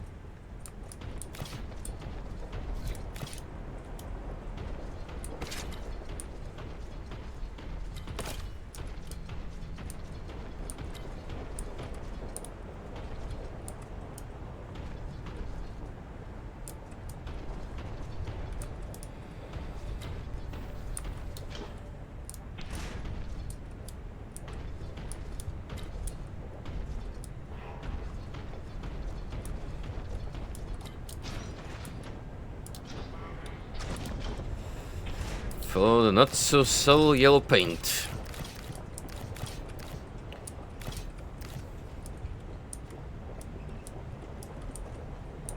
Which, I mean, at this point, you probably could have picked a different color, because, oh gee, it sure doesn't blend with the entirety of all this orange and yellow.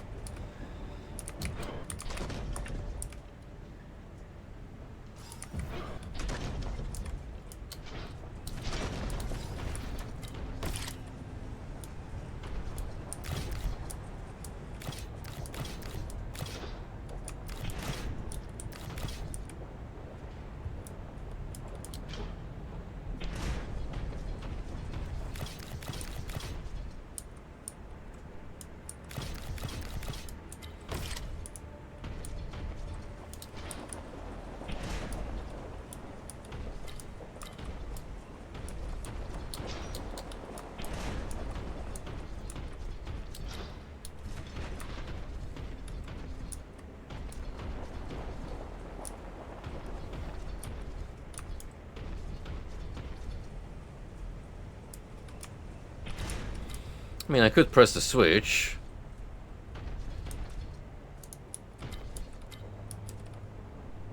And in fact, I will have to, because this one is no good for now. Not until I get the key.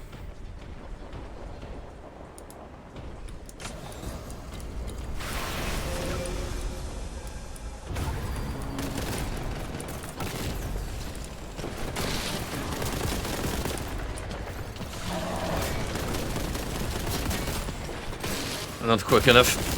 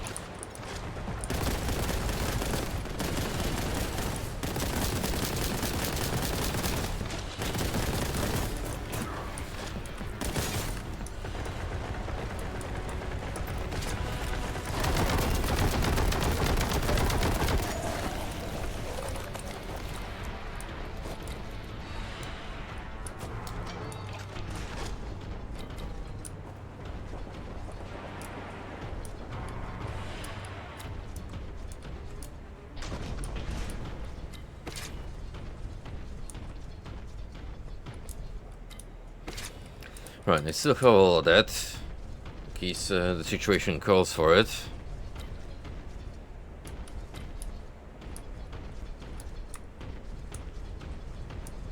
Well, let's check what that switch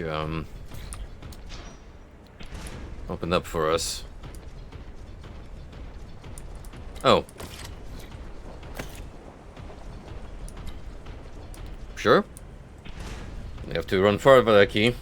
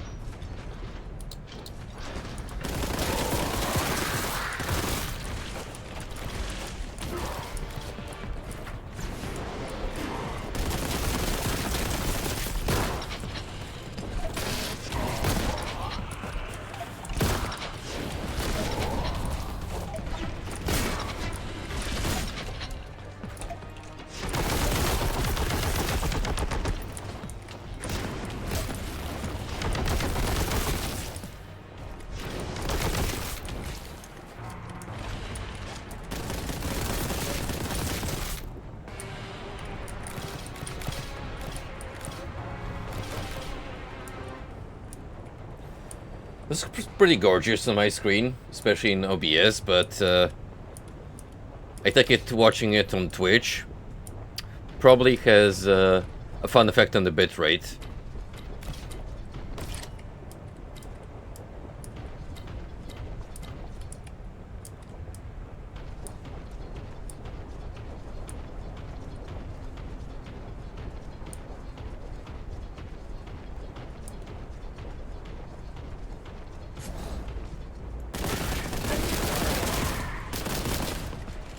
Here comes the fun police.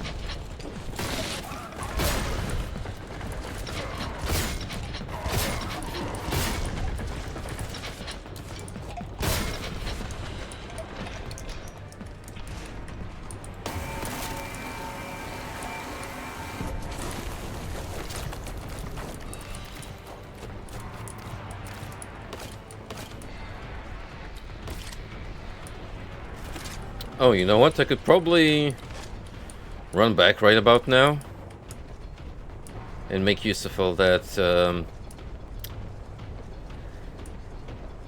Heaven Shiva upgrades.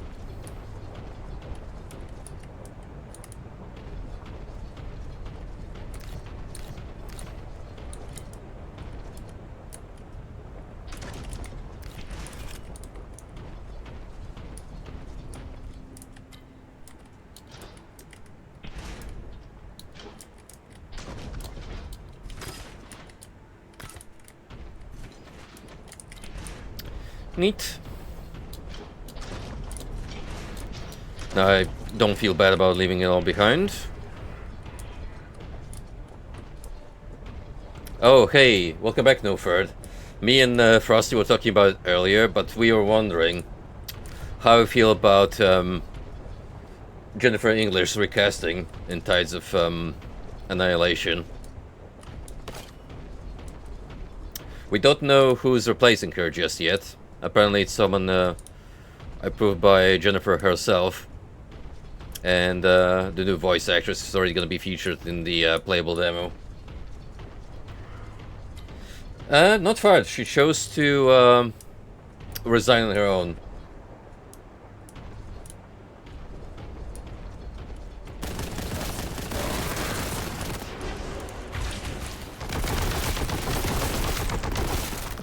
She quotes health concerns, but if you look a little more into it and the rumors surrounding her decision, it's a little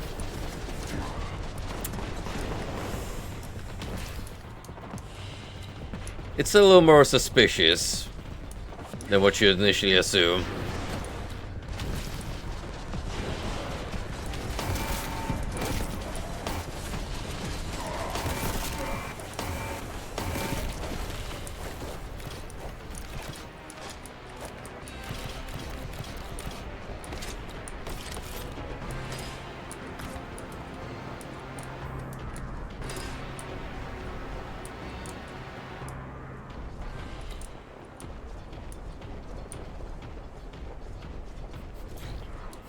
If that were the case, we'd probably never see her ever again.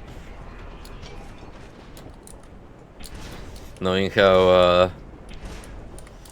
the glorious state of Xi Jinping deals with dissidents and detractors.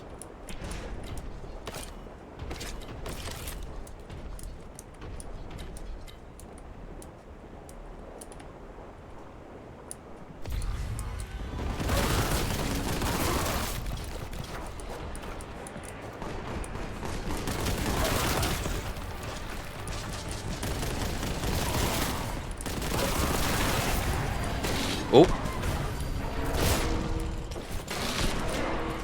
Talk about a lucky spawn over there.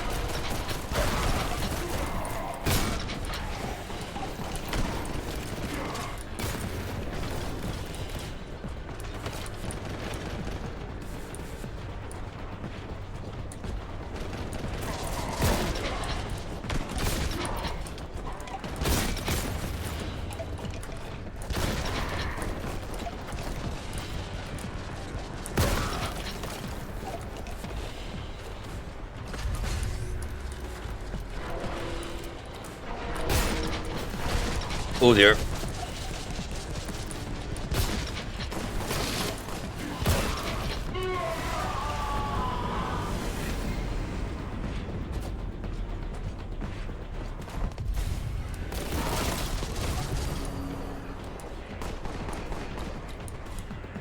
Well, I mean, all the best to whoever is gonna be replacing the lead role. It'll be a tough spot to fill, sure. But fingers crossed for the new VA. Hope she pulls through. And like I said, most importantly, it's the gameplay that matters, so if it's an enjoyable experience, that's what matters in the end.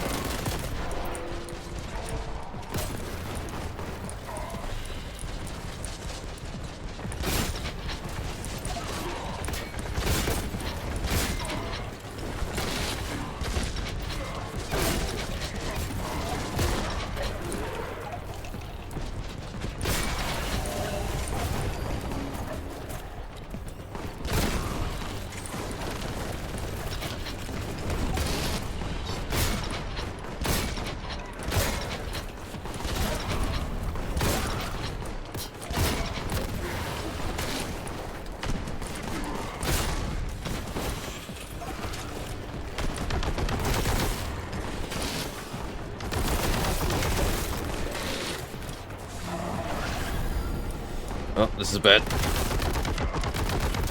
He revived.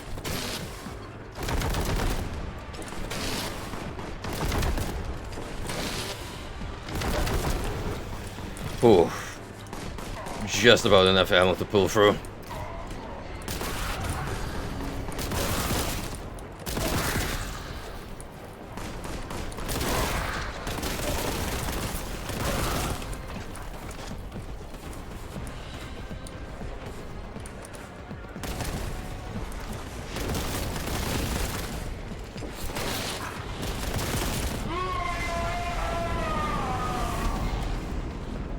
Goodness gracious.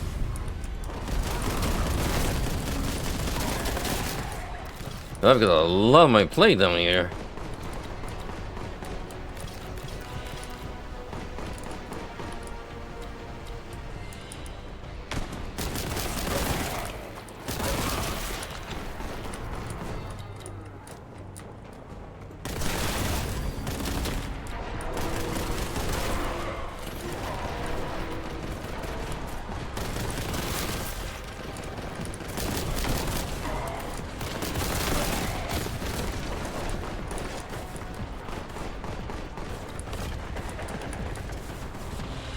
Stick around mostly here, I think.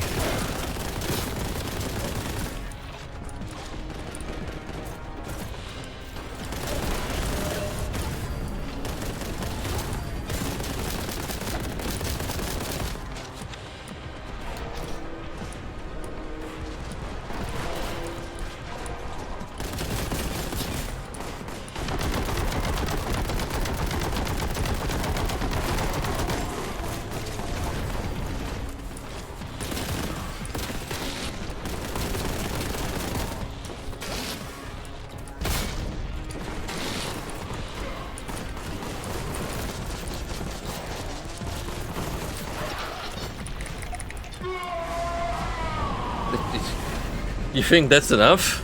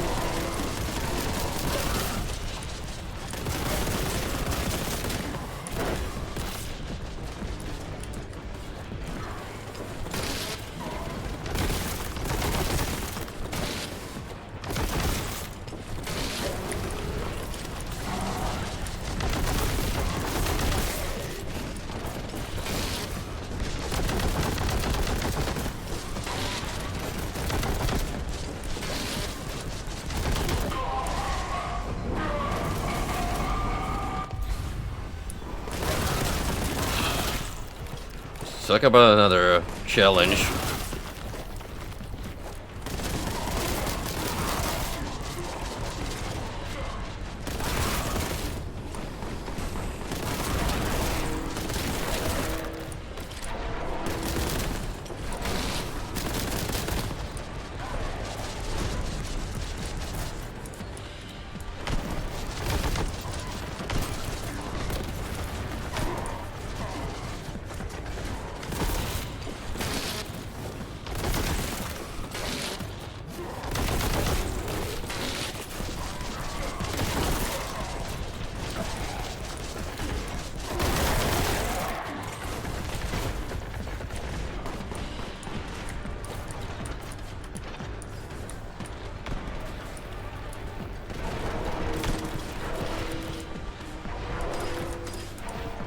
Yeah, I'm gonna need that, for sure. Oh! Quad damage, let's go. Now we got some even odds.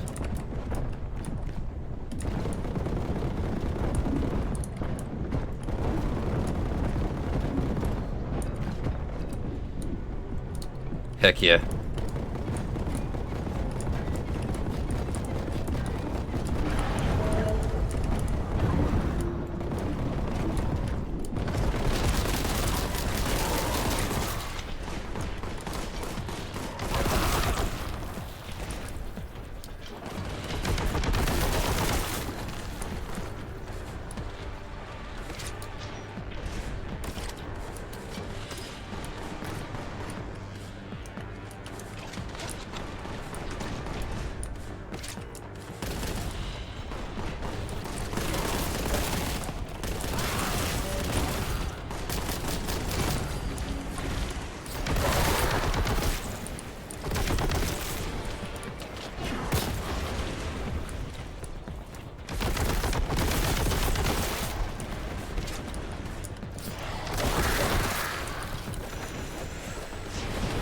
So I'm a little hyper-focused right now on what's going on.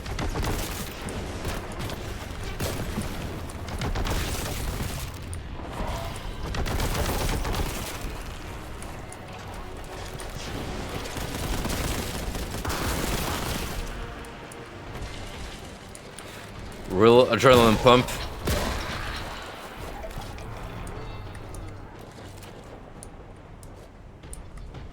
Yeah, apparently that's the angle people have been pointing to. That Jennifer broke up with her ex-girlfriend, who happened to be playing another character in the game, and at that point didn't just want to be on the same cast as her.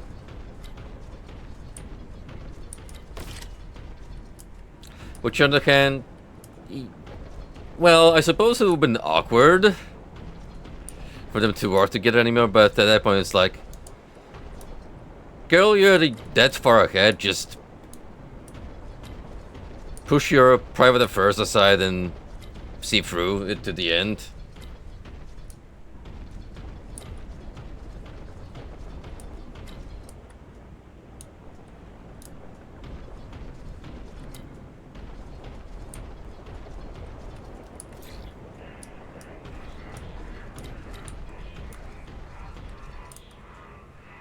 Oh.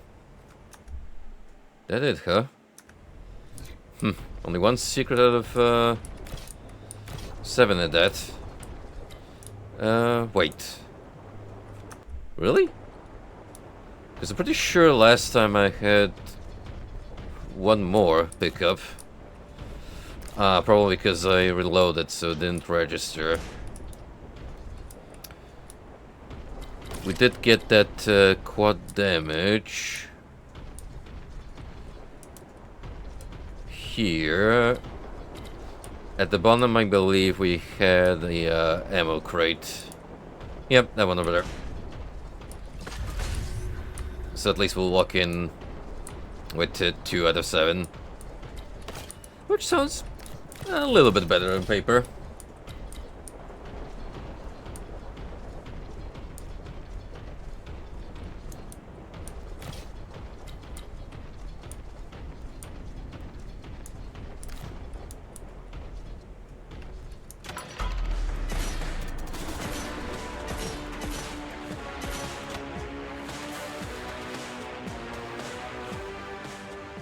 Promethium supply. The heretics have taken control of one of the crown's promethium pipelines. The holy fuel must flow unimpeded.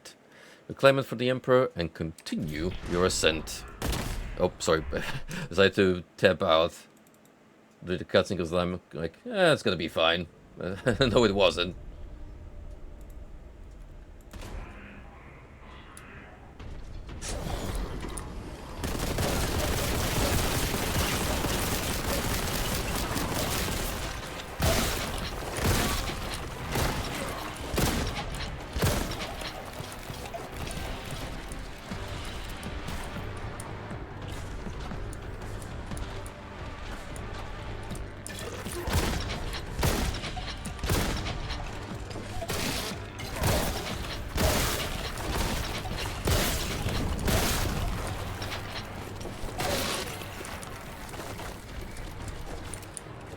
Anyway, I talked about creepypastas earlier, but this week also another episode of one of my favorite analog horror series came up, Glendale Archives, which currently is known as Man Gets Stuck in Alternate Universe.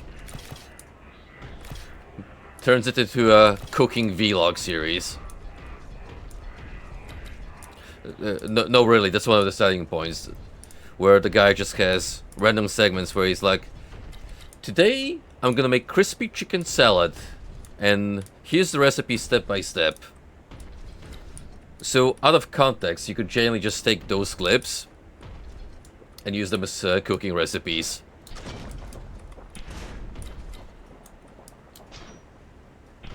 You gotta admit, it's certainly an impressive selling point for your analog horror project. Surely sets it apart from its contemporaries.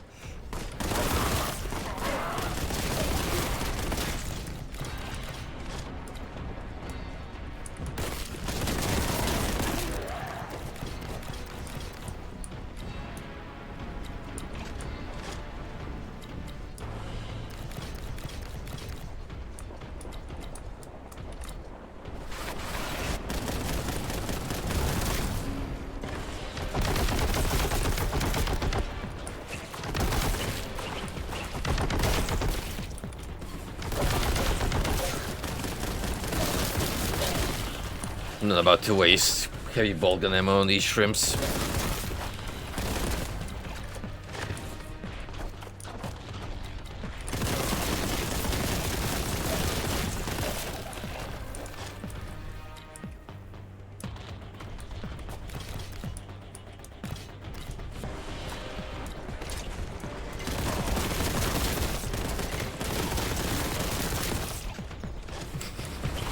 Dude, imagine if one of the Tides of Annihilation riders approached them and they're, you know, still upset at each other after an intense breakup, and he's like, listen, I know you kinda hate each other's guts right about now, but I have an amazing idea for this new dynamic between you two girls. Hear me out.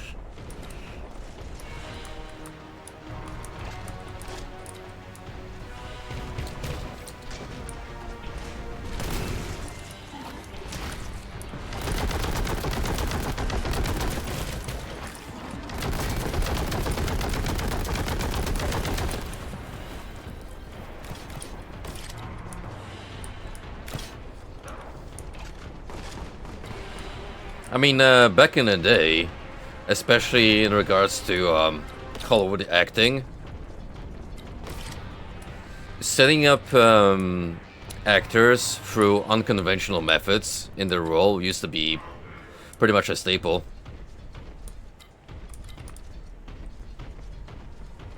If you ever read what happened on the set of The Shining, and how Stanley Kubrick used to be a massive dick towards the lead actress that played with Jack Nicholson. I'm blanking on her name right now, but you know who I'm referring to. Like, he used to just outright treat her awful in order to get the girl immersed in her role as a stressed and paranoid housewife. It genuinely left the actress with long-lasting trauma.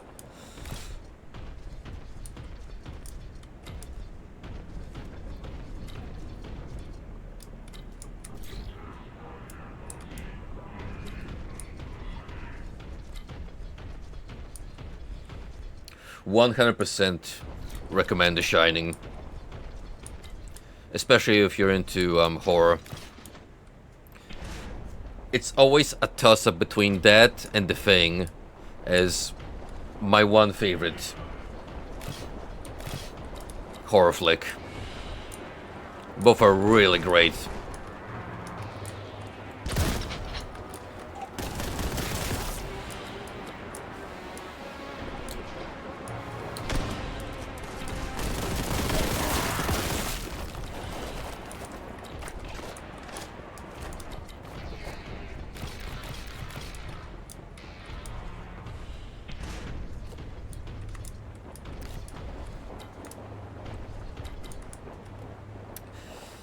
Yeah, from what you read upon it, he wasn't exactly a pinnacle of good customs.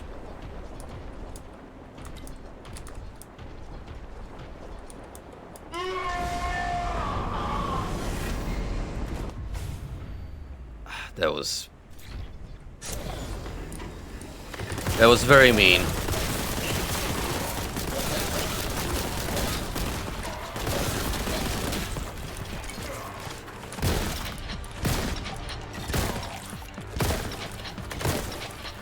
I just wanted to grab some health, damn it.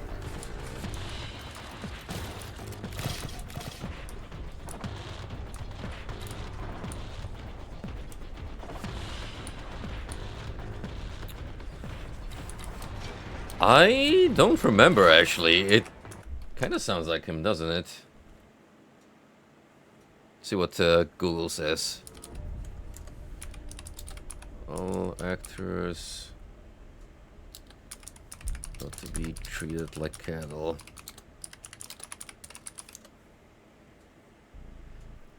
It's an Alfred Hitchcock quote.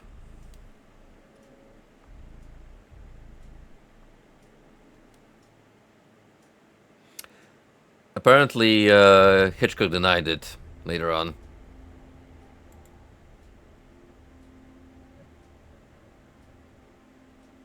Hitchcock originally made headlines by reportedly saying actors are cattle.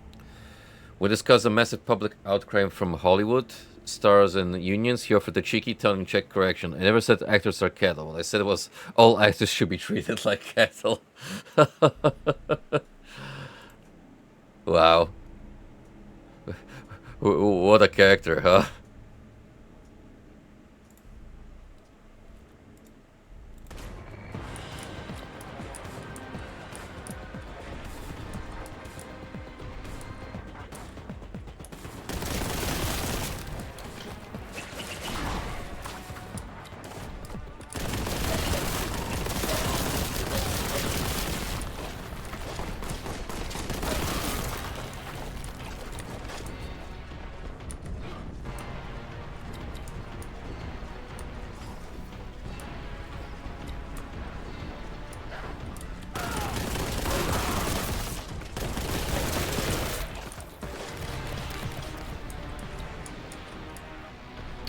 Welcome back, bud. I'm not sure if you caught it, but I've determined that it's an Alfred Hitchcock quote.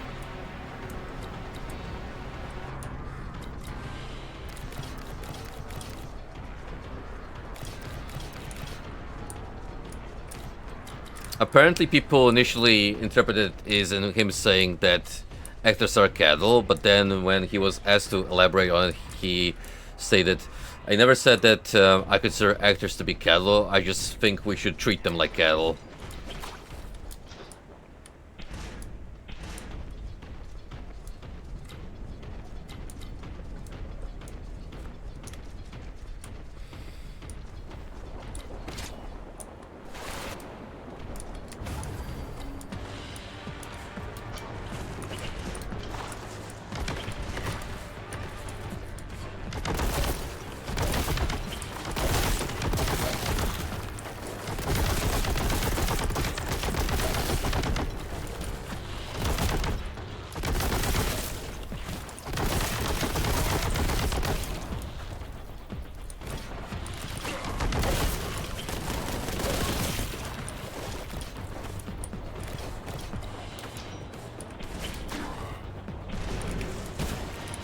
Oh, come on, man.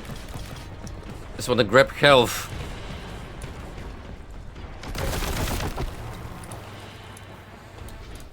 I guess I'm not allowed to.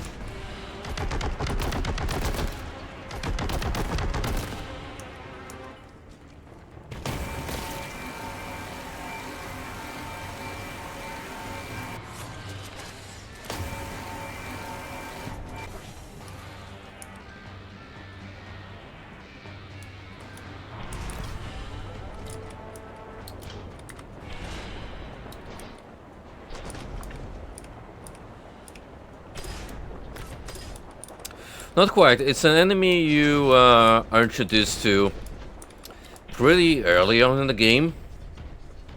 But it's one of those variant that's tougher than the rest. So you do need more firepower to take down one big plague toad reliably. Even this late on in episode 3, still a considerable threat.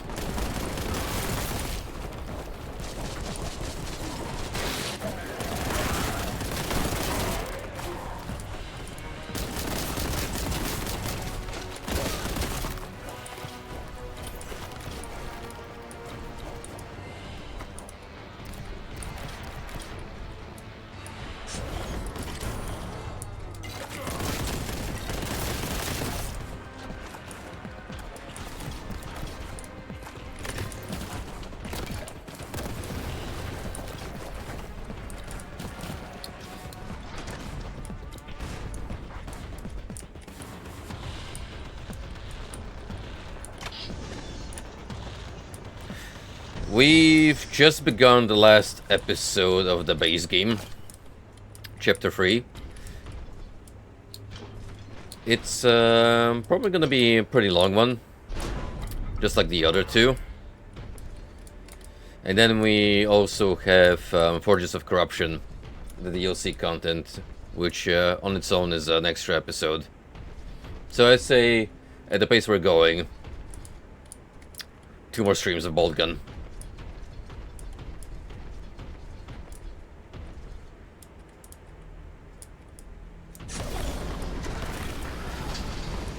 Hello! Another new weapon.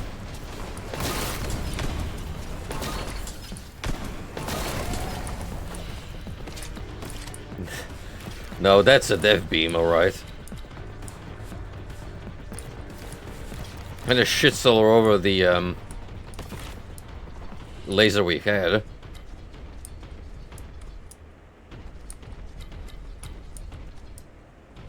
Oh no, nowhere near as long. You have to remember, with that one we played the original campaign, the prequel, Extreme Rise of the Triad, which was the classic add-on. And finally the new campaign that was added in with the Ludicrous Edition.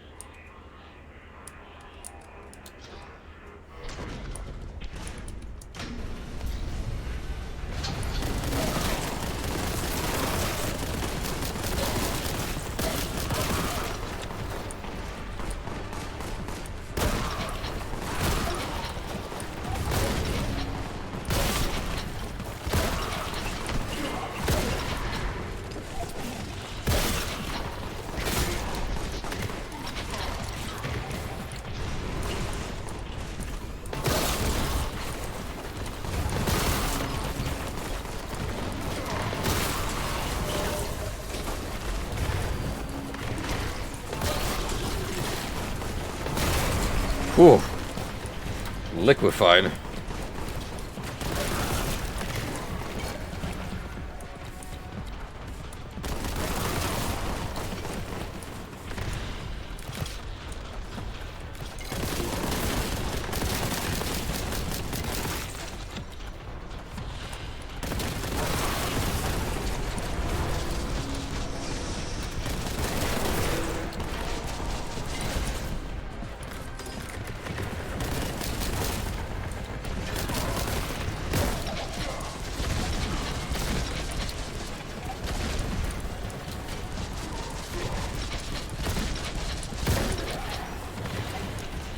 So lucky I found that cow stash.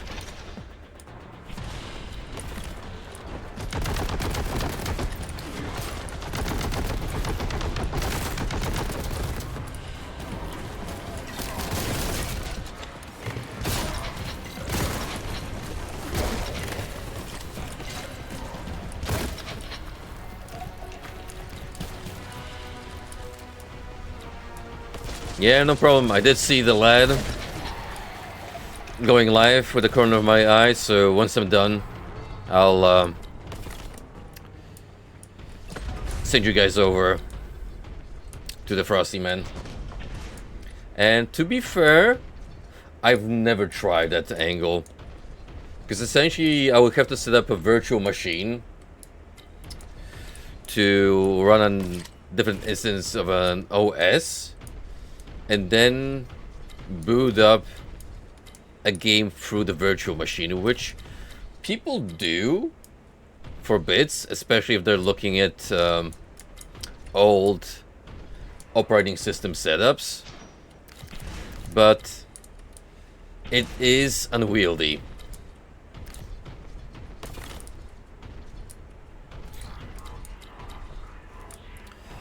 Usually when you try to play through an ancient game like that on stream, ideally you just want to boot up the executable on its own without any extra steps.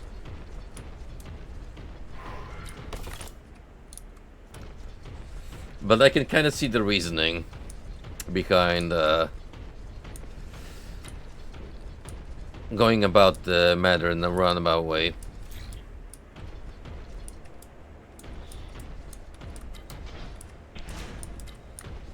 Skiing past compatibility issues and whatnot.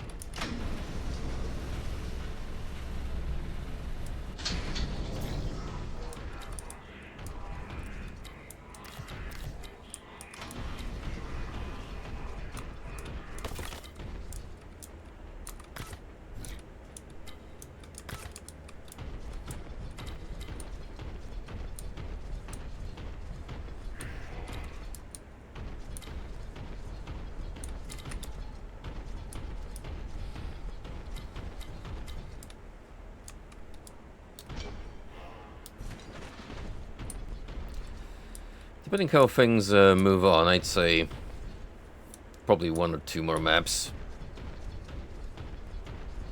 Is how much I can pull off before I'm good to call it a night.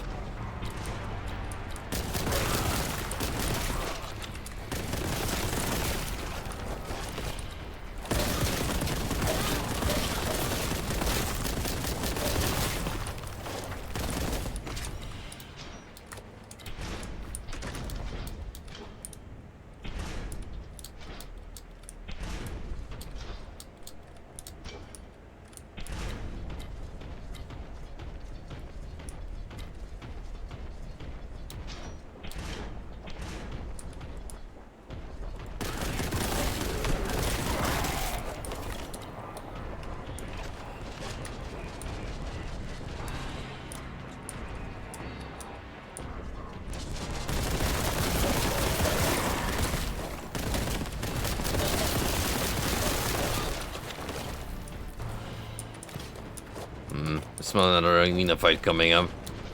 With just how open-ended this place is. Lots of space to maneuver around.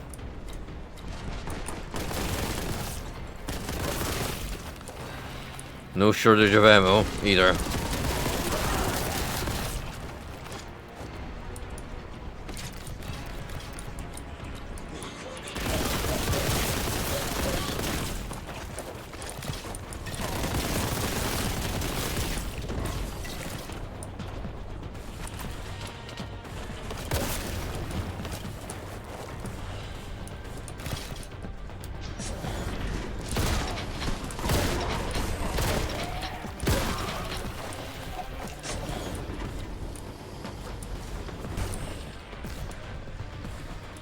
Hold up, though.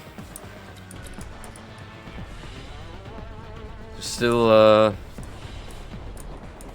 things we can possibly investigate outside.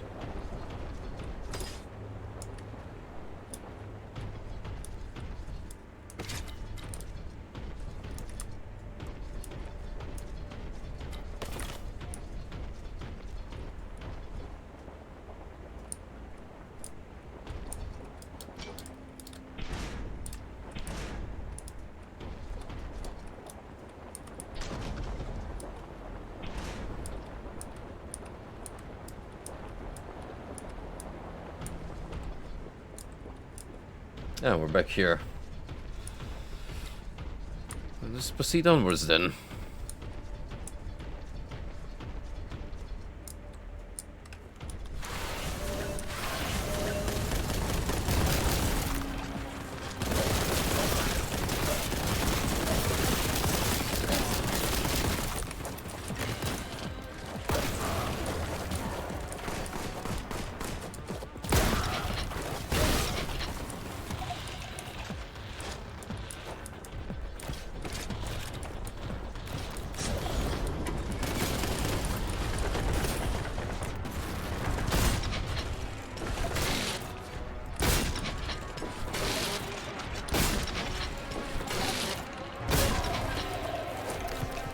Right in the kneecaps. Never gonna recover from that one. Never.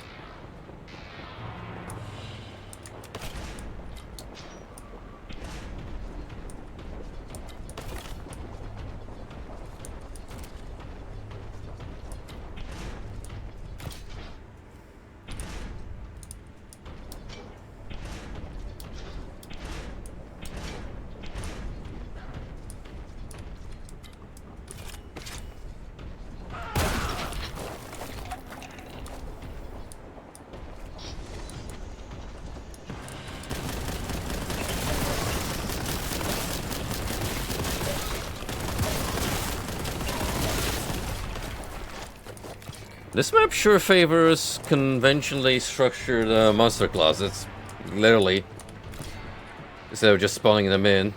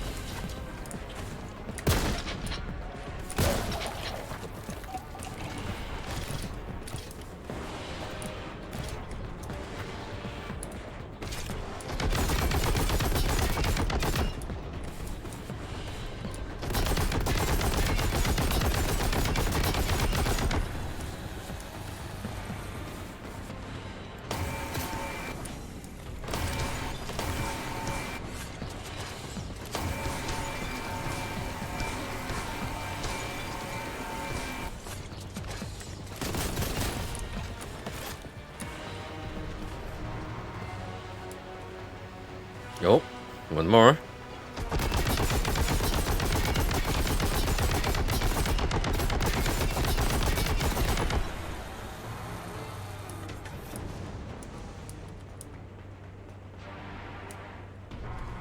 I always enjoy when games give me the opportunity to look upon the horizon,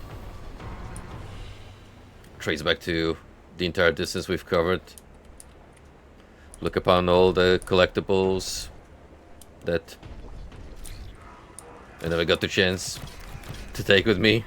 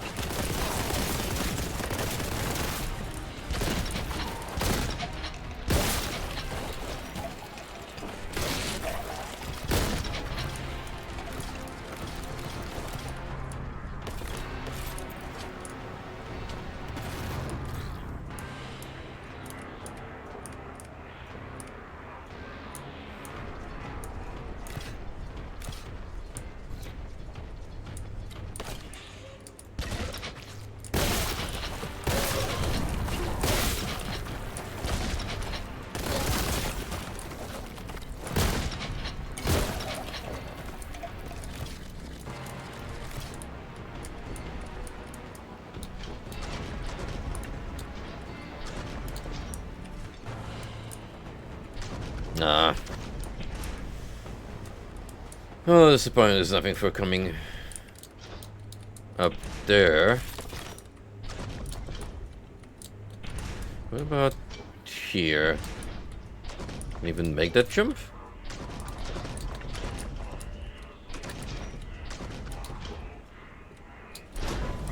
Not really.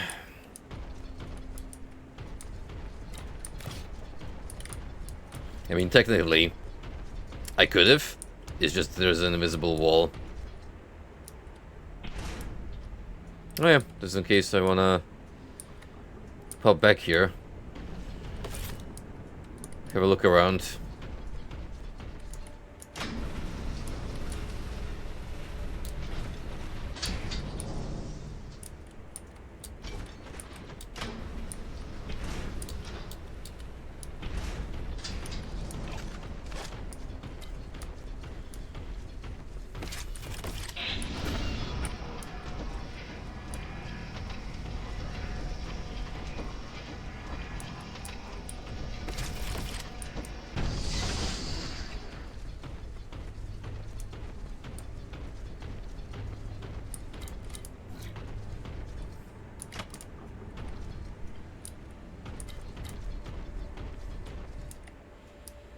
And another one of these checkpoints.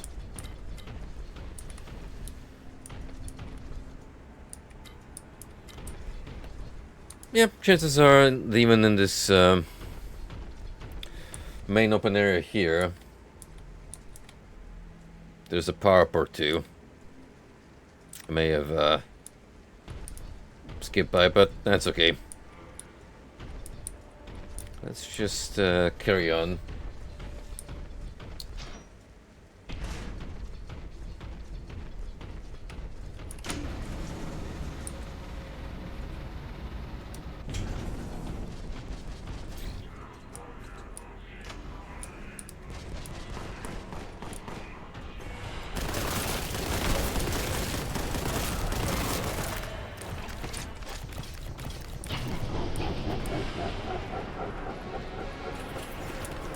Oh.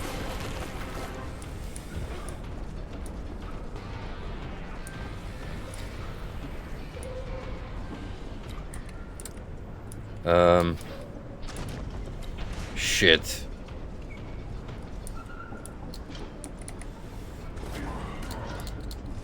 It doesn't kill you outright, which is very thoughtful, but oof, if you don't know how to follow in terms of pathing, it doesn't really matter.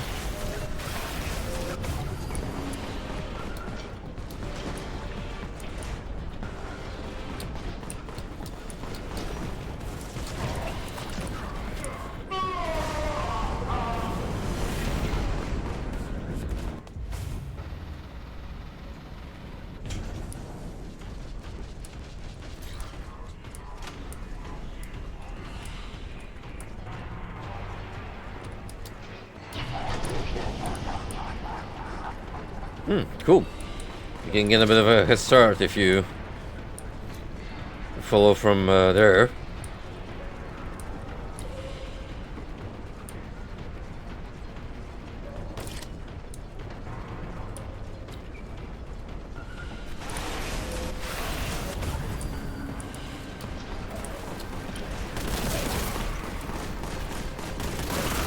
You're all gonna die anyway. Submerged in molten lava. So I shouldn't really distract myself.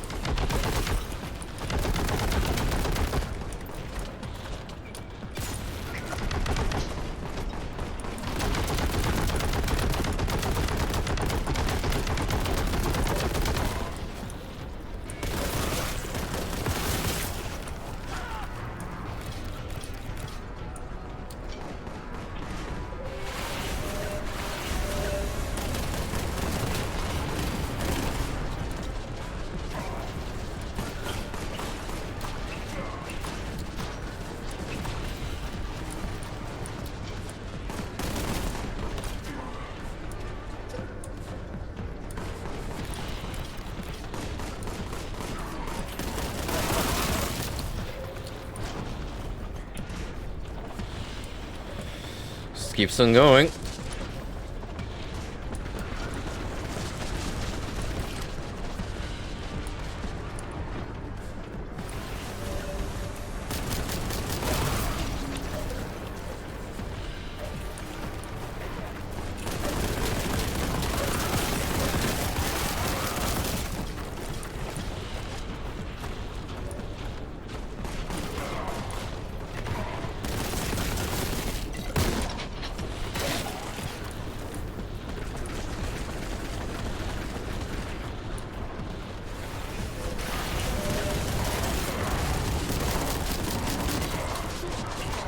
Nope.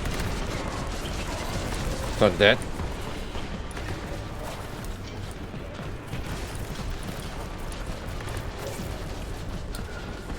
You're all dead anyhow.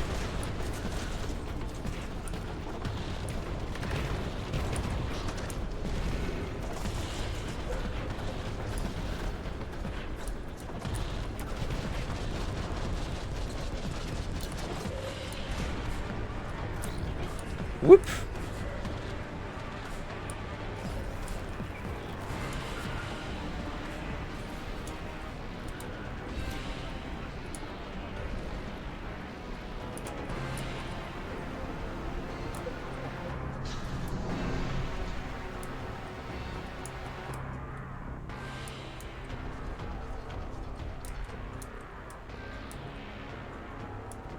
And there you have it. That's the chase sequence done.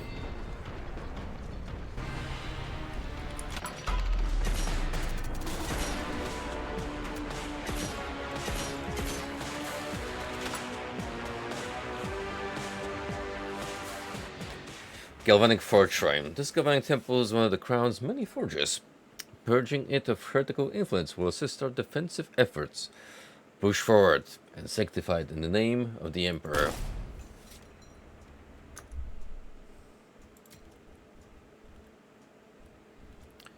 So, we already have an Odyssey, but as tradition dictates, I want to make sure that I also have a manual backup.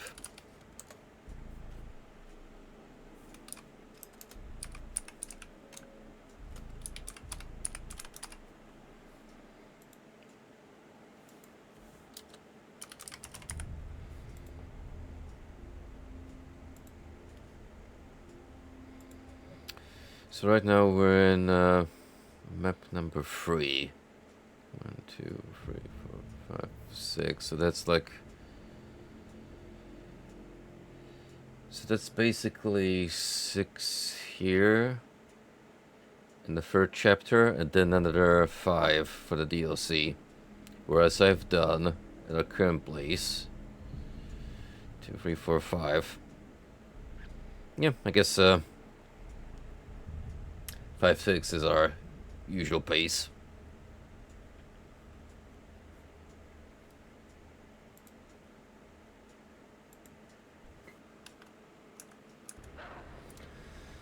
Do we want to go for one more before I wrap it up for the night?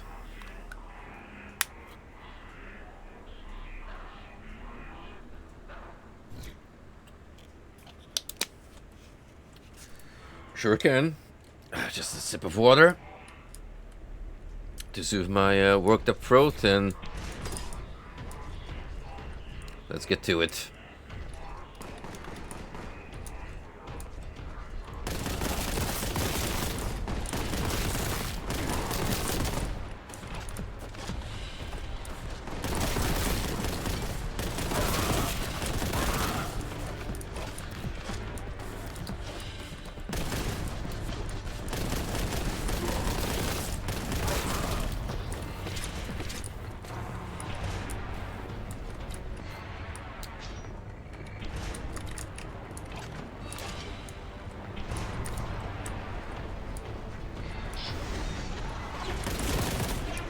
Oh, dude.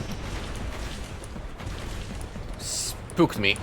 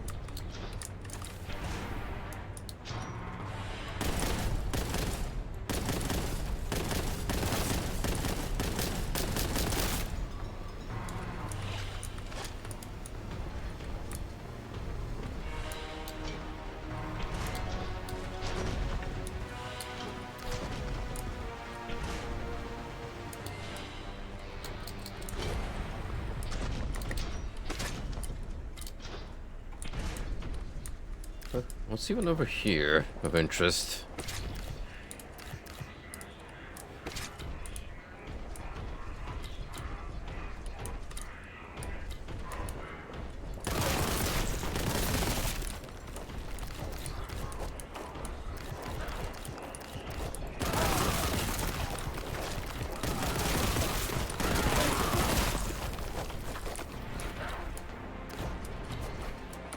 Today that was concealed. I would have guessed I walked into a secret zone.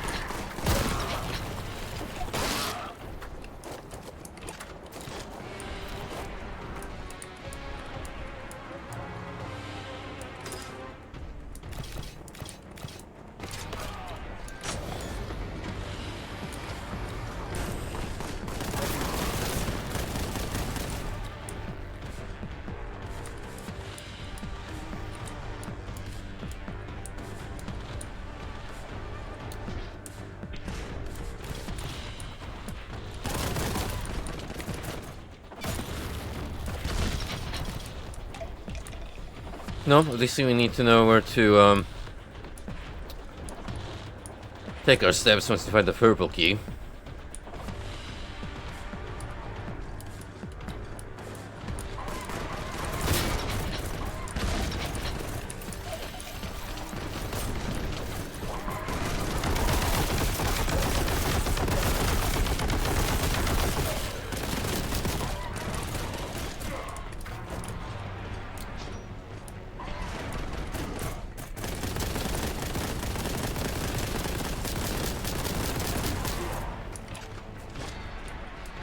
That explains it. We're back to the main hub. It just happens to be filled with more spawns.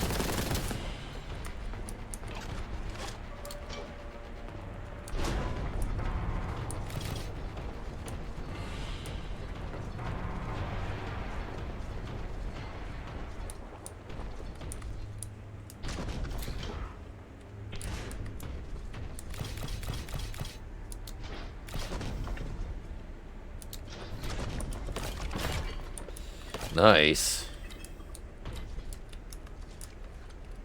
About time I got reunited with more of a staple weaponry.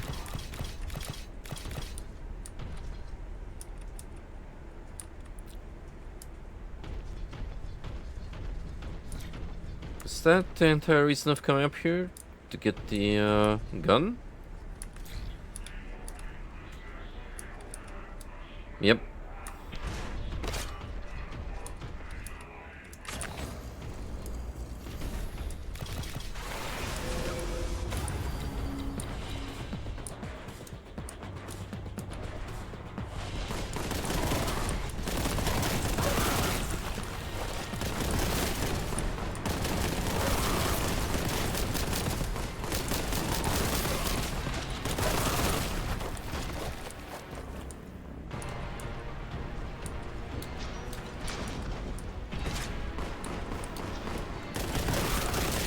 Saving that quad damage for a rainy day.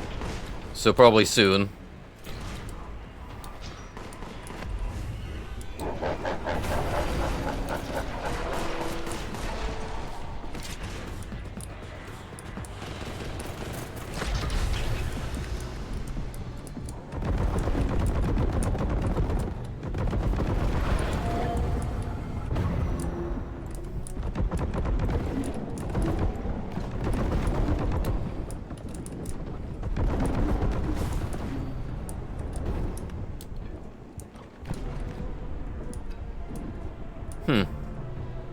For the number of enemies, it wasn't too bad.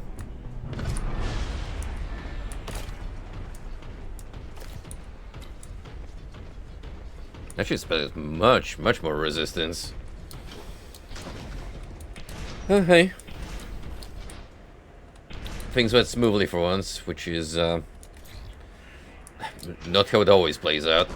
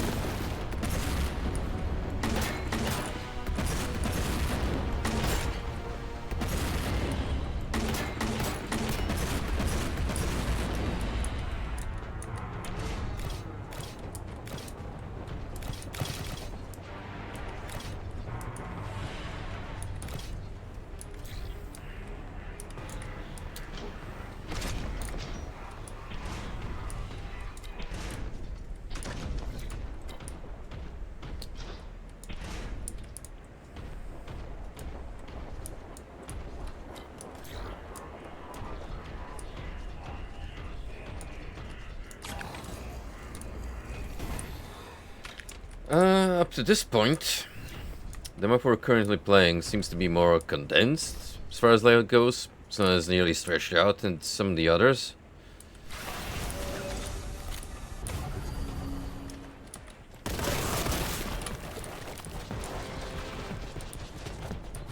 There is backtracking, yes, but not to the extent other levels have made me go through.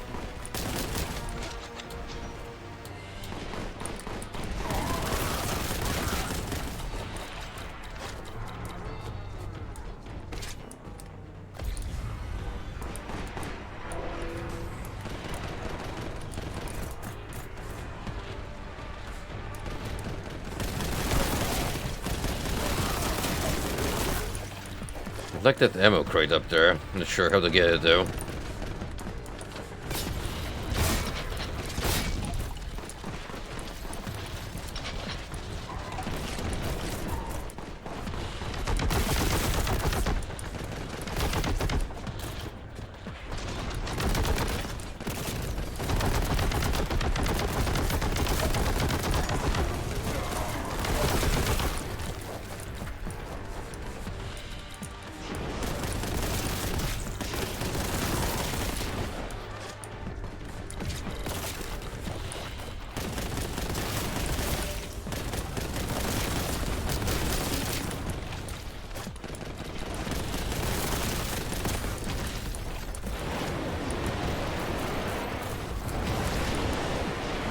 Oh, there's jump pads here.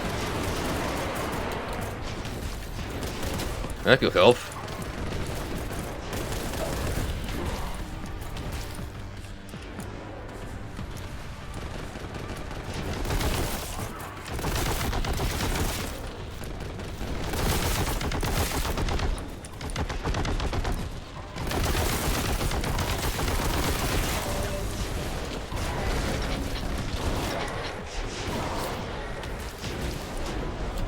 Oh boy.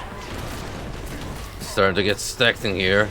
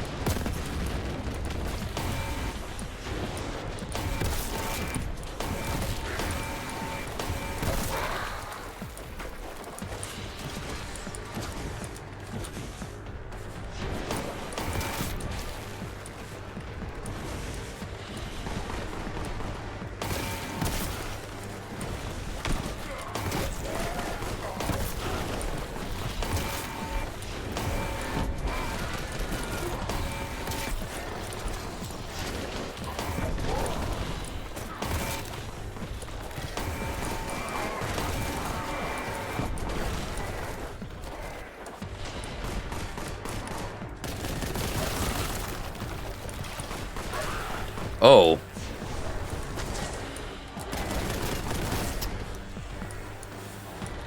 I didn't expect that guy.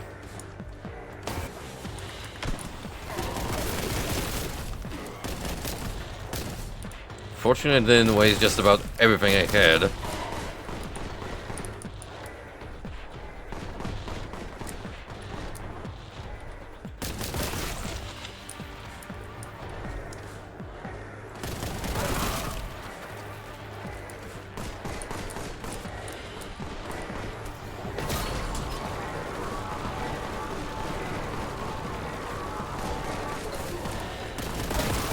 Do you mind? I'm a little busy here.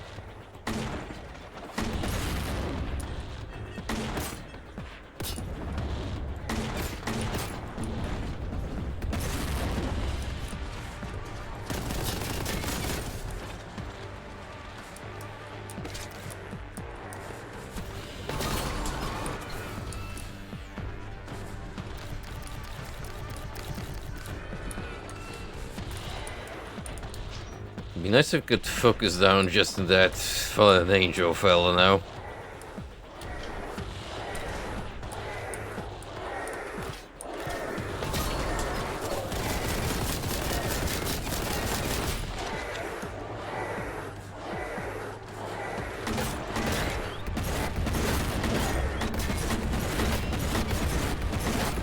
If you could just wait over there till I'm done, that'd be great.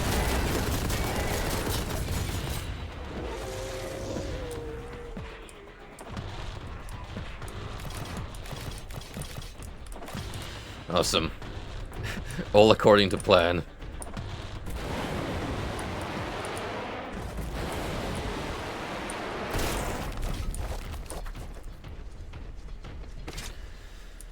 More importantly, how do I get that equipment?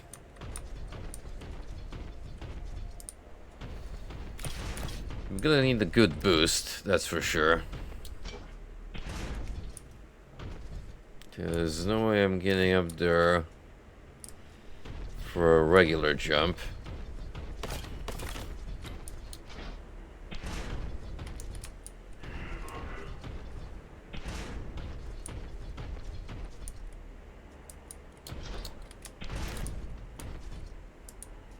Weird that I can't just open that door up there. So there's an extra step I have to take.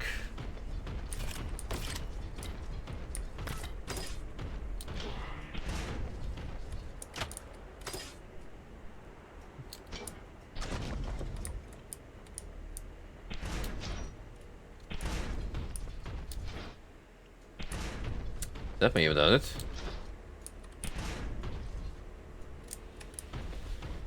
Or not. Couple more, perhaps?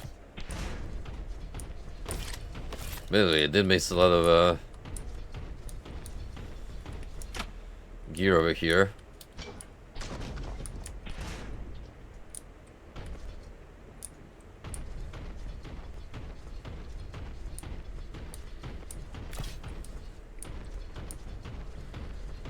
Hey, bright side, I'm walking out stacked.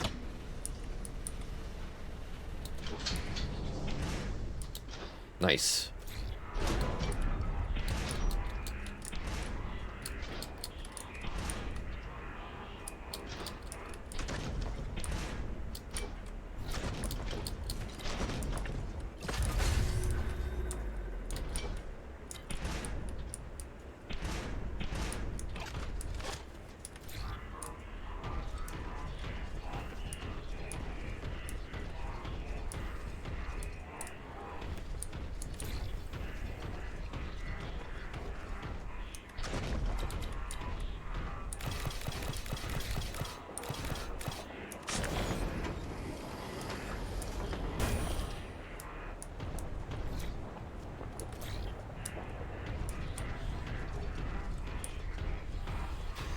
Alright, let's see what this contraption does.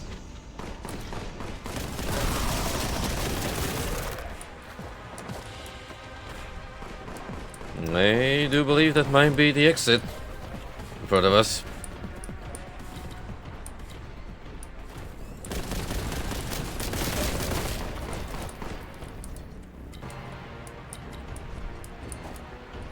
No, not quite.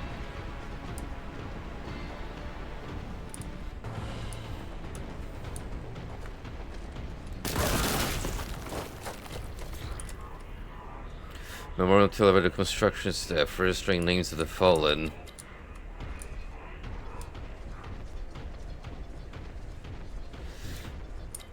Oh, got it. We were riding a fancy lift. Oh, while my pickups here spaz out.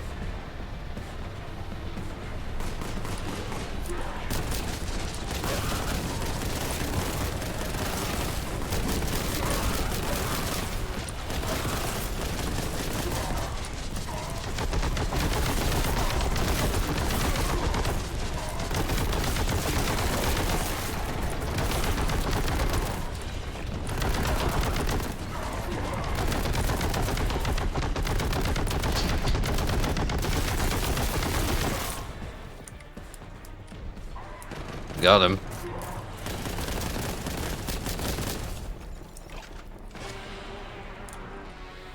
Now we have the exit.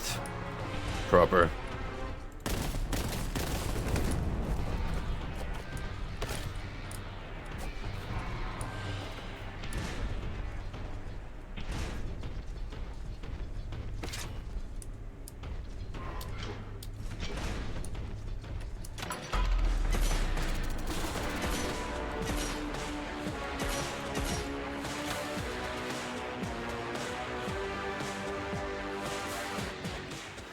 Grand Elevator. You made your way out of the bowels of the crown. Enter the Grand Elevator. Find the controls and ascend. Beware, it seems the heretics have already hitched a ride.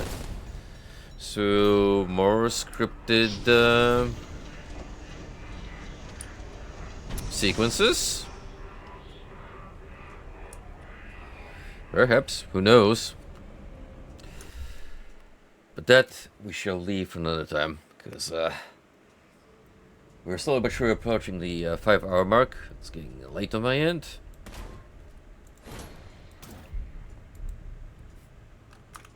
And I feel like hitting the hay soonish. Ugh. Okay, truthfully, things did go south during that one part with the sorcerer, who I'm sure we have a lovely reunion with in chapter 3 once more. And boy, I hope they put him in a better arena this time around, because that was so far the lowest part of this whole journey. Like, legitimately, I had no other qualms. It's just that, yeah, I didn't really like the way that arena was designed. Too cramped, too little resources, too much going on. But, oh well, can't win it all, I suppose. As long as the rest of the game delivers and keeps that high note that I've been riding on thus far, hey, I'm good on that. Anywho, thanks for tuning in, guys. Appreciate you all coming over, and I'll see you around midweek, hopefully again on Wednesday, just like last time, for the new game I'll be starting out. Just need to boot it up, check if everything works, if it's suitable for streaming, and fingers crossed, it will all work out just fine. But until then, take it easy. Have a great weekend.